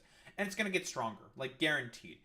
And it's more than likely going to get aerialate because, I mean, fucking look at this thing. Look at this thing. You're telling me that this motherfucker ain't going to get aerialate? It's going to get aerialate. If it gets anything else besides aerialate, I'm going to be fucking pissed. If it gets something like, I don't know, in the description on the website itself, it said it's very, very friendly, and it becomes even more friendly and wants to, like, hug you to death during when it's mega evolved. So, could it get, like, Friend Guard or something? Please don't give it Friend Guard. For the love of all that is good and holy. Please not Friend Guard. Please give it Aerialate. I want Aerialate Extreme Speed because it's going to be stupid. It's going to be a stupid, degenerate fucking set, and it's going to get instantaneously banned. So Aerialate, Alex, basically is a ability that stipulates it turns all normal moves into flying moves. Dragonite is a dragon flying type. It retains its typing. And also give it a 20% boost. It used to be a 30% boost in the past, but it got nerfed because it was too good. Way too good. Extreme Speed is a normal move with 80 base power and +2 priority. More than likely, you're going to hit first. And it's coming off of at least base, I would say, 150 attack. Yeah, okay. Yeah, right. Like, it's going to be... This thing will get fucking banned. Guaranteed. This thing's going to be stupid if it gets Aerialate. I think, like, even in, like, all the sort of hack... the hack sort of formats, like... They give... either Landorus or they give Dragonite Aerialate every single time. Because the thing with flying moves in Pokemon is they do not have very good distribution, and very often, because flying is a very good typing offensively. Like, it's just a good stab to have in terms of coverage for a lot of different Pokemon. Generally speaking, it does not have very good distribution, and they don't have, like, a lot of really good moves. Like, Brave Bird causes recoil. Hurricane misses all the fucking time because of 70 base accuracy. Acrobatics has a particular stipulation you have to follow for it to be a good move. Can't hold an item. And then everything else is just way too weak. Like, Air Slash is good on very specific Pokemon, like Togekiss or, say, Shaman Sky because of Serene Grace. Yada, yada, yada. Otherwise, they're just too weak of moves. That's the, like, main problem, generally speaking, with flying moves, because Game Freak understands that it is a good sort of offensive or coverage type for Pokemon to have to be able to hit certain things. Aerialate Extreme Speed, 100% accurate, +2 priority, 80 base power, that's going to go up to 96 because of Aerialate.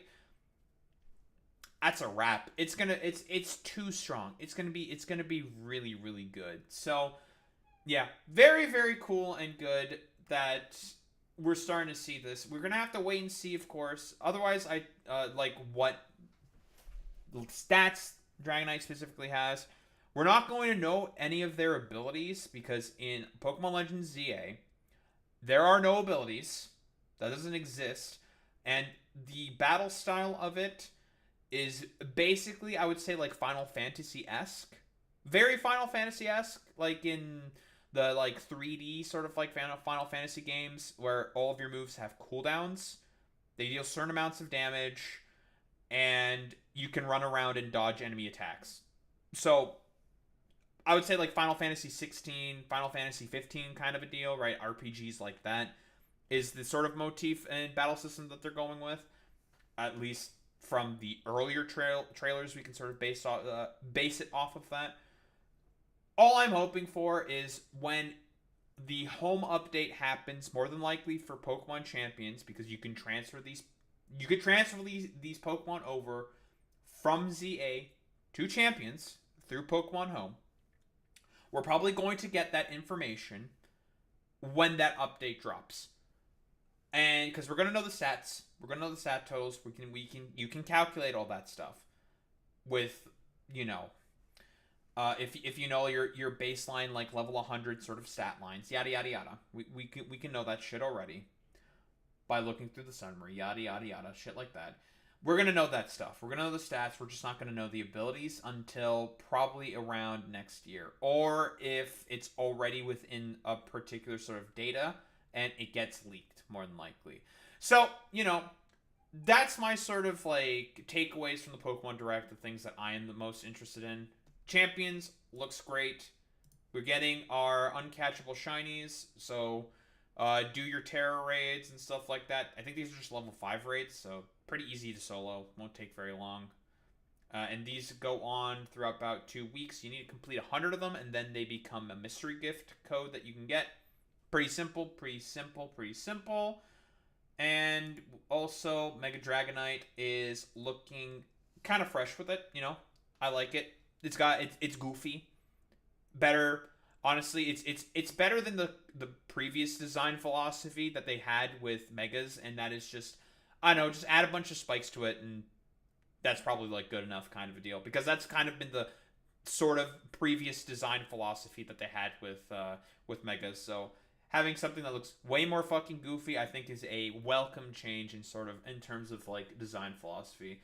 And again, we still have like 25 others to see. We have to wait and see what happens when the World Championship drops. I think the 2 trainers that were introduced, Yida and Naveen, one had a Staryu, and in the leaks there was Mega Starmie, and one had a Scraggy, and in the leaks there was Mega Scrafty. So more than likely, those are going to be their Megas that are going to get probably displayed in the late game. Because, I mean, we've already seen the characters have Mega Rings on them. They're going to have Megas. It's just merely a matter of, well, when and not if. I think that's probably speaking all I really have in terms of takeaways. The Pokemon Direct. I'm not like playing the actual video because it's whatever. Most of the video is just like slop that I don't give a shit about. So yep, that's what I'm looking forward to specifically with the sort of Legends ZA. I just want to see the Megas. I want to see what they do. I want to see the stats. I want to see the abilities. I want to see what happens. So yeah, honestly, I think that's all I really got to say about that, to be honest.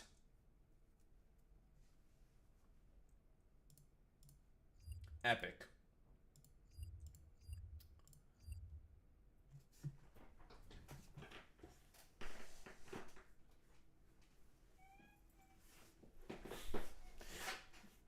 Yeah, it reminds me of the anime where Ash just orders Pikachu to dodge move.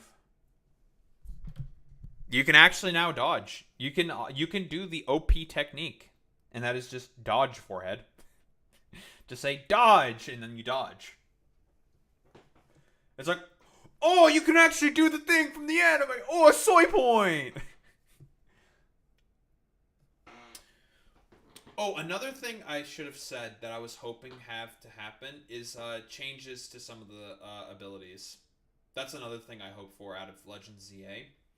That is, certain Pokemon get an ability change. So, for example, I want Mega Absol to get Sharpness, because I think that'd be a good ability for it, and Mega Gallade to get Sharpness. Because there are abilities that exist now that didn't exist before. Mega Gallade with Sharpness would be really good. Very, very strong. Don't have to use close combat anymore. You can just use Sacred Sword, because it got Sacred Sword, I think, this generation. So, be really, really good. Really, really good. Base 135, which is stronger than close combat. Pre-stab. Pretty good. Better than fucking Justified's goofy looking head ass. Like, it's like a dot ability. It doesn't do anything in terms of boosting strength. It's just like, just. It's like, oh man, if I get hit with the dark move, I get a fucking boost. Ooh.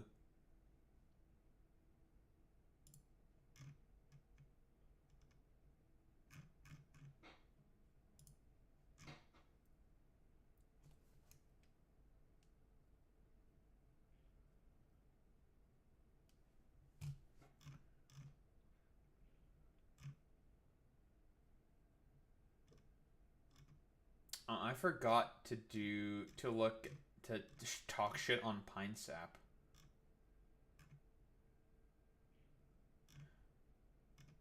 I forgot about that.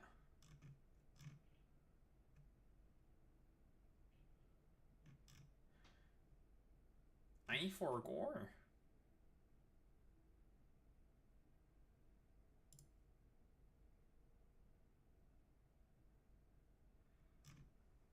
We're gonna be racist, folks, let me tell you.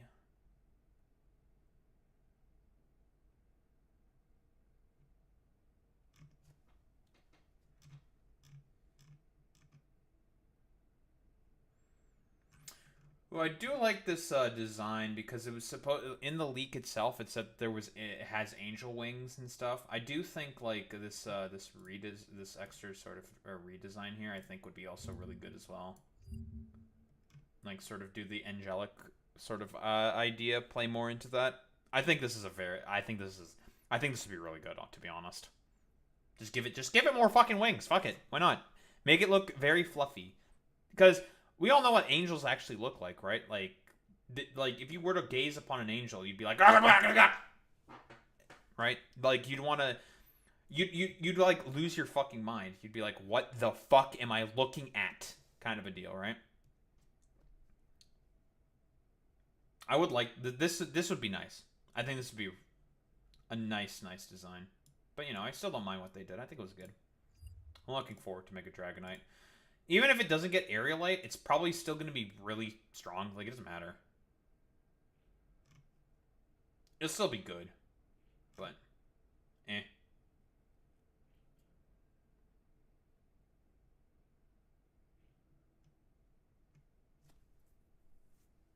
The charity is at 726k. By the way, Iron Mouse's special stream for this is on Friday. It's currently Tuesday. It's about to be Wednesday. This shit's probably gonna hit like 2 milli. It's gonna hit 2 milli. Maybe even 3. It's fucking crazy, bro.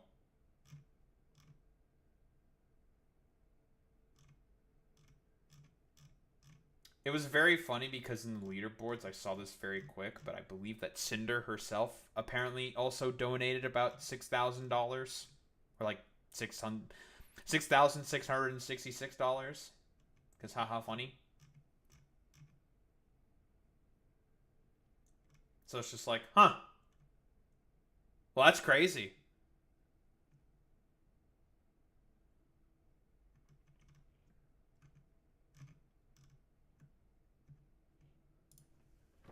Alright, I forgot to get stuff on fucking Pine Sap because something actually happened with that fucking stupid dumb fuck. It's really funny.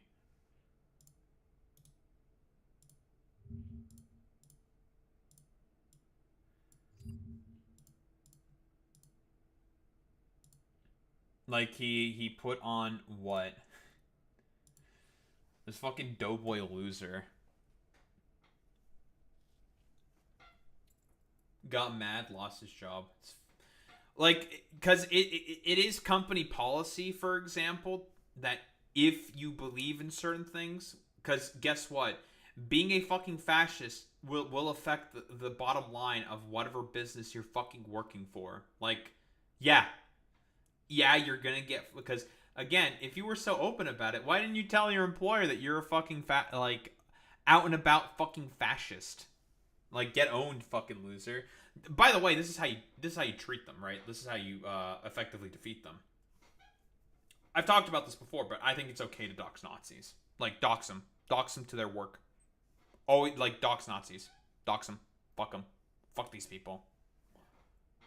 That's a take that I'm willing to defend till the cows come home. Because the only way to deal with these motherfuckers is through social ostracization. Exile them from the... Because they don't believe in the social contract. They don't believe in humanity. Like, fuck these people. Yeah. Dox them, bully them. Fuck them. These people are pieces of shit.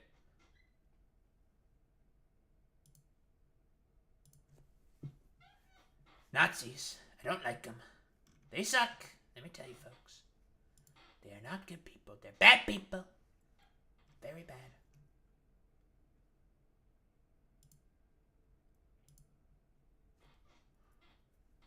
Anywho, alright, let's get started. Well. Pine Sap, that Groiper, who called himself a fucking Francoist and was just like, yeah, I'm a fascist! This fucking, like, doughboy fucking loser, got fired for his political beliefs. My name is Connor, and I was recently shown in the latest Jubilee episode. As a result, unfortunately, I was subsequently released from my job. I'm raising money as an emergency fund and for other expenses while I look for a new job. To clarify, I was terminated from my position for holding fully legal, traditional, right-wing political views. Fully legal, traditional, right-wing political views. That's an interesting way of saying that you would be okay with having a Francoist sort of, I don't know, purging of people within the United States of America. Like, what the fuck are you talking about? That's not legal or traditional right-wing political views. You have literally said that you were willing to do away with the Constitution, which is a position that Nazis within America have always held. Use these particular sort of things to their advantage as much as possible. It was amazing how fucking open he was with it, because these are the exact same arguments I have made. They are willing to use the legal institutions as much as fucking possible in order to be able to get into power, and then kick the ladder right from under them and just be like, well, you know what, fuck you. And again, like, if a company deems it sort of, well, as a part of their fiduciary responsibility to want to fucking kick you off for your particular political beliefs, because again, fascists make it such that it is quite difficult for a company to want to sell particular products, because it's just like, oh, why do you have a fucking fascist working for you? Like, ew, brother, ew, brother, ew, brother, ew. Like, you can, like, fuck off. Like, they're not gonna want to buy or want to do business with you if you're willing to hire fucking goddamn Nazis. So, again, Cope and fucking Seed, I think he's, like, raised, like, $20,000 because he probably went to, like, the Nazi funding site or some shit, so whatever. This is cancel culture and political discrimination on full display. Good. Good. I've made this argument before. But if you know of a fucking Nazi and you know where they work, dox them to that position of fucking work. Dox them. Force them to be socially ostracized. Because again, these are people who do not fundamentally believe in the social contract. They do not fundamentally believe in society. They do not fundamentally believe in humanity. So as far as I'm concerned, they should be ostracized. They should be put into exile for their political beliefs and thoughts and views. Or at least forced to have to keep that in the back corner recesses of their minds. I have no fucking problems with that. Yeah, he laughed like a fucking... He had like a Tucker Carlson-esque laugh. Like, come on. So, like, Cope and fucking Seed. You're right there, Alex. So, yeah, as far as I'm concerned, yeah, get bullied. Guess what? Your views are abhorrent and unacceptable. This is polite society. Learn how to cope and seethe and get in line with it. You can't be a fucking fascist. Fascists are cringe. Nobody fucking likes them. Get owned, you fucking stupid fucking loser. I hope that, honestly, more and more people find out about your fascistic, wretched, terrible fucking ways. And that you suffer more of the social consequences for believing the things that you fucking believe in. Miserable wretch.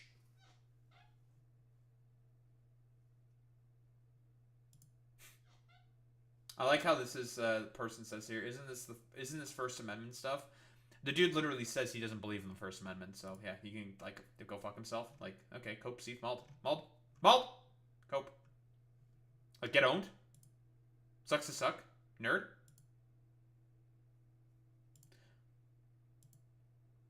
Can we get a Cope and Seed, Jack, please?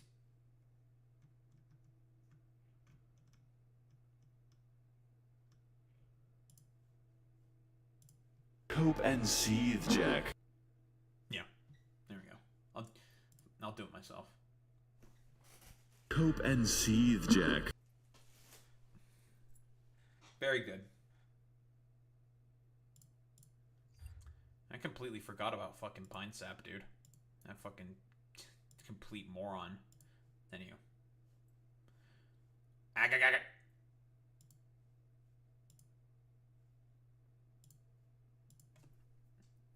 115 subs on fucking YouTube. Yo! 115. From, that's a Zombies reference. I like Call of Duty Zombies. It's a good game mode. It's fun. Story's very good as well. Even though it's like... Well, initially it was completely incoherent, and then they cleaned it up a bunch. When it started to... Well... materialize and stuff like that. Blah blah blah blah blah. What Maxor? I don't know if Maxor sounds like. I guess kind of like James. Sure. But that's who's delivering the line, I think, from his that's from the Metal Gear Solid, the Metal Gear Revengeance video. Very good video, very funny. I want. You know who Maxor is, right, Alex? You know, he's just like he's definitely a lefty, and he's just a shit poster. His videos are very good, very funny. Highly recommend watching Maxor videos. They're just good. He takes a very long time because he puts in, or like to make his videos, because he puts in a lot of effort into editing his videos. Like, very high effort content right there. Very, very high effort. And he edits everything himself, yada, yada, yada. You not heard of Maxor? Really? That's crazy. Yeah, watch Maxor. Maxor is fucking hilarious. He's a very, very funny man. He's definitely on the left. Like 1000%. He's just a fucking shit poster about it, basically. Here, I'll even fucking put it in chat. Fuck it. Maxor. That's not how you say Maxor. Idiot. Shut up!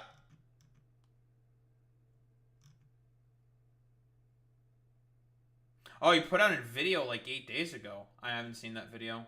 That didn't pop up in my sub box. Bastard. Oh, that's the, I think the Monster Hunter video that he was working on for a long time. He put it out. Nice! I'm gonna watch that after stream. Yeah, that's Maxor. The O is a 0. Yeah, he does spend like 3 months editing a video.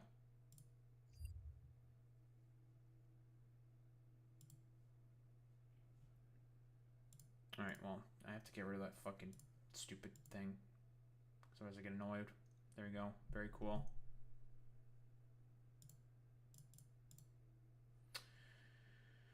Alright.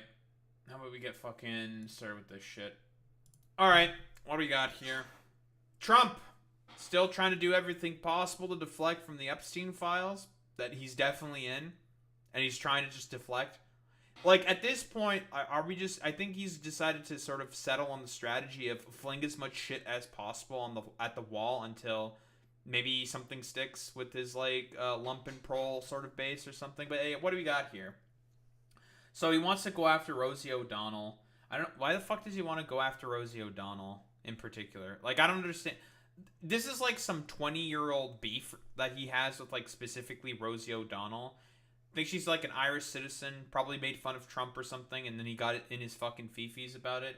All I know is that in response, Rosie O'Donnell just roasted the absolute living fuck out of him, and it was really, really funny. Keep in mind, Rosie O'Donnell is a naturalized citizen. She was from Ireland, and she's like... I don't know if she's like an extra from like movies or something. No, she's like a main character, like a side character from like in like movies that I have never fucking heard of in my life. So, she was an actor though. So, the fact that he's still like so triggered about this is very, very fucking funny to me. But again, he's just doing this because he's just, well, it's because of the Epstein files. He's throwing as much red meat as possible out to his base and seeing what they're gonna bite on. And I don't think it's really, really not going to work. Oh, honestly, exactly there, Alex. Yeah, you know what's funny? It seems like he's the one that's floundering now. Like, he refuses to move on. And the fact that, like, it's so fucking obvious that he doesn't want to fucking move on from it makes it such that, people are going to keep talking about the Epstein files.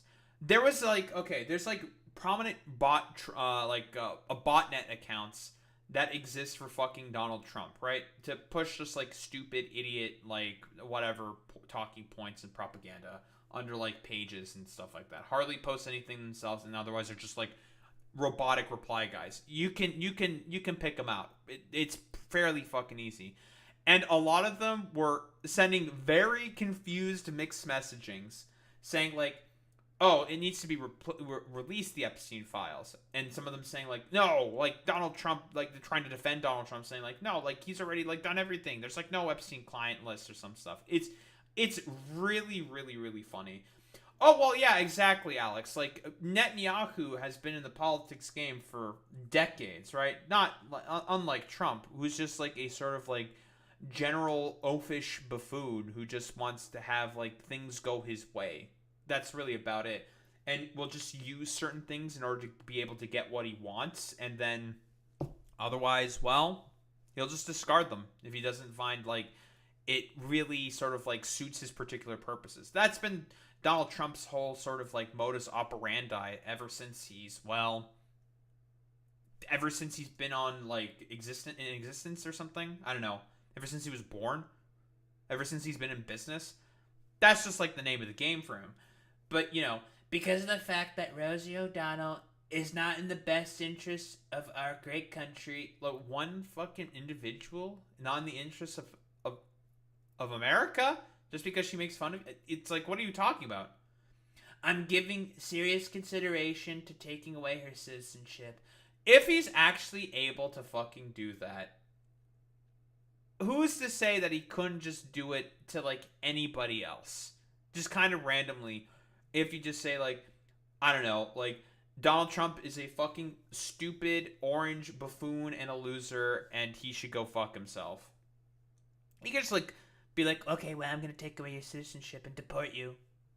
like it's really crazy that it's just complete utter thin-skinnedness, loser fucking mentality. She is a threat to humanity and should remain in the wonderful country of Ireland if they want her. God bless America. This is really fucking pathetic, man. Like, what the fuck is this, dude? Like, are you for real? You're that fucking triggered over Rosie O'Donnell just because she, like, pokes fun at your goofy ass every single time. It's pathetic. And everyone's just gonna look at this and be like, bro, Jesus. This is some of the most loser shit on the fucking planet. And then they remind themselves, like, why he's even acting this way. It's all for the fucking Epstein files. And here, talk about what? The Washington Commanders, and I don't know what fucking Cleveland decided to rename themselves after the Indians, which was obviously fucking racist. Like, duh. Like, The Washington whatevers should immediately change their name back to the Washington Redskins football team. the only reason why he wants to do this is because he can administer DC himself, so he'll probably like try to force this through for some reason. Cleveland Guardians. Thank you, Boyme Smitty. I love sports. I'm a very big sports enjoyer, clearly. Like, Donald Trump, like, wading into this, pretending like he cares about sports, he doesn't give a fuck about this. Again, this is all a distraction. He wants people to not pay attention to the fucking Epstein files, right? Because that's still swirling around in the fucking news, because there's been some recent stuff that's been popping up, that's popped up about this. So, we'll get to that. We'll get to that. There's a big clamoring for this. Sure. Maybe with, like, botnet accounts or some shit. Sure. Likewise, the Cleveland Indians, one of the 6 original baseball teams with a storied past, our great Indian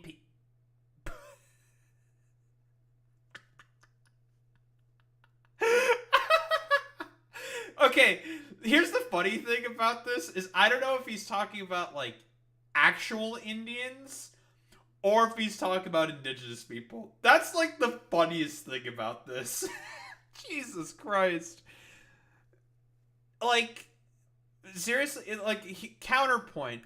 What if it was just called the Cleveland Whites? Or the Cleveland Blacks? Or the Washington Whites? Or some shit.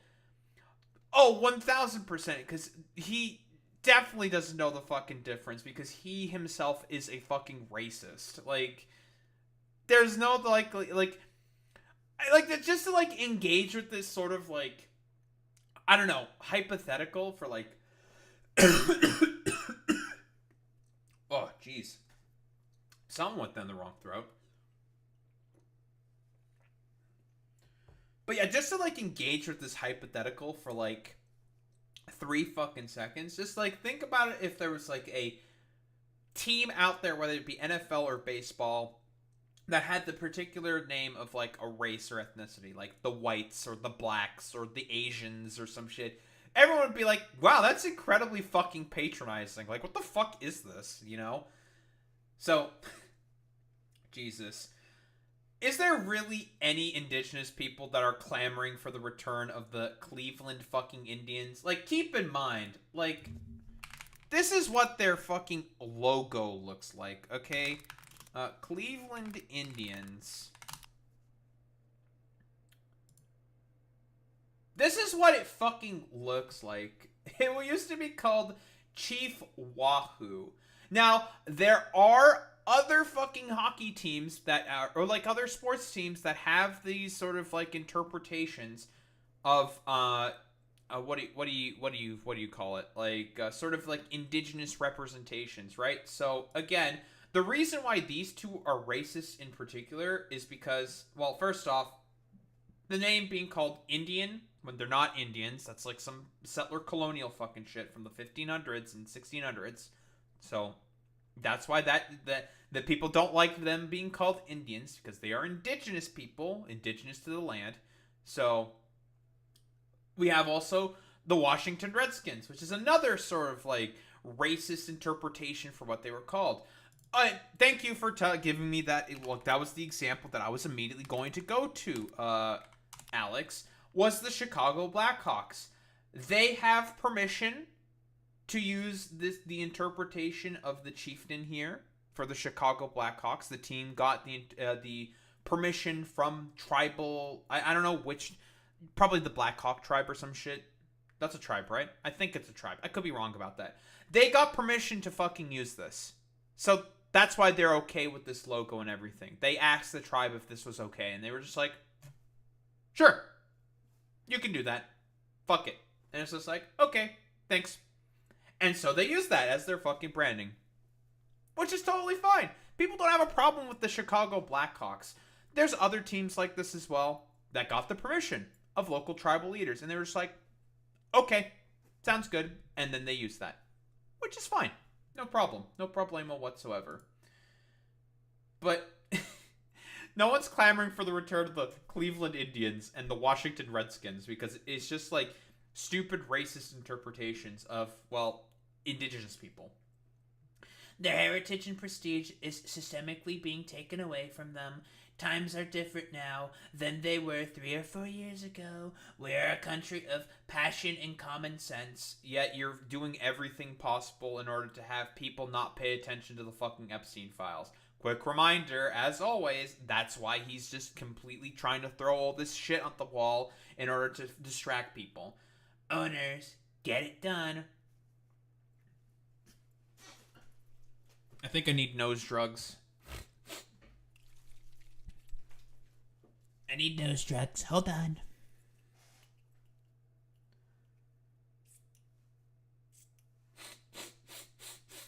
Alright.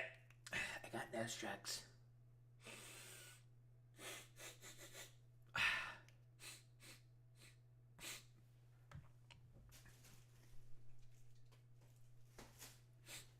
There we go. Lovely.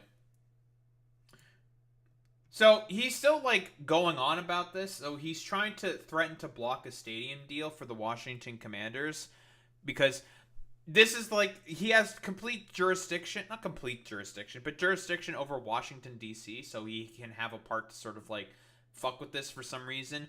Again, the purpose of him doing this is to distract people and to get people talking about anything else besides the Epstein files. Again, he's, you know, the specter of Epstein continues to haunt over Donald Trump. That's why he's talking about this stuff. Never let him forget that. This is about Epstein, Epstein, Epstein, Epstein, Epstein, Epstein. My statement on the Washington Redskins has totally blown up. Yeah, in your echo chamber social media platform. Sure, man. But only in a very positive way. I may put a restriction on them that if they don't change the name back to the original Washington Redskins and get rid of the ridiculous moniker Washington Commanders. Aren't they doing like pretty decent? I heard from like Majority Report that they're apparently doing pretty well in football. And, you know, why get rid of that good mojo from changing the name to the Commanders? Why get rid of that? You know? It's purely superstition that I'm basing off of. But, you know, a lot of people who like sports operate off of superstition. So, fuck it. Why not? I won't make a deal for them to build a stadium in Washington. Why? That's literally their home turf. Like, where else would they fucking build it? In, like, Maryland? What? That's... There's... Where is the current Washington Commanders, like, stadium? I'm curious. Washington Commanders Stadium? Location. Where is it currently? It should be in, Washington, D.C., right? Northwest Stadium? Is that what the name of the stadium is? It's very strange. Yeah, it's in D.C. But it's already in D.C. Are they trying to build a new stadium? I guess they're trying to build a new stadium. Where the fuck else are they going to build it? What, in Maryland? In Virginia? Like, where are they going to put this? Like, do people, broadly speaking, understand just how fucking stupid this shit is? Again, distraction from the Epstein files. That's why. You know what's hilarious? That kind of racism might be seen as obscene once upon a time, but during an ongoing ethnic cleansing, this is nothing. It's just a Tuesday. Exactly. Like, it's just... It's a broader byproduct of the sort of, like, social economic malaise that we are currently finding ourselves in, right? Like, I've talked about this before.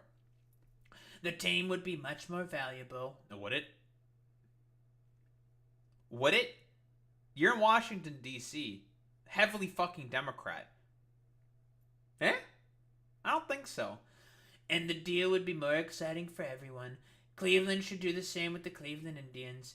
The owner of the Cleveland baseball team, Matt Dolan, who is very political, has lost 3 elections in a row because of that ridiculous name change. Really? Again, distraction, distraction, distraction, distraction, red meat, red meat, red meat, shit fling, shit fling, shit fling. That's the whole point of him doing this. What he doesn't understand is that if he changed the name back to the Cleveland Indians, he might actually win an election. Would he? What do you mean? Okay. Indians are being treated very unfairly. Yeah, by people like you fucking dumbass. And I don't think anyone would be very appreciative of them being called fucking Indians. Didn't indigenous people fucking vote overwhelmingly for Democrats during the last election? They don't like fucking Donald Trump all that much. This is not ingratiating you with them, to be honest, Mr. President. So personally, as your lawyer, as your campaign advisor, you should keep doing this. Make Indians great again. MIGA. Dude, it's like make Iran great again. It's so fucking stupid, man. Again, it's just a distraction. That's why he's fucking doing this. And again, he's just saying he's calling indigenous people Indians because he's a fucking racist. Like, that's the only reason why. But what?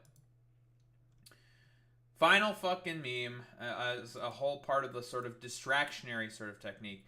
So now I think he got, like, Tulsi Gabbard to try to find evidence that Obama, as a part of, like, writing the Epstein files, what he did was illegal. There's, like, no basis or evidence for this whatsoever. Again, it's a fucking distraction. So what? AI video of him having President Obama as he watches in glee. Trump's obsession with Obama is disturbing to see the least. It's probably because Obama was an actual successful, popular, and well-liked president. I mean, that's certainly a part of it. But no, again, it's a distraction. That's why. He's just saying this shit because, again, he doesn't want people continuing to look into the Epstein files. So he's trying to throw red meat at the base to get them fucking distracted and talking about anything else besides Epstein. Like, again, keep in mind, this is also the same dude who truthed out. Let me go find this real quick. Trump, stop looking into Epstein.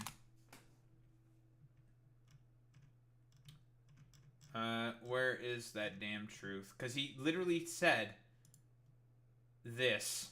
Okay? I wonder why he said this. Wait, why the fuck? This is not what I wanted. Fucking fuck off. God damn it.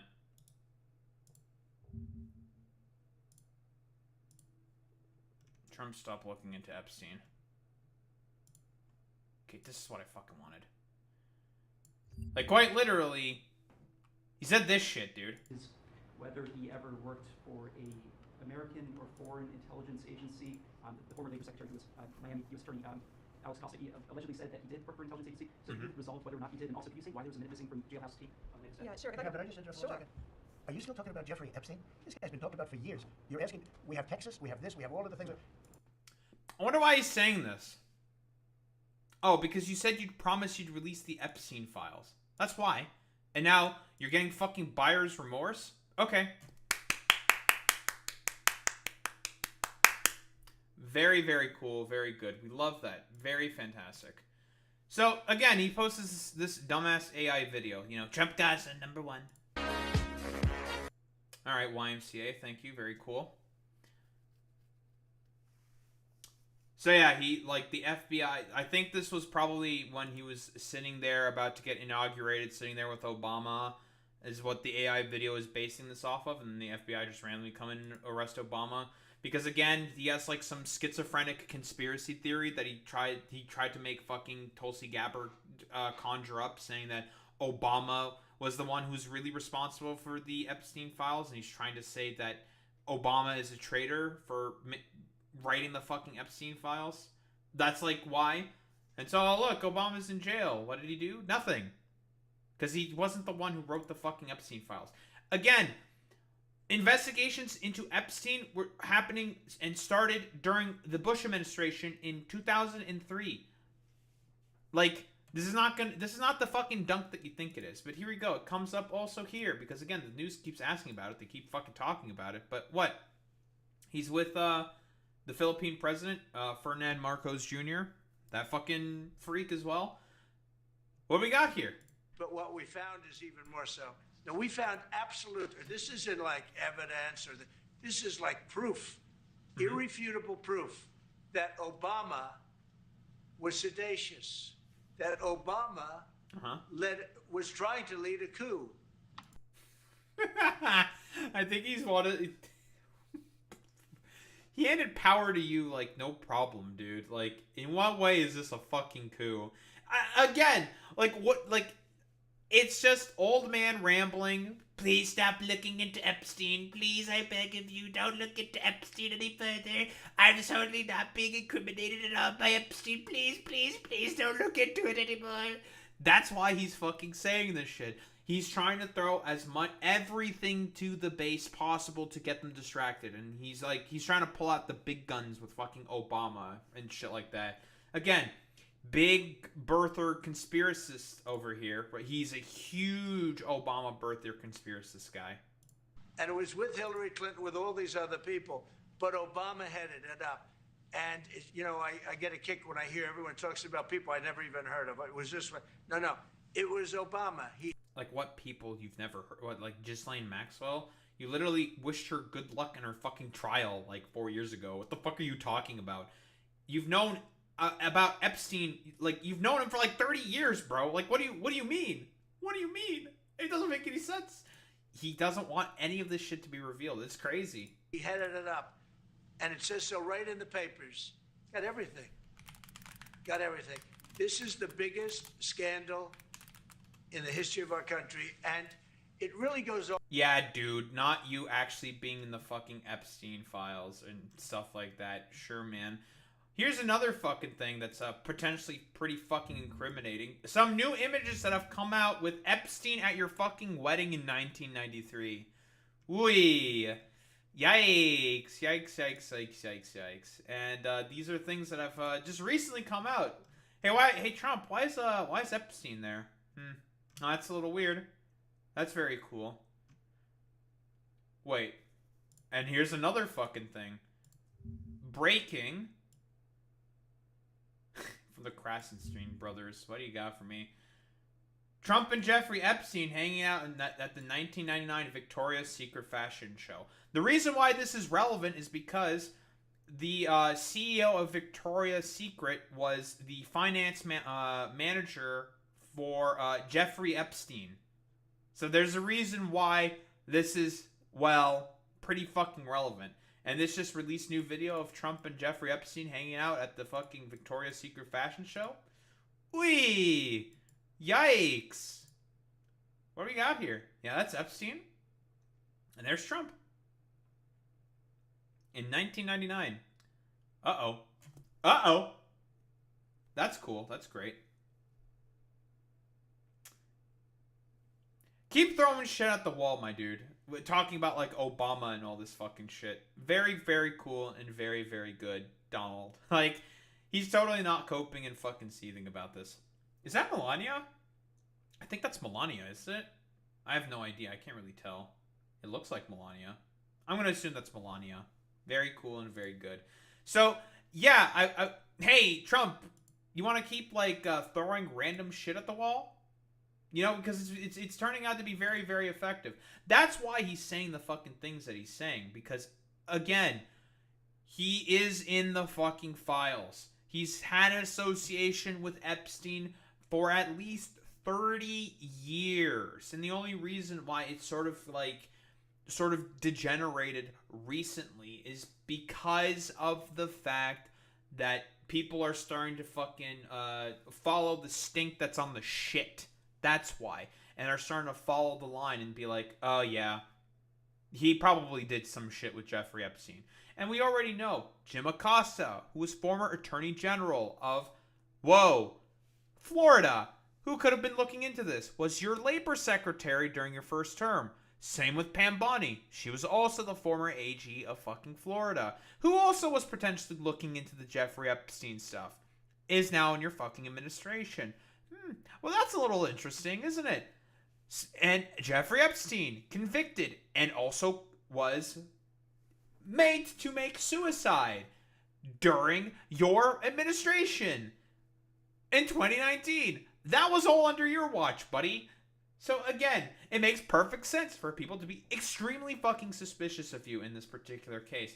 And you trying to do all these like stupid deflections is going to make people even more suspicious. Again, caught in 4 million K. Caught. Everyone spam caught. Just fucking start spamming the fuck out of it.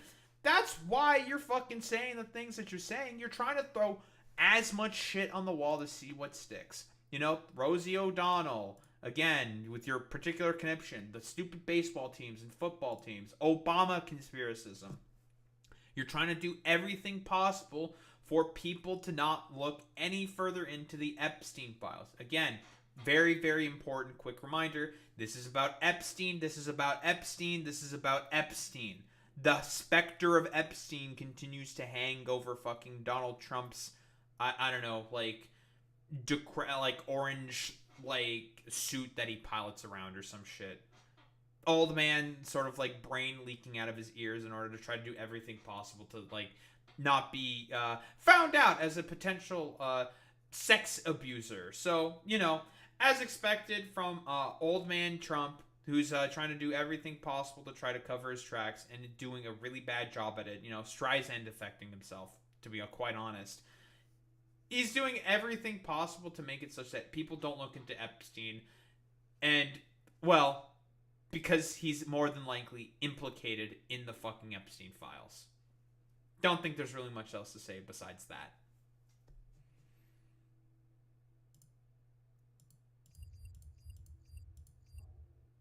No one is above the law, except for me. I'm above the law. Only I'm above the law. I think I might just do the stop killing games thing, and I'll do the Xbox thing tomorrow. It's already been long enough. I'm playing too much Factorio. Well, it's because I also added a fucking additional thingy, so it's fine. It's fine. I want to talk about this. Oh, this is also a video that I want to take a look at. This was a good fucking CNN video. I'm grabbing that right now, actually. Yoink. CNN's Donny O'Sullivan got in the cage with... Shut up.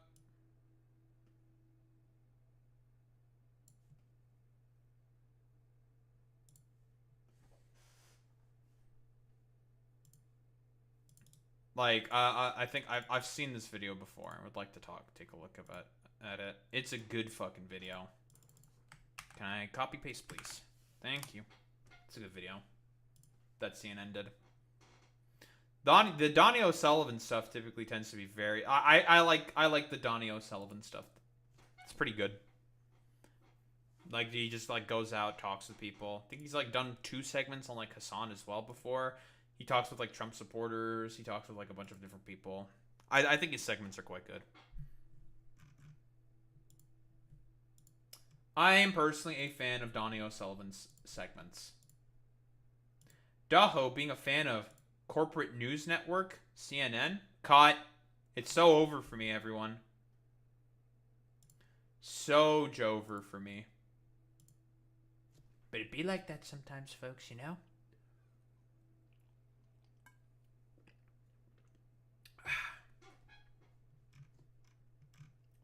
Now I have to try and think to myself, what's the next thing I need to fucking figure to do in Factorio?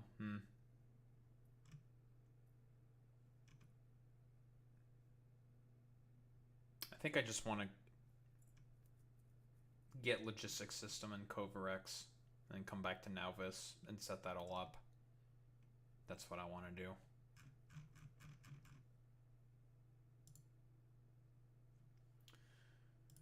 All right. Ooh, that felt good.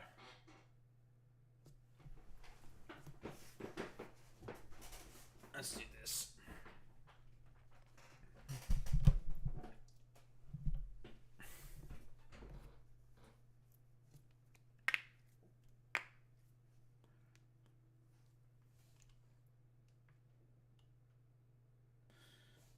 All right.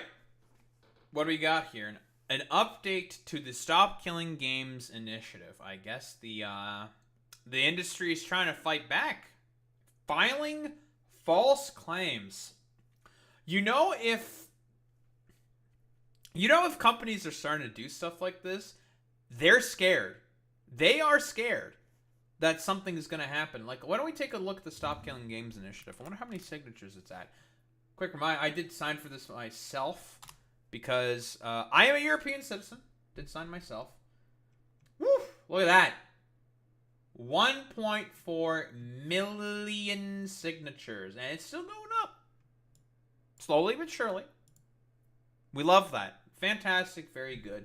I'm very glad to see that this is being potentially very, very successful. Because with the example that I provided before, like, similar stuff happened with like Apple when the EU forced them to have to use USB-C cables instead of the proprietary bullshit that they had before. And the only reason why dumbasses like fucking Apple do shit like that is because they are the only ones that sell those particular cables, you know, the Thunderbolt cable or whatever stupid bullshit they called it before, is they can charge any price that they want for it because they don't allow any third parties to be able to fix any of that stuff. And also they make it such that you have to buy it from official Apple vendors or go to official Apple repair stores, which will charge you about the wazoo in order to be able to get those fucking accessories that are necessary for your, device to function. And also planned obsolescence very often with Apple products. Very often, a lot of those like charging cables will tend to just completely fall apart after like 3 years or something, which is something that always really pissed me off constantly with Apple products because they do shitty fucking business practices.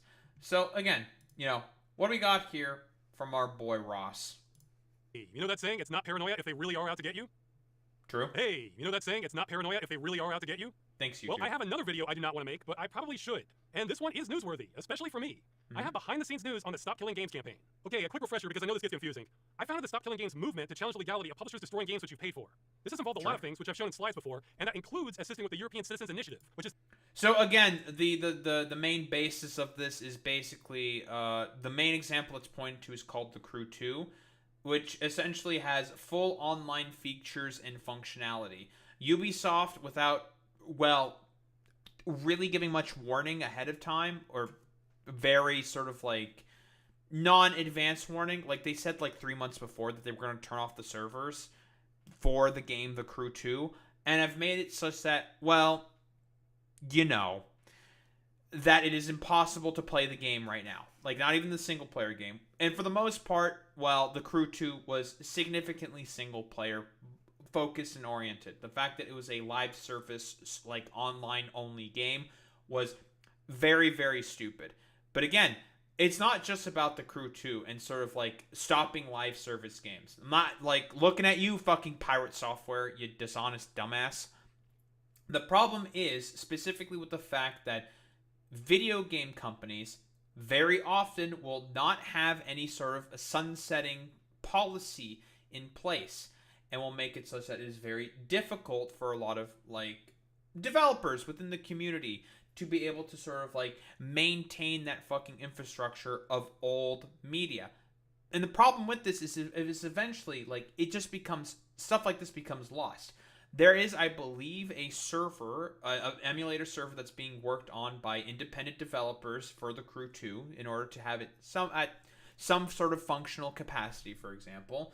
And Ross, broadly speaking, has talked about saying, like, yeah, like, if you just give the test environment code game or code dev development sort of code to people, they can just, like, maintain it. And the arguments that the industry and, like, sort of, like, lobbying heads have had is just, like, really bad. It's like, well, what if, like, something bad happens on those private servers? And it's just, like, then it's up to the runners of those private servers to deal with those fucking issues, for example. Like, if you were to hypothetically get sued in that particular instance, like, you can just be like, we don't have, like, anything to do with this stuff anymore.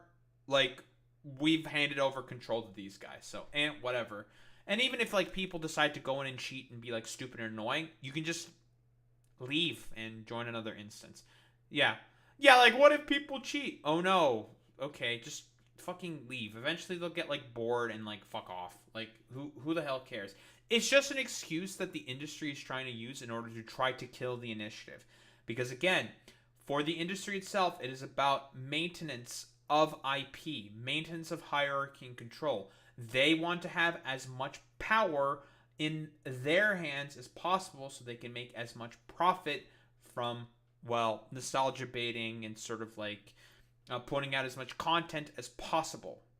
He's also talked about how you don't need the microservices in there anymore. You don't need a lot of the stuff in there anymore. Just the sort of game itself, a lot of the functionality of the game, and a lot of other things in terms of like other integrations can be added by those indie developers, like Discord integration or some shit. It's like a lot of that can be like handled on like the private sort of developer side. Just give them the fucking base rudimentary code for the actual game itself. And if there's any other features that devs want to add, they can do that. Yeah, true. We love microtransactions. It's the best thing possible.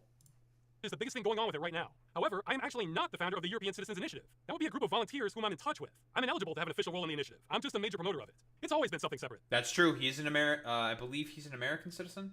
Ross Scott, I think. Yeah, he can't do, well, European Union shit because he's not, well, a citizen. That's part of why it's called the Stop Destroying Video Games Initiative instead of the Stop Killing Games movement. So with that in mind, it was recently shared with me that the Stop Destroying Video Games Initiative has received a serious accusation from an anonymous source. The EU Commission relayed a complaint of it committing 2 violations, yikes, of false no-funding declaration and systematic concealment of major contributions. This declaration appears fundamentally incorrect based on publicly documented evidence of substantial undisclosed professional contributions to the campaign. Well, wait, they're trying to make the argument that they have been getting money and that hasn't been documented.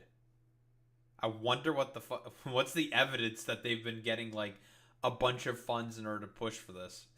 This is a very unfortunate frame that I caught this man on. Oh, this is all news to me, but I don't know everything that's going on with the initiative. What's this about? Oh, it's about me. I'm the evidence, everyone. What do we have? Wait, they're trying to say that the fact that he has a YouTube channel and is promoting it, and he's making money from those YouTube videos? And that...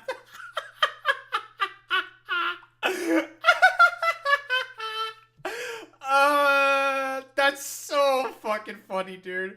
God, they have nothing on this, dude. They really have nothing on this. That's so fucking funny, dude. Well, what? Public statements. There have been many weeks in the campaign where I've been working 12 to 14 hours a day to keep things moving to get signatures. Wait, they're trying to say that there is contribution for that? Wait, contribution typically means funding, like monetary. Like, do they think that Ross is trying to bribe people to sign the initiative? That's so good. Scott's own admission. I've been running a rickshaw carrying people to the destination. There's no fucking way that's the argument. Have here. A quote, there have been many weeks on the campaign where I've been working 12 to 14 hours a day to keep things moving to get signatures. Damn straight I have. That is true. I've been running a rickshaw carrying people to the destination. Yes, I did say those words. It's unclear to me if the accuser thinks I've literally been running a rickshaw service or not. And you know what? I'm not going to tell them. They can guess that for themselves. They're doing a lot of guessing in this. You'll see. Media interviews identifying me as handling the standard day-to-day work of running the Stop Killing Games initiative and described as the primary strategic decision-maker and public spokesperson throughout the campaign. Okay, this is reaching. Since I apparently need to spell it out, when I say the initiative will do this or will do that, that's me assuming the initiative members are on board with what I'm saying and me taking my best guess. That's such... Yeah, that is a fucking reach. There's no fucking way. So he's taking... Because, again, the people who raised the initiative were people who were independent that he's obviously been in contact with before, right? Because, again, he wanted this to sort of be a global, worldwide thing, but he can't... Like, he's an American citizen. He can't do anything about this in Europe. So people were just like, yeah, we agree with this initiative. Why don't we start filing within Europe? A bunch of Europeans probably did that. And they've probably been in contact with one another saying, like, yeah, this is, like, what we have to do in order to get this. And he's like, okay, like, I did this stuff on my side. It didn't really go anywhere. So, you know, we'll just kind of, like, go with what you guys are saying. And it's, like, that's, like, the sort of, like, they communicated with one another. They didn't, like, really coordinate much of any. Like, that's the argument. Silly. Even said before on video, the initiative members are not a hive mind. They can disagree with each other, including me. They certainly listen to my input, but the decision on literally everything about the initiative is theirs. If I don't like something but they do, then I just have to deal with it. I have no actual authority. Nobody in the initiative takes orders from me. But get ready, because here's the clown accounting. 15 to 20 He's not minutes, 12 to 14-hour days. Like, they think he's, like, the fucking mafia mob boss or some shit. It's very weird. Like, it's like, Ross over here is the puppeteer who's trying to destroy the games industry. Yeah, I can't believe that Ross here is trying to puppeteer everyone to try to destroy us. Yeah, someone stop him. We must do everything possible. Send in all of the fucking bullshit legal claims. It's so fucking stupid. They're getting desperate, man. They're desperate. That's interesting that they call this a conservative estimate, because they're making these numbers up. They may as well be reading tea leaves. It's true I think I've spent that many hours a day working on this campaign. For some weeks. But 15 to 20? That would have killed me. Some weeks were this high, others it was anywhere from 0 to 4 hours a day. I don't know. You know why I don't know? Because I never tracked my hours. Why would I? Nobody was hiring me for this. It's all volunteer time. The only reason I said 12 to 14 is because there were plenty of days where I would wait. That's another... That he tracks his fucking time. It's just like, okay.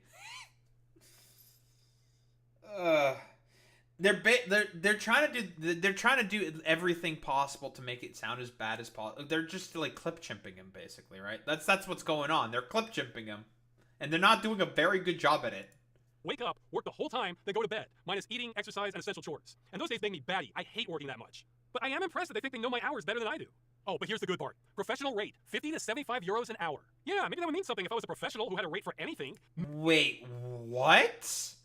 That he's getting paid? Huh?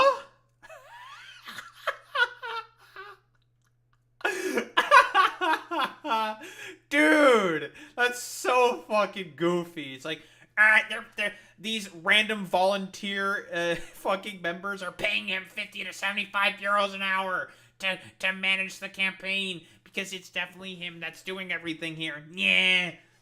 And having, like, complete control over this campaign. Yeah. Based off of, like, stuff that we're trying to clip chimp. Yeah. And it's just like, yeah, man, totally. This is so fucking goofy, bro. Minimum estimated value, 63 to 147,000 euros. Oh, yeah. Okay, this one annoys me a bit because their low end, 63,000 euros, is more money I've made in any year in my entire life. Though, hey, I'm sure all kinds of people are worth more if they make up numbers about how much they should be getting paid from imaginary sources. True. My volunteer work is worth that much, so by not reporting it, it's violating Article 17, yada yada. Their supporting evidence is media treating me as though I'm the leader, and me saying I've worked a lot on this. Well, it's true, I have worked a lot on this. They're trying to go with, like, media sources that are misconstruing it, saying that he's the fucking leader. And I'm looking at you, Pirate Software, you fucking moron. Who's done that before?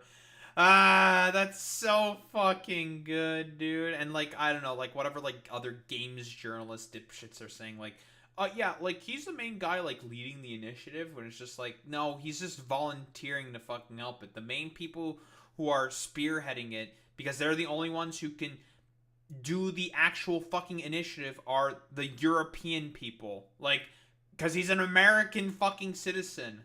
Jesus fucking Christ.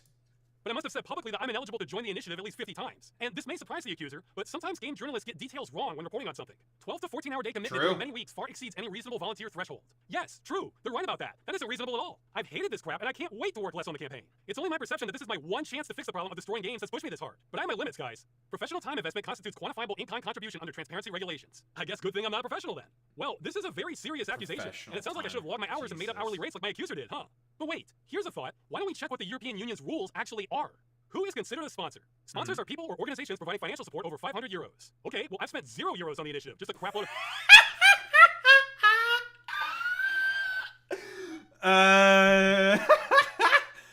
Yeah, he communicated with a bunch of people, so therefore he gets paid for it and I send money to them. Yeah! It's just like, no evidence for that whatsoever. God, dude. It's so fucking... It's goofy. They have nothing.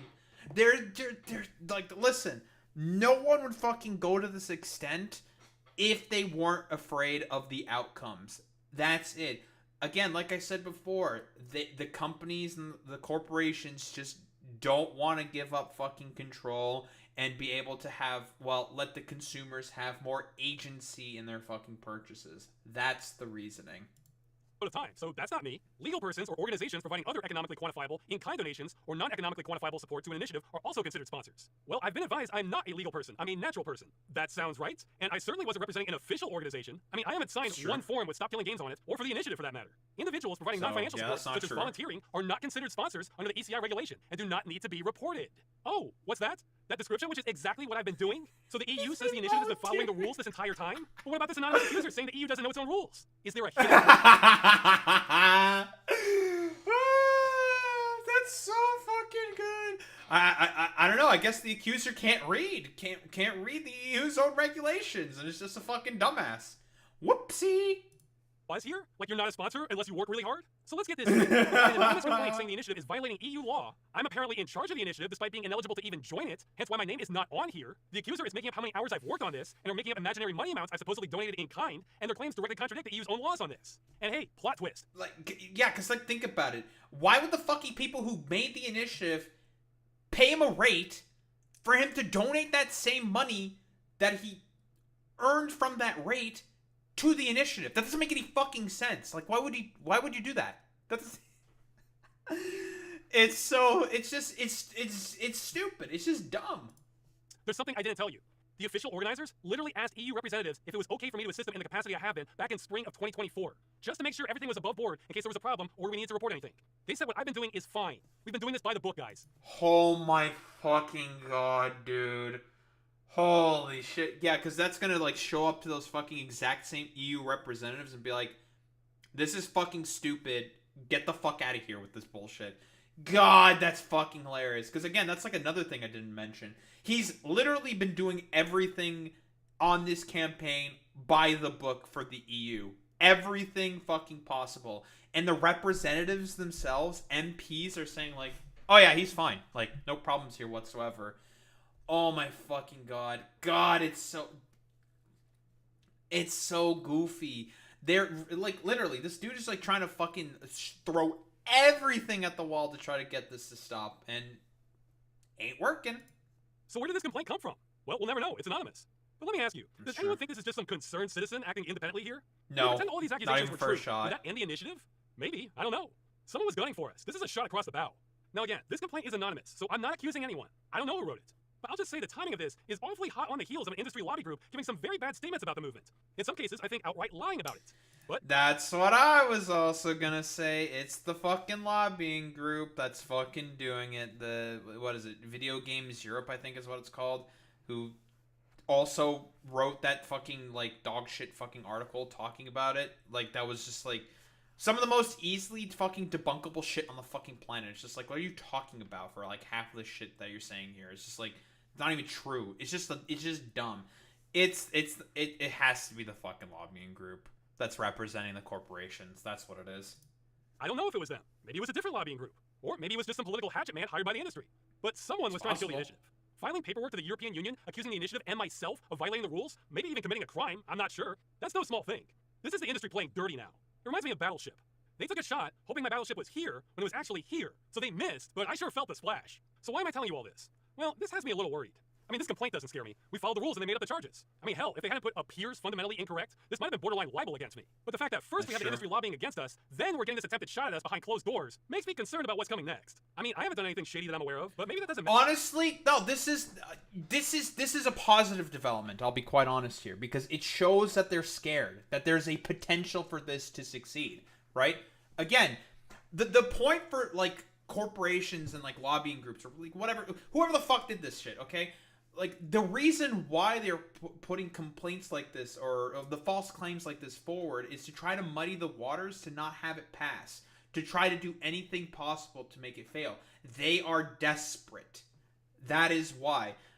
Like, I don't know, if, like, Video Game Europe, or whatever politician decided to do this, it is out of desperation that the video games industry is trying to file stuff like this, simply due to the fact that, well, you know, this has a very, very potential high chance to succeed.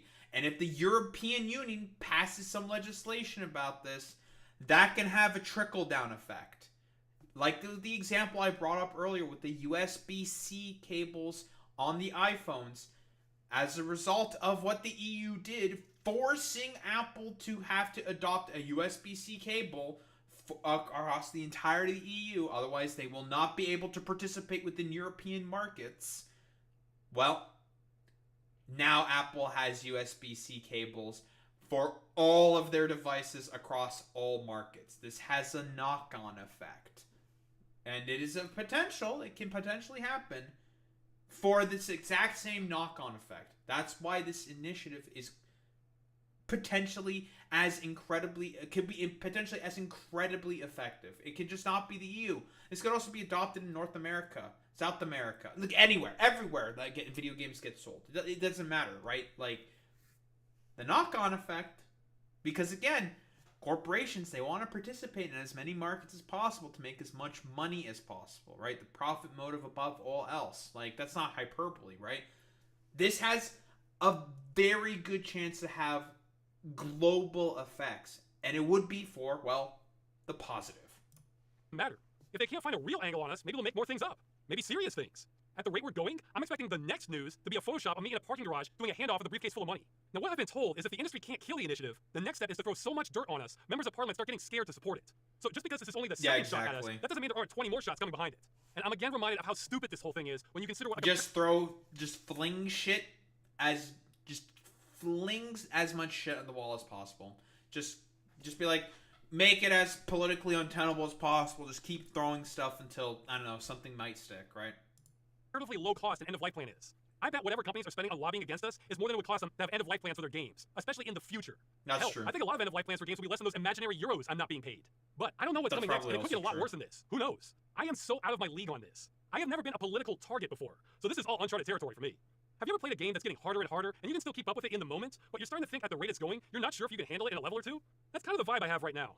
And for those of you who think I'm being paranoid, did you hear about that retro gaming YouTuber who was arrested for reviewing modded handheld consoles? Oh, yeah, that doesn't hit close to home for me at all. I mean, I don't have any. Oh, yeah, right? Because, again, if you mod retro especially if it's Nintendo stuff, you're gonna get the fucking ninja lawyers on you because, again, like, Nintendo is very fucking aggressive about, like, a lot of, like, third parties sort of, like, fucking with their hardware in their games. Very, very much so. So, that's cool.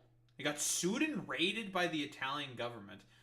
Probably the best thing for Ross to do here is probably talk with a lawyer. He might need to get some consultation for what's going on here. It would be my advice.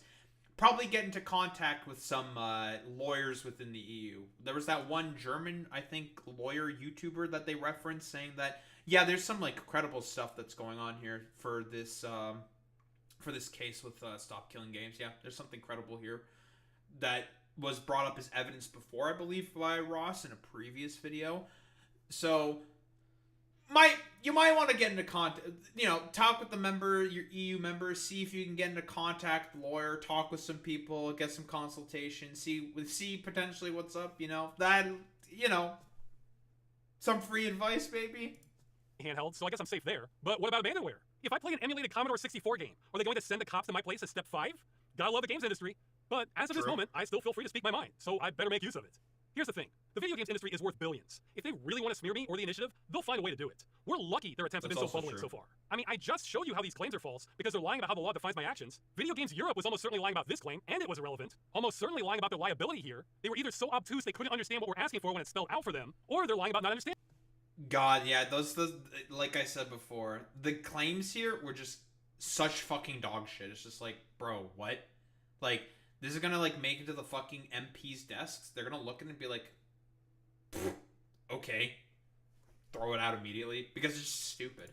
It. Take your pick. Oh, and this claim. This one is a bit clever because it can't be disproven. You could say this about anything. Like, I could say it's prohibitively expensive for me to make a paper airplane. And you might say, what are you talking about? A piece of paper costs what, 2 cents? And I could say, yeah, but that would curtail my choice. Because I want to make my paper airplane out of the Magna Carta, and that's priceless. Thus, it's prohibitively expensive for me to make a paper airplane. I guarantee you that's the kind of logic they're using here if you were to really dig into the details. Oh, and let's let everyone know, this lobby group isn't even representing its members that well. BeamNG says they weren't consulted by Video Games Europe and disagree with their statement and behavior. Even Epic Games. Yeah, that...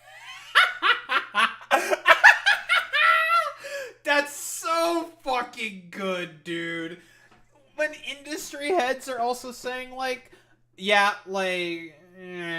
we don't really fucking agree with this. This is some goofy shit. Like what?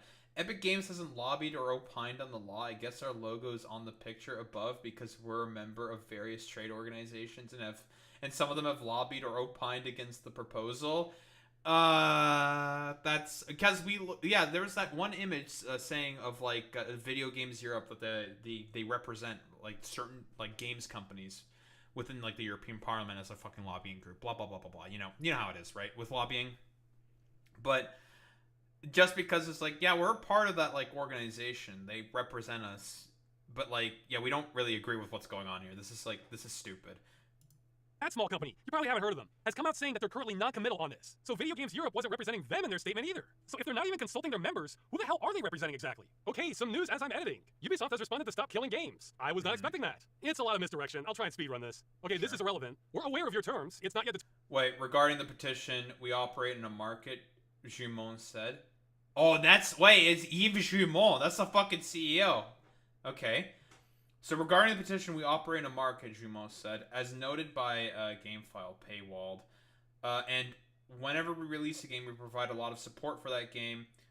We also provide a lot of services to make sure that the game is successful and remains playable 24/7. Yeah, that is irrelevant. That's not about end-of-life stuff, which is the argument here. Jumon says the company provides information regarding the game and how long the game can be played. Yet you didn't provide any of that information for The Crew 2. And only said about I think it's 3 to 6 months before it was about to be sort of killed off. Not killed off. That's not correct to say. Shut down when all the servers were about to be shut down because you were probably moving them on to a different project, for example, right? It's kind of just a little guess there, but that's why, it's just because I think within the regulation with the EU, I think it should be about a 2 years notice, I think. So, let's do some simple math here. 6 months. That's not 2 years. That's about a quarter, if we're being generous. Though he doesn't go into specifics about how these notices work. The Crew did have a badge on its front box noting online connection required. That's irrelevant. And a notice in the fine print on the back that Ubisoft may cancel access to one or more specific online features upon a 30-day prior notice. They didn't give that to every single person, and copies of the game are still being sold on shelves, and not everyone's gonna fucking know about that, right? And no one reads the fucking fine print of contracts, right? Unless they have a fucking lawyer go over it. But not everyone's gonna have a lawyer go over the fine print of the legal stipulations within an EU LA for a fucking video game. Okay, that's stupid. Whether those sorts of notices are legally sufficient will likely be put to the test in the EU, at least after the Stop Killing Games petition passes its final deadline at the end of the month, which it certainly has. Determine if they're legal or not. This is also irrelevant. This part. What was that other bit? To Ubisoft, it's not yet determined if they're legal or not. This is also. Cites €1 fee proposed to all buyers of the game. Okay.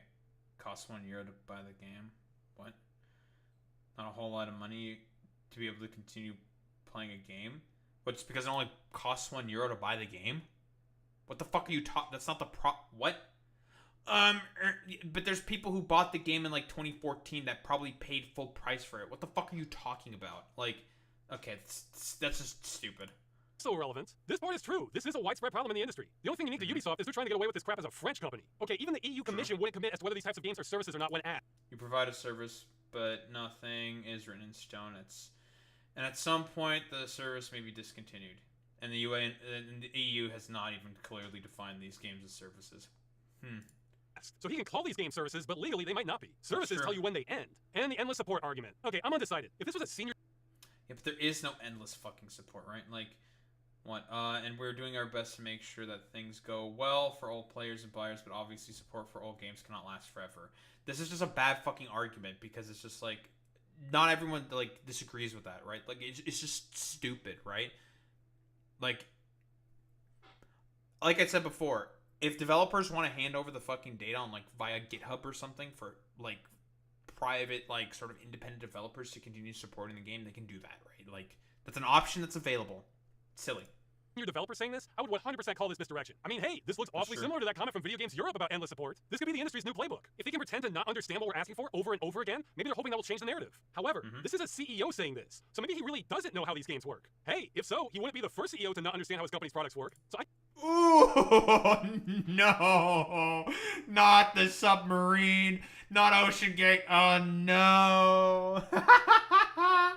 I can't tell if he's just trying to gaslight everyone, or if he just doesn't know how these games are made, so he thinks they would need endless support. I kind of hope he actually doesn't know. Anyway, the point here is there's a lot of lying and shady stuff going on from the games industry against Stop Killing Games. And I guess now, me too.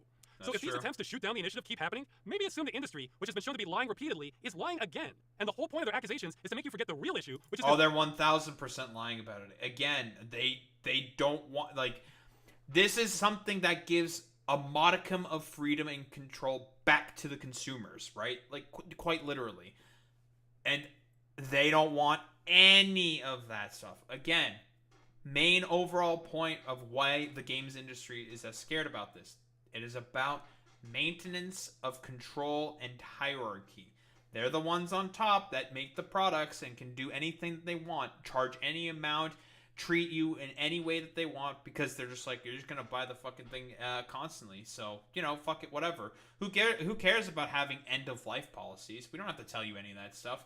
We're gonna end the game, repackage it, resell it eventually after, like, I don't know, 10, 15 years or some shit, and try to make more money from it. This is very, very common behavior here by the fucking goddamn games industry. They do this all the time. Consumers are getting robbed by the industry. There are nuances to it, but the basic message is when you buy a copy of a game, you should get to keep it, and publishers shouldn't be able to destroy what you already paid for. Exactly. This concept is so basic, it's still a joke we even have to fight for this. So don't let the industry throw you off the scent, especially in the future. If something doesn't pass the smell test, push back. I say this because things could heat up so much that maybe in the future I'm not at liberty to give commentary or defend myself like this. I managed to get in touch with a few political insiders that know more about how these attacks work than I do. I intend to follow their advice. Right now, my plans haven't changed at all. But if I just go really quiet on some topics in the future, then I'm telling you why right now. It will be because the attacks are getting so serious that me saying anything might be a liability somehow. I mean, remember.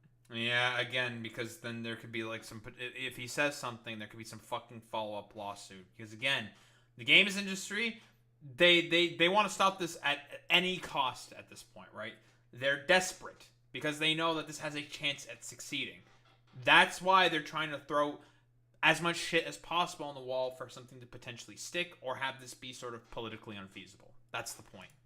This was behind the scenes. The industry didn't make this one public. So who knows what the next thing they're planning is. Now, hopefully, I'm overreacting and the industry won't keep escalating this. This was just them taking a couple pot shots at us, but I'm trying to prepare for a lot of scenarios. I mean, I knew there was a chance of something like this happening back when I launched the campaign last year. That's one of the many reasons I never wanted to do this. At least this is just me trying to get the most bare minimum common sense regulation in the games industry, and not trying to be a whistleblower on the defense industry. That would be bad. Okay, to end this on a lighter note, despite all this mess, we've been getting more and more support from European members of parliament. Here are some I've been informed of, though some of these I'm pretty late finding out. Yo, Nicolae Stefanuta, let's go! I think he's the current vice president of fucking Romania. Let's go. Yeah, I saw him support this, I think, on Twitter. It's like, yeah, based. It's. By the way, this is why the games industry is scared. By the way, it's gaining traction. It's gaining traction within Parliament. The fact that MPs are coming out publicly saying like, yeah, this is a good initiative. I agree with that. There could be some potential sussy stuff that the games industry is going on here. This is why they are scared, because there's some regulation coming in from the EU which can have a knock-on effect throughout the rest of the fucking industry. That's why.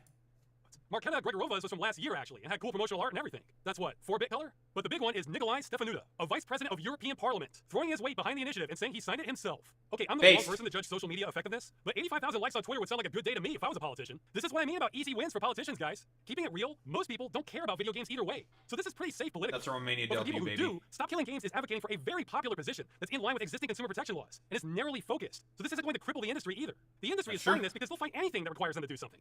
Stop Killing Games is about as safe and popular as it gets in politics. As a bonus, it's appealing to people who might not normally be involved in politics. That's an elusive demographic. And now's a good time to mention again that contacting members of European Parliament on the Internal Market and Consumer Protection Committee is probably the best thing we can do to push back. Though I've received conflicting information on which parties to contact and what subject lines to use. If you want to help, just try your best with contacting a representative of your country, preferably someone who cares about consumer rights. Okay, that's it. I have no idea what's coming down the pipeline now, but all this resistance means we are throwing around some real power to fix things. So let's keep at it. Nice. Fantastic. Good to see that it's, gaining traction, That's great. Excellent. Because, again, I've talked about this before. It's the same thing with the USB-C cables with iPhones, right? The EU forced that regulation on Apple. If they want to be able to participate in the EU market, you're going to do this, whether you fucking like it or not. No more of this stupid bullshit proprietary nonsense crap. And it was a huge win for consumer rights, especially with Apple products. Because, again, the reason why they do it is to force you to have to go to their proprietary repair stores and stores to have to pay about the wazoo for whatever accessories to get repairs and stuff like that. Right to repair is a very, very important thing. Huge consumer W when the EU put that regulation specifically on Apple. Huge, huge W. Because, again, Apple, I don't know if you know, pretty rich company. Net worth of $3.2 trillion. That is more than most countries in the world. Yeah, it's a lot of money. Lots of money that comes in from Apple. So yeah, great to see that these people are starting to get scared because a bunch of MPs are starting to support this. So it's good to see. This is a very, very positive development. Romania W. Vice President of the fucking Parliament. He signed the actual initiative itself. Nicolae Stefanuta. Very, very cool. Listen. Romania doesn't get a lot of W's. A lot of stupid bullshit happens in our fucking goddamn country, okay? We took care of Tate. Well, we arrested him because the U.S. told us to do so. Silly meme. And we're also supporting this initiative. Well, with the Vice President is supporting this initiative. That's a powerful position, right? It's just a very, very good positive development. Well, not so much that they're trying to file the false claims. Not so much, but more so the fact that the industry itself is starting to file those false claims because it means they're getting scared that some form of regulation that can affect their control, the hierarchy that is being maintained for their benefit, is at potential risk. So again, keep signing the initiative. I'm gonna put the link to it in the description below, all that good stuff. Keep signing. If you're a European citizen, because you can only sign if you're a European citizen. I did my part. I have my Romanian passport. I signed it. Yada yada yada. All that good shit. Yep. Don't think there's really much else to say besides the games industry sucks, and they're just doing this because, well, that's capitalism, baby. Nice.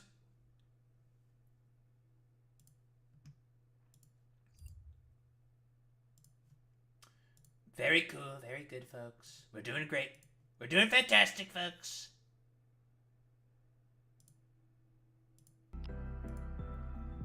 Who are we gonna raid out to today?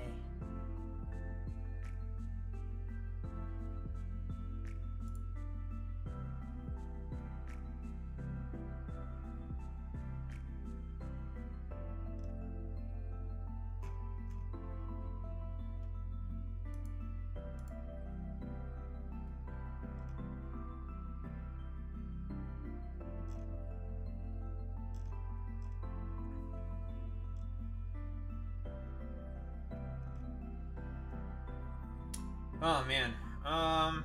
Who the hell are we raiding out to today? Ooh. Nice cracks. What am I gonna work on next in Factorio? So we got all of our sciences now. I think it's time to build a rocket. We need to get to Maluna and build space shit. I really need to get logistics system. Actually, no, wait. Hold on. I just remembered the research for it. I don't have to get space science in order to get logistics system. Because I need to build the supply hub. The only thing I need to build is just to launch a fucking space platform. Which means we need a rocket. Yeah, we need a rocket anyways. So yeah. We're gonna build a rocket. Launch something into space. Go from there. Yeah, I think that's the plan. Because I really want fucking logistics system. I want that shit so fucking bad, dude. Really want logistics.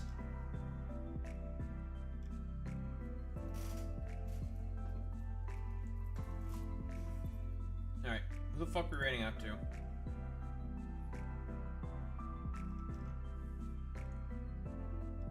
Ugh.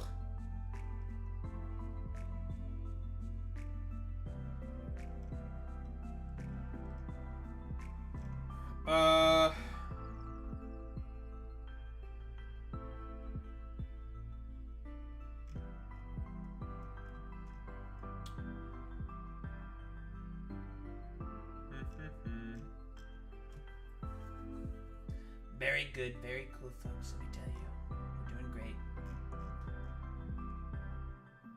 Why don't we raid out to Sad Girl? Why not? So what do I need to do then in Factorio tomorrow? Settings do not allow you to raid at this time. Well, that's awkward.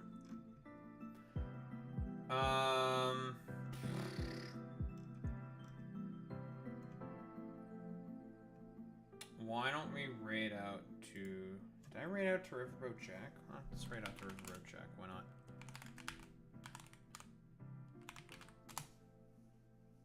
Alright. Raid messages. You know what to do. You know what to say. Transfer with the Daho Raid Butt if you're a sub. If you're a non-sub, you do the WoW with the Daho Raid Butt. That's how we show appreciation. Those are in 20K's gamers. I will be back tomorrow and... What are we doing? Fixing more throughput. Concrete. Just make a little side thing. Bring it in with trains. And then, build the rocket.